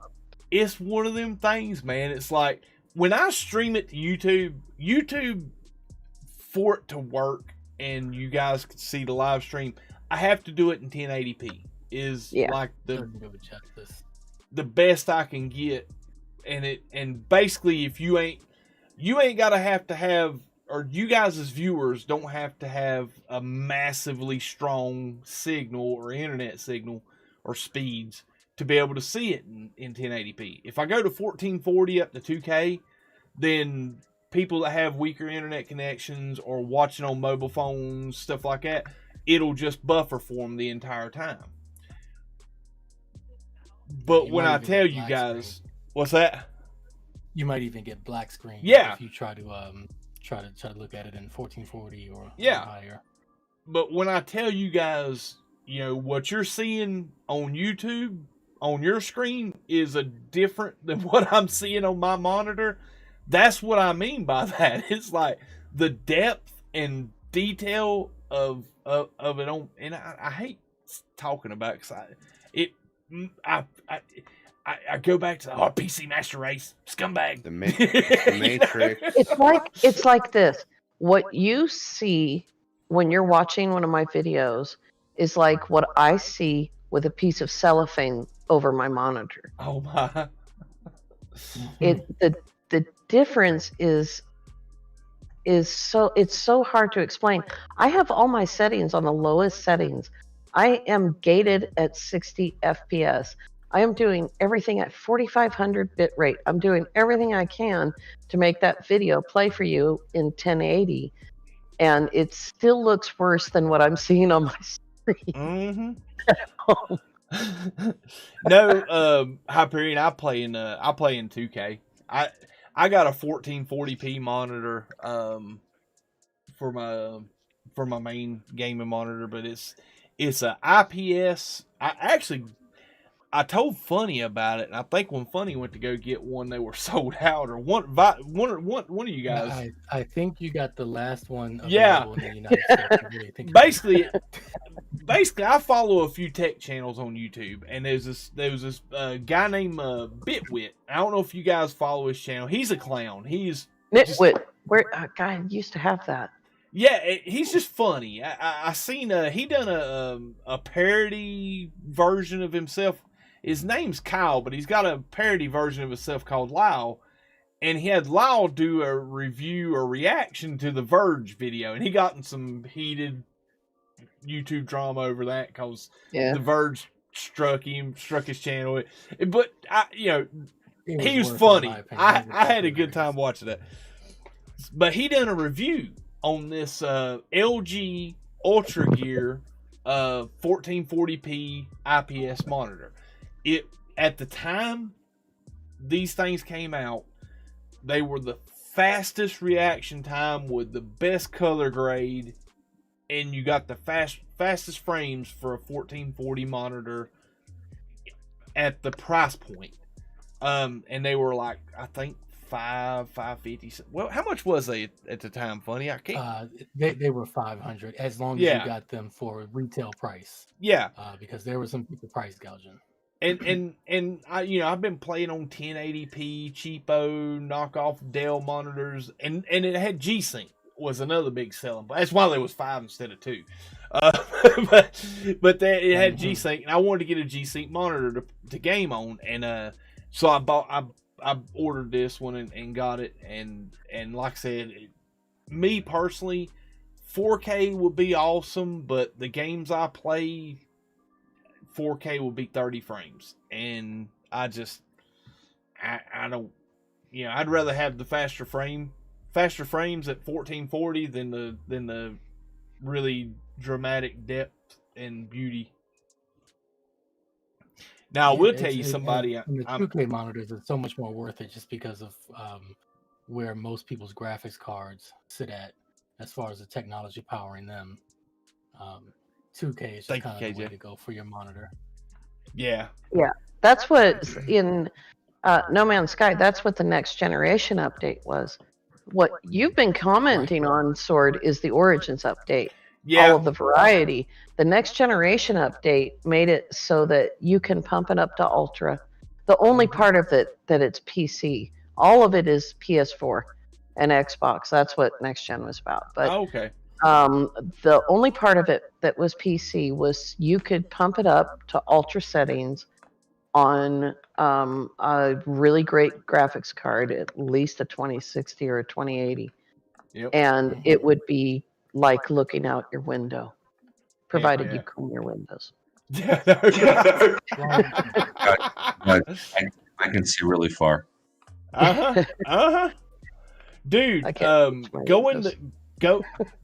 go on a planet that had like a lush planet that has a blue sky or a light colored sky atmosphere, and go into camera mode and turn the fog, or basically go somewhere where you can see other planets in the system, and turn the fog and the cloud density down to 0. Tragos, you sneaky joker, here's to a year of Star Citizen mini as we can handle in the future. Dude, thank you for the $10 donation, my friend. Guys, 07, that crazy Tragos 77. Dude, thank you, bud. He'll never stop crying seeing the shadows in the ground. Uh-huh. I suspect this may be true. If he's talking about me. He is. He is. Oh, man. Dude, I'm telling you, man. Go to a planet where you can see other planets in the solar system from where you're standing on that planet, and turn the fog and the cloud density all the way down, turn the vignette off, and dude, it'll take your breath away. Because you can see the detail of the surface of the planets in the system. I'm not ready. I'm not ready. If you're standing on a planet with glowing bubble grass, you're probably going to be there for a few hours. Oh yeah. I cannot stop looking at this fluffy snow long enough to go anywhere. Oh man, I so hope I'm on when he does get on Star Citizen. Oh, I know, dude. Because it's gonna be great. Oh yeah, we're gonna have some fun. We're gonna have some fun, guys. I mean, like I said, man, another good planet to go to is one of the rocky, mountainous planets. It's one of the newer ones where you have these really, really super high peaks, and pretty much the planet is just all like jagged mountains. Mm-hmm. And you get that same 3D depth of the little craters in the mountains that you do with the layers of snow that you're seeing on that icy planet. So what you're saying, Funny Imps, is that I probably need to get a diaper before I play this again. More than likely. Several diapers, yeah. Several diapers. Okay. Just go ahead and call your boss now and just go ahead and take some of that PTO time. I'm calling in tomorrow. I got to go by the 24-hour CVS. I got to get some new diapers, and I think according to what KJ is saying, I may need to pick up a couple cases of some Pedialyte. I need to stay hydrated. Get the orange kind, because that way, or the yellow kind, that way it doubles. You're good to go. Yep. No one will ever know. Oh, Jesus. If your wife says, "What are you doing in there?" you could be like, nothing. Okay, so still buy it. Now this is the last piece of advice I need. Yeah, so true, do I Harper. do the big giant jug of the cheese balls, or do I just do a bag of Cheetos and just not vacuum the dust off my beard hair? Dude, you're not going to be able to eat. Just get a can of Pringles, man. So you don't have to turn the can up. Get a couple when you get a good mouthful of them. Yep. Okay, so KJ says I can't food. Okay, perfect. You won't be able. You'll be too busy. And the sweet Make thing, a protein shake with a long straw. and the sweet thing, Panda, is before you next time are you playing on mouse and keyboard right now, or are you playing on controller? I'm playing on controller because I'm a weakling and I don't understand mouse and Well, keyboard yet. I was getting ready to say, man, when you boot up No Man's Sky, always make sure your PS4 controller is plugged into your USB so it'll read when you log in. And yeah. Yeah. Love it. Man, I'm so happy for you, dude. I always love that. I love this jealous. moment when Sword had this moment. I was there. Well, I wasn't there. We had to wait for him to go live, but he did really quickly. And I mean, it's a stunning moment. Lava is my best friend. We work together all week, every week. He had to buy a PC because they were holding his PS4 hostage for weeks on end at the repair shop. And he couldn't stand to not play No Man's Sky anymore, so he got this gaming laptop. And the first hour was him. Oh, damn, that's fast. It was just. Oh yeah. When I The moved most incredible thing is it moves instantly. Uh-huh. Instantly. Like when I pan the camera, this seems like such a trivial thing, but like I'm freaking out so hard right now. Guys, I gotta say goodnight. All right, Night, Ash. buddy. Man, it's been a Yeah. pleasure Nice having to you. hear No, your Ash. voice, Ash. I'll see Yeah, you I'll tomorrow. Okay, well. Jay. Nice to hear your voice. I know, KJ. You giggle so well for me. All right, good night, everyone. All right, buddy. Night, Ash. No, Ash. I'm gonna get off as well, guys. It's early morning for me, so I was getting ready to say it's what, about 7:15 for you. it's 6:15. Yeah. Oh my. Yeah. I'll see It's you bright and already early. About Okay. See you lunchtime. in a few hours. Yeah, Yeah. I'll see you in a I'll few be hours. back on the See when I grindstone. catch up to you. Oh yeah. Yeah, we've got to get Panda a saber now. That's what we've got to do. Oh yeah, Actually, man. it's the first time that I've heard Captain Pugwash's voice, and it's nice to meet you sort of in person. Hey, KJ. Yeah, as well. Been watching your Subnautica. That's Brought awesome. memories back. Yeah. Heck yeah. Well, Captain Dude, it's been a pleasure. Thank you for coming to the podcast tonight, bud, and I'll see you in the verse tomorrow. No Pugwash, problem. thank you for your help on Star Citizen the other night, by the way. You're more than welcome. Anytime. Good night. Take care, everyone. See you, buddy. Hi, bud. Yeah, Cap. But yeah, got KJ. You got Yes, sir. you got a hard drive or SSD? I have an SSD.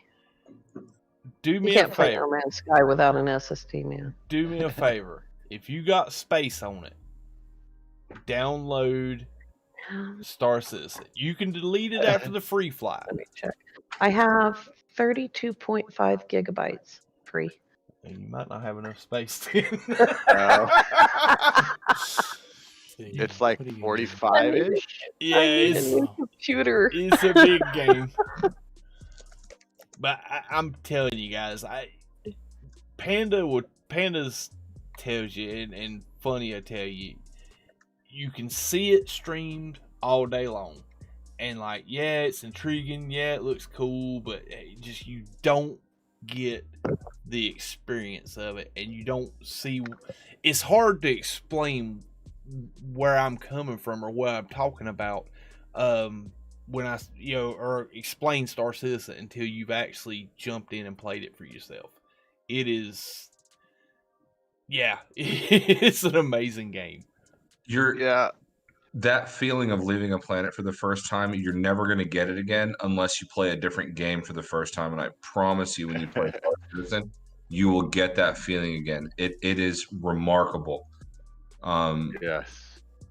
And the horizon line, when you're leaving a planet, it contours based on your perspective accurately to what it would look like in an ascent. I mean, I looked at everything. It just, I'm done. I'm sorry. Yeah. KJ, unfortunately, you need about another 100 gig. Yep. Of space. Yep. Mine is about I just looked at my 65 file. gig. It's 133 gig. Yeah. That was just my live file. Oh yeah. Yeah, That's a I lot know. of You time. know, it's really funny. I was getting ready. I've made almost 800 No Man's Sky videos, Oh my and I was god. getting Nice. ready to add Subnautica to my channel. I'm trying to save my channel because I lost internet for a week, and I haven't quite recovered yet from that. I'm gonna be honest with you. Any of you guys that put out content right now, don't be rattled about the low views or the stagnant subscribers right now. YouTube. Oh no, my subs aren't stagnant. Oh, at all, okay. just the views are. Well, at any don't- rate, Yeah, don't. I was don't just freak about out to about the add. views, yeah. Yeah, I was just about to add Subnautica when I found this other game, The Infected, which is in development by a single developer who I actually talked to on Discord tonight. Oh, nice. Very nice. That is an incredible experience for me. And, you know, having dealt with Hello Games now for 2.5 years, it's just an incredible experience to be in that sort of ground floor. I mean, the story isn't even written yet. we're just playing the survival stuff. Mm-hmm. And I found this game and I was like, oh, no, I got to make content on this. Nice. But I had already promised to make content on Subnautica. So now I'm making content for 3 games all week long, multiple videos a day. Oh, my goodness. And I'm live streaming once a week. Oh, yeah. And I'm moderating about 11 channels. Welcome to the grind. Somebody shoot me. Welcome to the grind. Yeah, I'm telling you, man. It's like, holy cow, developers actually talk to you. I'm telling you, Tragos was here that night. I don't think Red and Tragos was on that night. That Xylo sent me a party invite. Huh? That was Cope and I. Cope and Trey, yeah. Yeah. So we're getting geared up, getting ready to go. We're already in a party playing the game, and I'm getting ready to summon a ship at Hurston or something. I think it was Hurston, or at Everest Harbor. And this dude walks up to me, and basically it was him and another guy, and the other guy was wearing the same exact armor I was. So what he done is, instead of looking him up in his friends list and sending him a party invite, he just clicked on the person and sent a party invite. And you can do that, but it doesn't give you no information on who you're sending the invite to. And he sends me an invite, and it said Xylo CIG or -CIG, and I knew CIG stand for Cloud Imperium Games, the developer of Star Citizen. And I'm like, holy crap, what's all this about? And me, in my hubris and arrogance, thought that it was a developer had seen my channel and decided to screw with me or something. And I completely oblivious that he basically, Xylo's a community manager. He deals with this like spectrum responses, and he's kind of like a community organizer for the game. And for like the spectrum site where you have like the chat and the feedback and stuff like that. And he invited me to this party, and it was completely by accident. He didn't mean to, but I thought it was intentional. And he was like, are you cool? And I'm like, yeah, I'm cool. And he's like, well, he goes to calls the elevator, and I hop in the elevator, and and I'm sitting there thinking, oh God, there's a new ship he's going to show me, or something cool, experimental. So I'm like, yeah, I'm excited. So I'm on the Discord call with Tragos and Cope. I'm like, what do I do? What do I do? Like, go with him, do this. And like, okay, cool. Well, we get on his Carrack, and I think he was afraid that I was going to murk him as soon as we left the station or got out of Armistice Zone, because he's real jumpy about when we go on the ship. Well, I go hop on a ship, hop in the cockpit, and fire the thing up, and he says something about going to Microtech. So I'm like, okay, you got called for a takeoff. I'll fly us to Microtech. He's like, okay, cool. So he calls for a takeoff, and we fly out of the hangar, and I set course for Microtech and set the quantum. And he's like, let's play hide and seek, because it's going to take forever to get there. I'm like, okay, cool. So I'm sitting there thinking, and I asked him, I said, are you a developer? He says, no. And he said something about he's in the party chat. He said he hacked somebody's account. I'm like, hell, I got some 13-year-old screwing with me. I'm getting ready to backspace back to Everest Harbor.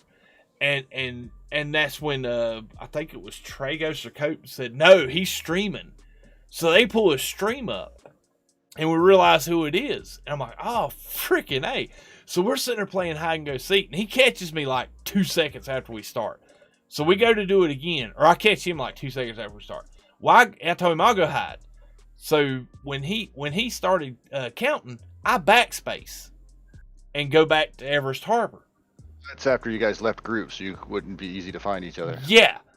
Well, it still showed me as in his ship on the ship party.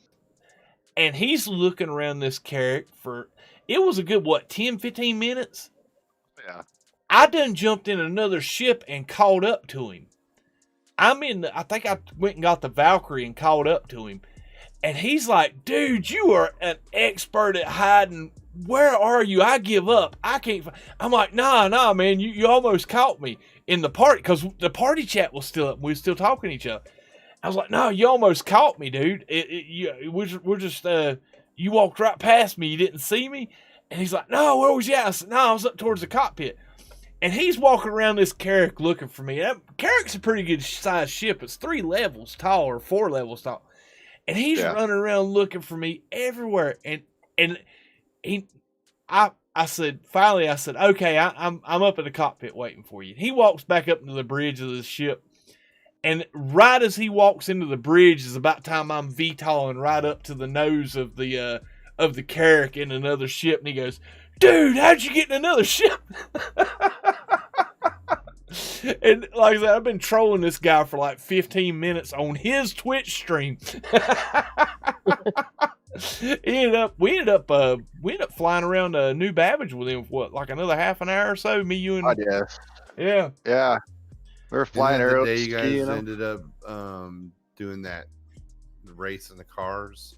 Yeah, we raced from New Babbage Spaceport all the way over to the fire underneath the Spire Grand. Heck yeah, man! I'm telling you, man, it's been a really amazing year in the game. I forgot about that. Heck yeah, man! That's the type of stuff, man, that you log in with the intentions of doing one thing, and you'll be amazed at how quickly things spiral into something completely opposite of what you planned on doing that day. It is definitely a game of squirrels. Yep. All right, we're gonna go hunt this bounty. Or no, we're gonna go mining. We're gonna do this or that. Mm-hmm. Bounty squirrel. Yep. Everybody's now in we're prison. gonna get back to what we're doing. Now we're gonna go back doing. Oh, pad rammer squirrel. Yep. That night, Reb talked about it earlier tonight. That night that we were doing an 890 mission, and I'd shot one of the good guys by accident and got a crime stat. And man, by the time we cleared that mission and tried to get out of there, we already had bounty hunters on us. And I get killed and go to prison. And Cope and who was it? Cope? Crush were flying around in my ship running from the bounty hunters because they had bounties as well. And every time they would kill one of the bounty hunters with my ship, my crime stat would go up more. And I'm in prison, and my crime stat and my sentence keeps going up. I'm like, quit killing him. He's like, man, no, I gotta kill him or I'm gonna be in there with you. And I think that stream, I was like, well, I'm gonna try to escape prison. You guys come get me. And man, I had people in the chat trying to talk me through prison. Mops came over from Cobra's Discord. I guess somebody said something to him. He come over from Cobra's Discord over and got on comms with us on our Discord, trying to explain to me how to get out of escape prison. Man, and for the next 2.5 hours? Yeah, it was ridiculous amount of time. Oh yeah. And the bad thing about it was, once you get past that first little fan blade and start trying to escape, if you die, it resets your sentence back to as if you just got put back in prison. Yep. So if you spend an hour trying to get out, you still got that hour when you get killed. Yeah. You asked me earlier what my best or my favorite memories of the game this last year was, and I don't think I answered it that well, but I thought about it. What one of the events with you and you had a crime stat, and I think it's the first time I've ever got a clean player kill with my sniper rifle. You were at the console hacking your crime stat off, and I was running around the station, and the guy shot you, and then he was trying to clear his. I come down halfway down the stairs, had clear line of sight. He had no clue I was even there, and I took him out. That was one of my more favorite memories of the last year with playing with you. Oh, dude, it's been a fun game, man. It's been a fun year. We had this one. I don't know what you guys were doing because I don't know anything about this game. But I remember Sword was in his ship, and one of you guys was in the back, and he opened the back doors and tipped the ship up. I think that was me. Yeah, no, he never laughed so hard in my. I mean, I know he's sneaky, but that was just rude, man. I'll be trying to EVA to the back of his cutlass, one of his cutlasses, or any ship with a ramp in the back or the front or whatever. I'll be trying to EVA, and he'll either fly into me or he'll fly towards me while I'm trying to get in this thing, trying to swallow me up like a whale or something, just giggling the entire time he's doing it. Because, see, I went in the third-person view, and I'm watching you try to get into the back of the ship. You're EVAing, creeping up. Because Star Citizen, it's gotten better, but, man, when we first started playing together, when you come from EVA into space out into your ship, 95% of the time, you would end up on your face in the floor of the ship. If not tumbling crazy, really badly, on the lift gate or the door, stuck between inside and outside of the ship. And Tragos was just creeping and creeping and creeping, just taking his time trying to get in without falling flat on his face. And right as he got to the median of where you was inside the ship, I throw it in reverse and back the ship up and swallow him up. And he gets across the deck and die. You're like, God dang it, sword. One of these days, you guys will learn, especially that Cuddy Red. If you already sit in the med bed, don't EVA, just backspace, spawn back in the ship. I'll get my chance one of these days. He'll be trying to EVA, and I'll wait until he gets lined up just right where he thinks he's gonna land his feet and start spinning the ship. Or just start doing a barrel, or just start doing a right over left or left over right roll. Oh man, yeah. Like I said, man, the memories this game creates are priceless and cherished. And there's too many. Yeah. I mean, any given night, man. And the thing is, you don't know what you're gonna get into. When I hopped on tonight, setting up the stream, Captain and Ishmael were chasing bounties. They were just going at it, trying to get this bounty took out. And you never know who you're going. You never know who you're going to get when you fire on somebody either. Because I've been took to school a few times. I'll get all built up and puffed up and broad chest and big head, thinking, oh yeah, I'm a master combat pilot. I'm taking out thousands of NPCs, and then I'll get a player that just insta death. I'm like, crap, where'd that come from? You see what Hyper wrote in there? I think one of my favorite moments was Esh's grenade in the elevator and me trying to fling it back at him with the tractor beam. Yeah, that was recent too. Yeah. When he done it, man, I backed up to the corner so I didn't get killed. But when he died, it looked like, I don't know if you guys ever watched Captain America or the first Captain America. When the guy, the general was talking like, he's not, kind of wanting to wash him out because he was a little puny, scrawny feller. And so he pulls the pin out of a dummy grenade and throws it out and says, "Grenade!" And he dives over that dummy grenade. And he's like, "Everybody get back! Get back!" That's what Hyper looked like when he fell on it. Let's see. That was a fun night. Yeah, I know, man. Too much fun. So, pro tip: use tractor to enter ships. Usually land on the feet if you don't enter upright, and even if you don't rappel fast enough inside. Yeah, you pull yourself in fast enough. I'm loving the tractor beams. Those are actually pretty fun to play with. So, he's got a point. Hey, Sword. Yes, sir. You remember when we had that conversation about iPhone versus Android phone? Oh yeah, I know you didn't switch to the dark side. And I told you how much better Android phone was. Mm-hmm. And then I got an iPhone, and I had to apologize and admit it was a lot better. Mm-hmm. And then you remember the time on all my live streams where I said I'm just not a PC player, and it's just I've always grown up on console, and it's just all I know, and it's all I'll ever play. Mm-hmm. And then I got a PC, and like now it's I'm a PC guy. Mm-hmm. It's like now I gotta apologize. Mm-hmm. You gotta apologize, bud. I'm used to it. Next time, Sword, and can I just be right? No. I'll tell you the same thing I tell Mrs. Sword. Me being wrong. I tell you the same thing I tell Mrs. Sword all the time. When you can be right, I'll let you. I was going to say, what's that? We're going to have to start calling Panda Poopy Panda instead of Panda Poopy. I know. I think my live streams are just going to turn into like 2-hour-long public apologies. My wife just looked over at my computer. You guys are still streaming? Oh, yeah. Oh, yeah. I said, yep. It's a podcast. You never know what you're going to get. But yeah, I was going to say when you was talking about that, or when you were saying that, man, I was like, dude, I've been married 20 years. I'm used to being right and not getting no credit for it.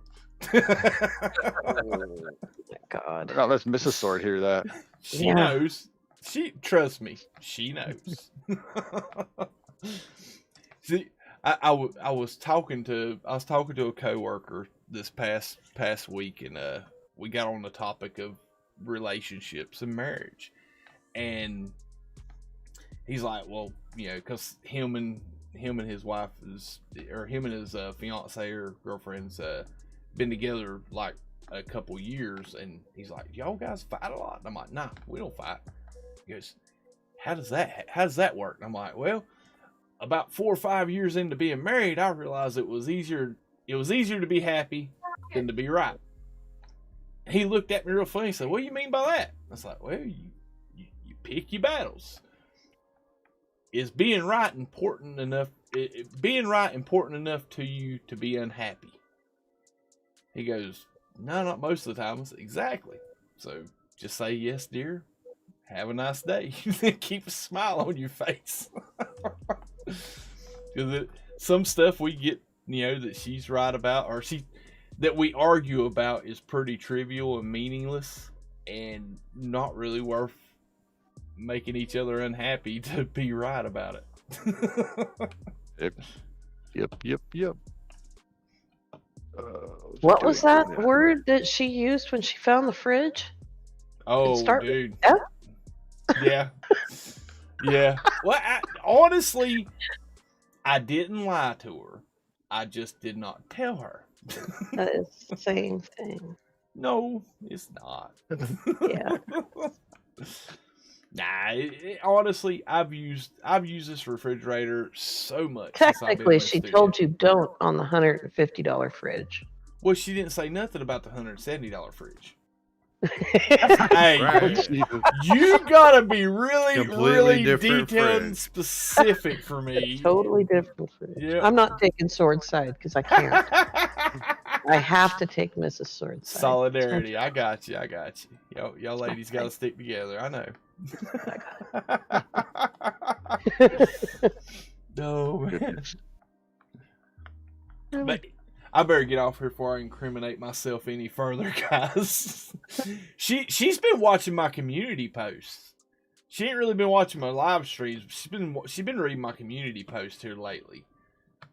The other week when I said I was going to take a little break because I had to take care of family obligations and stuff like that. Yeah. I come to bed that night, guys. It's like 1:45. You know, everybody in the house is asleep. I go climbing into bed. So what do you mean about family obligations? I'm like, what the hell did you get that from? Oh, my community post. You read that?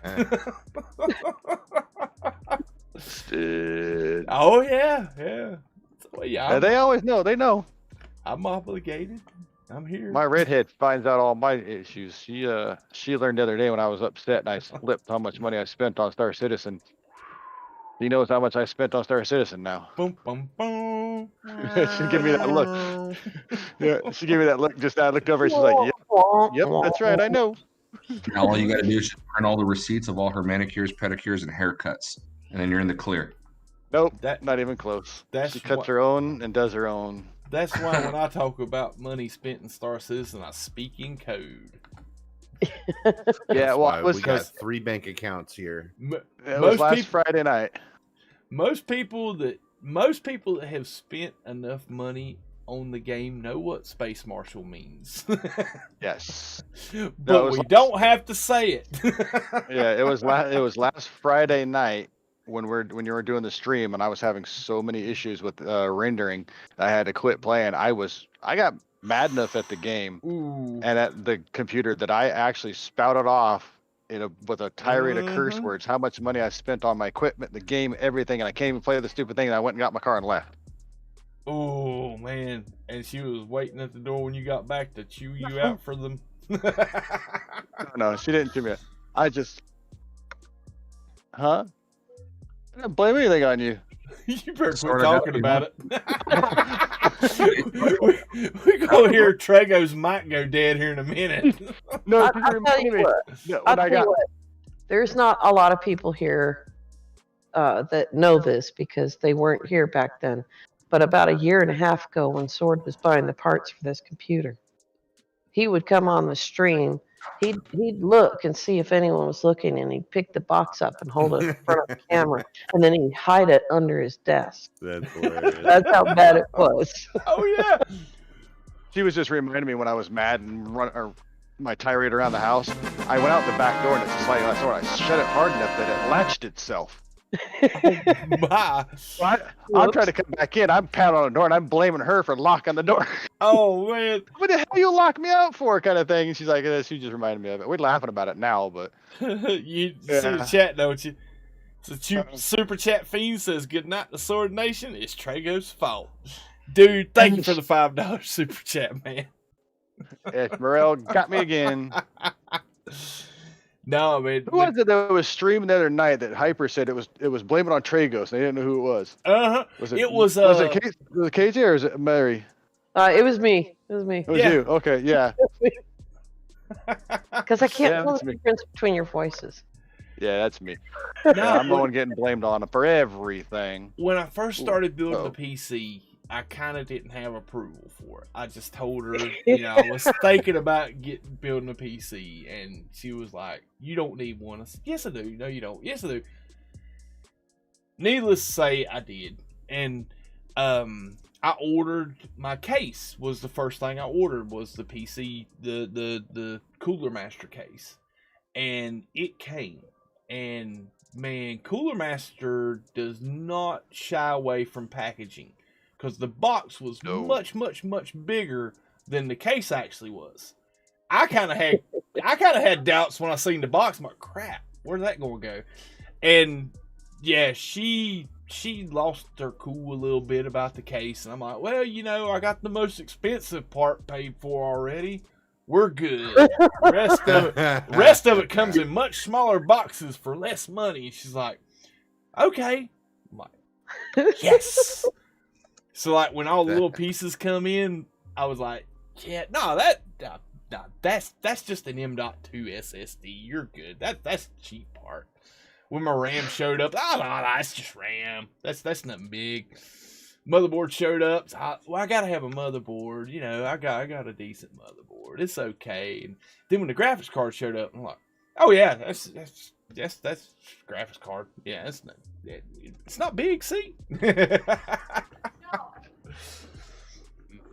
I was building my computers and I didn't tell my wife that I was building two, and two gigantic boxes showed up with towers from the Cooler Master in it. She's like, "What's this?" There's two of them. Yeah, but she was happy with that because I built her match computer. We built I built match computers for us, but now mine has been upgraded with the new SSD, and it's getting ready to have a motherboard and CPU upgrade and RAM. So mine is going to be a little much bigger, or a little more stronger than hers, or more powerful. So you got to do something nice for her. Yeah, she gets to buy a couple of her in-game stuff that she wants for her game.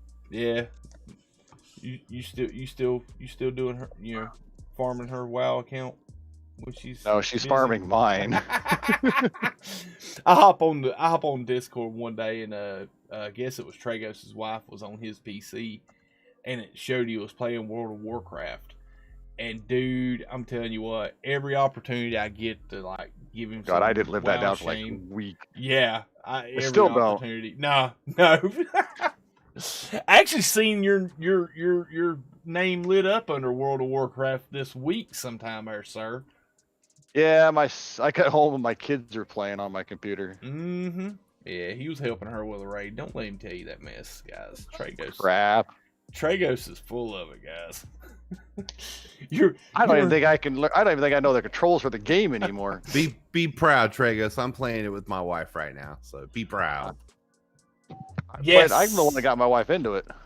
I don't even know what the game looks like. Yeah, it's a very cartoonish. That would be why. I'm like, if it can't be cartoony. I mean, I get it, Sword. You love Final Fantasy, but it's anime to me. Yeah, well, to be fair, the new Final Fantasy, well, even just Final Fantasy VII altogether, is a nostalgia thing for me, because I don't talk about it much. When I grew up, we grew up kind of below the poverty line. So we didn't have a whole lot of the fancy like gaming stuff when I was coming up as a younger man. Cow, shut the door. But don't get me wrong, I had 75 acres of woods to go play in, so I don't begrudge my upbringing. I was a happy kid. But when I was 15 or 16, I had a part-time job, and I saved up enough money to buy a PlayStation 1. They had just came out that year. And I bought a PlayStation 1. And I bought a little container, like a case that the PlayStation set in, and it had a little drawer that you put your games down in underneath it, and the controller holders and all that mess. I got the whole shebang. Spent like 3 checks to get this thing. All right. And the very first game that I get for this PlayStation 1 is Final Fantasy VII. My first playthrough save on that game was 90 hours. That is, I pretty much eat, sleep, and drank that game for 3 or 4 months. And man, now this new Final Fantasy VII update, the remake,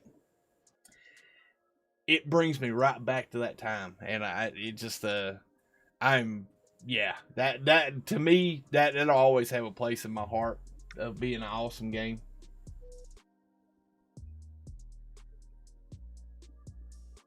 Nice, Copper. Heck yeah, dude. Well, listen, guys. Any more closing statements, comments, observations about Star Citizen before we close out tonight? It's been an awesome conversation, man. I'm glad all y'all came on. I think you covered it all. It's a big game, and I'm really glad that you're enjoying it so much, Sword. More importantly than it being a big game, I think personally, is that there's a lot to do. Like, there's a lot of big empty out there. And for an unfinished game that isn't fully released yet, there's a lot of intrinsic value in the game and a lot of experiences to be had. And I played with Pugwash for maybe 2.5 hours. And that 2.5 hours was worth the price of admission to me. Yeah. That's sort of my big takeaway. So, heck yeah, bud. Well, listen, dude, you need to DM me the next afternoon you have time to play.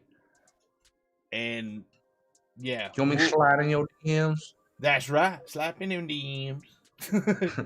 But definitely let me know one night when you got some time that you can hop on and play for a couple hours, and we'll get the game together and we'll take you out and we'll get you a little tour of Stanton.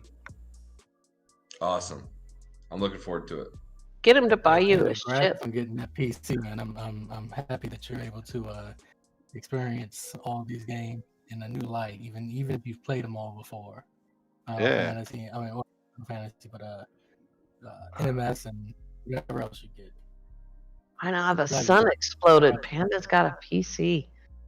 Dude, I played Assassin's Creed Unity. Okay, I bought it on Steam. Hear me out. This game is like 35 years old. Okay, it looked next gen to me, KJ. Yeah. I was walking through crowds. I was like, yo, there's 70 people on screen the same time, and it doesn't sound like a train is going through my living room. The Now we get PlayStation to see what all is the the games look like. loudest machine in my house. I've blended carrots quieter. My goodness. Levi Rivers. By the way, if you all don't know this, Discord had an update yesterday, and they promised that we can all sing together now, and it doesn't sound like ice being blended. Oh my, that's cool. Levi Rivers commenting in the chat. Happy that you're happy. If you can go save Cobra once in a while, dude. I'm telling you what, man. Captain's already off. I jumped on the other night and Captain. When was it? Wednesday night. Wednesday night. Cobra was doing an event with his org on Daymar, and Captain Pugwash had joined the server and was basically just there as like a little extra added security that nobody knew about. And I got on server with him, and we were all on the server with Cobra's crew and wasn't in the party, and they didn't know we were there. And I kept messing around with him and hailing him, because you can do like direct calls to other players in your friends list if they're on the same server. And he pulls up his Moby glass and it says _SC is calling you. And he never even noticed it. Just completely oblivious to it. He's looking at something else on his Moby glass and didn't know. Well, when he opened his Moby glass up, it gave me his marker and he had my marker. And I walked right into PO, stood right beside him for like 5 minutes. He never noticed I was standing there. It was hilarious. Me and Captain was just talking so much trash. Like, what? You don't even see me? But yeah, we're just, y'all guys keep in mind, Ghost Squadron's around even when you don't think we're around. I think we got the name Ghost Squadron. Ghosts. Mm-hmm. I don't even want to know how you boys came up with the name Ghost Squadron. Actually, the name came from, we were bouncing out names back and forth, trying to figure out what we wanted. And I went back to my Battlefield 1942 days with my original gaming group, Skull Squadron 1, or SS1 as we were called. We derived our name from Robotech. Skull Squadron was the main squadron, and Ghost Squadron was one of the other squadrons in Robotech. Roy Fulcrum.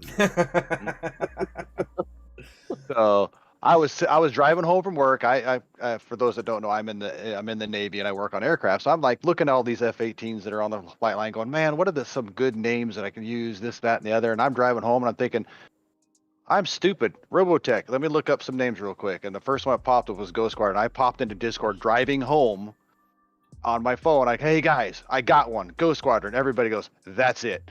Yep. Then we checked the Star Citizen organization list, and there was already a Ghost Squadron. They had like 3 members, and we had like 6 people already ready to go. We said, yeah, we're just gonna take that name. Yep. Too bad. We'll If invite this them was to join us 50 eventually. years ago, you guys would be sitting up in a tree, in a tree house, naming your club. Dude, Oh, yeah. I'm telling you what. What it reminds me of. Panda had the most insightful observation about No Man's Sky that fits Star Citizen.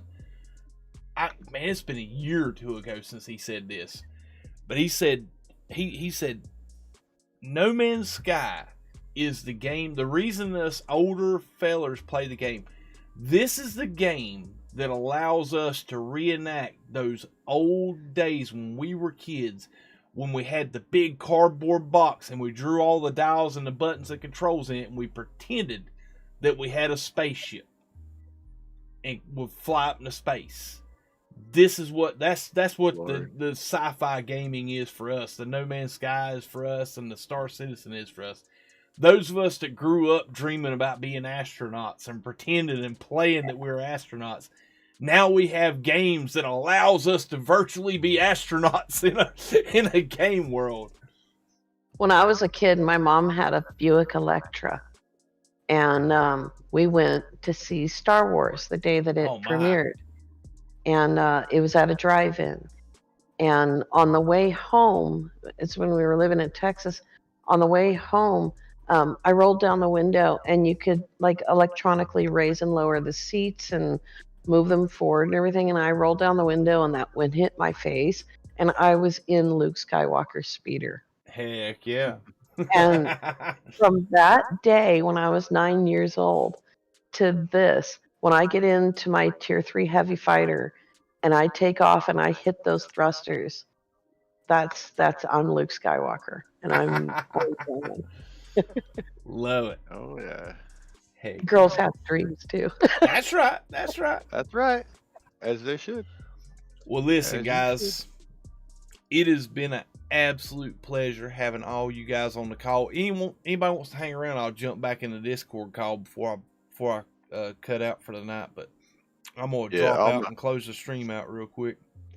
I'll be up for a while. I gotta adjust my sleep schedule so I can stay up half the night tomorrow night for work. I got a late aircraft recovery. I'm gonna be there probably about 10 my time. Leave about 2, 3, or between 2 and 4 in the morning. Brutal, man. Yeah, we'll see what happens though. All right, guys. I'll be around. I'll be right back in the call in a minute. All right, guys. My goodness, we stayed up till 2 o'clock in the morning streaming some podcasts, man. Guys, thank you all for the support you show this channel, the views you give this channel. I'm gonna tell you guys, this community, this Sword Nation, the support you guys show me, the friendships that I've been able to make and have through this YouTube channel, I cherish, and it has become a very impactful part of my life, and I want to thank you all for allowing me to become a part of yours and taking the time out of your busy days and your busy schedules to view my content. And I'm very thankful to have you as a part of my life. And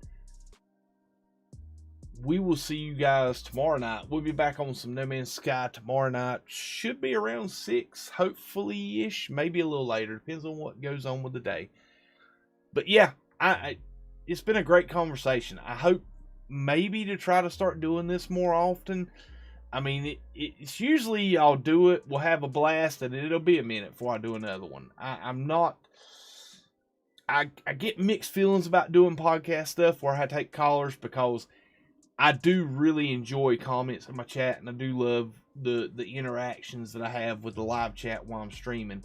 And a lot of times that kind of falls to the back burner a little bit when I got guests on the show. But guys, thank you for hanging out, watching the stream. The 16 of you that's left viewing the stream, if you will, do please remember to hit the like button. If you're not subscribed, subscribe to the channel, and hit the notification bell so you'll get notifications when I go live, when I post comments in the chat or in the community page, stuff like that. Thank you for what you do. I am going to hop off here, talk to the guys before I go to bed, and get some sleep tonight, because I am dog tired. I think I've been up 21 and a half hours. So, yeah, it's time to go to bed. Guys, thank you for what you do. Huge shout out to all the awesome channel members, guys. Thank you for what you do. Thank you for all the donations tonight. Holy cow. I'm gonna have, it's on pages, man. It's on pages of the notifications here. But big shout out to Esmeril, Red 5x5, Fire Knight, Tragos, and Esmeril again. Seals, yeah, for the channel donations, guys, and super chats. Much appreciated. Let's see. Oh my goodness, man. Yeah, 3 a.m. Brutal, bud. Well, listen, guys. I will see you all tomorrow night. You all have a great, wonderful, awesome night. And we'll see you on the next stream, guys. Peace.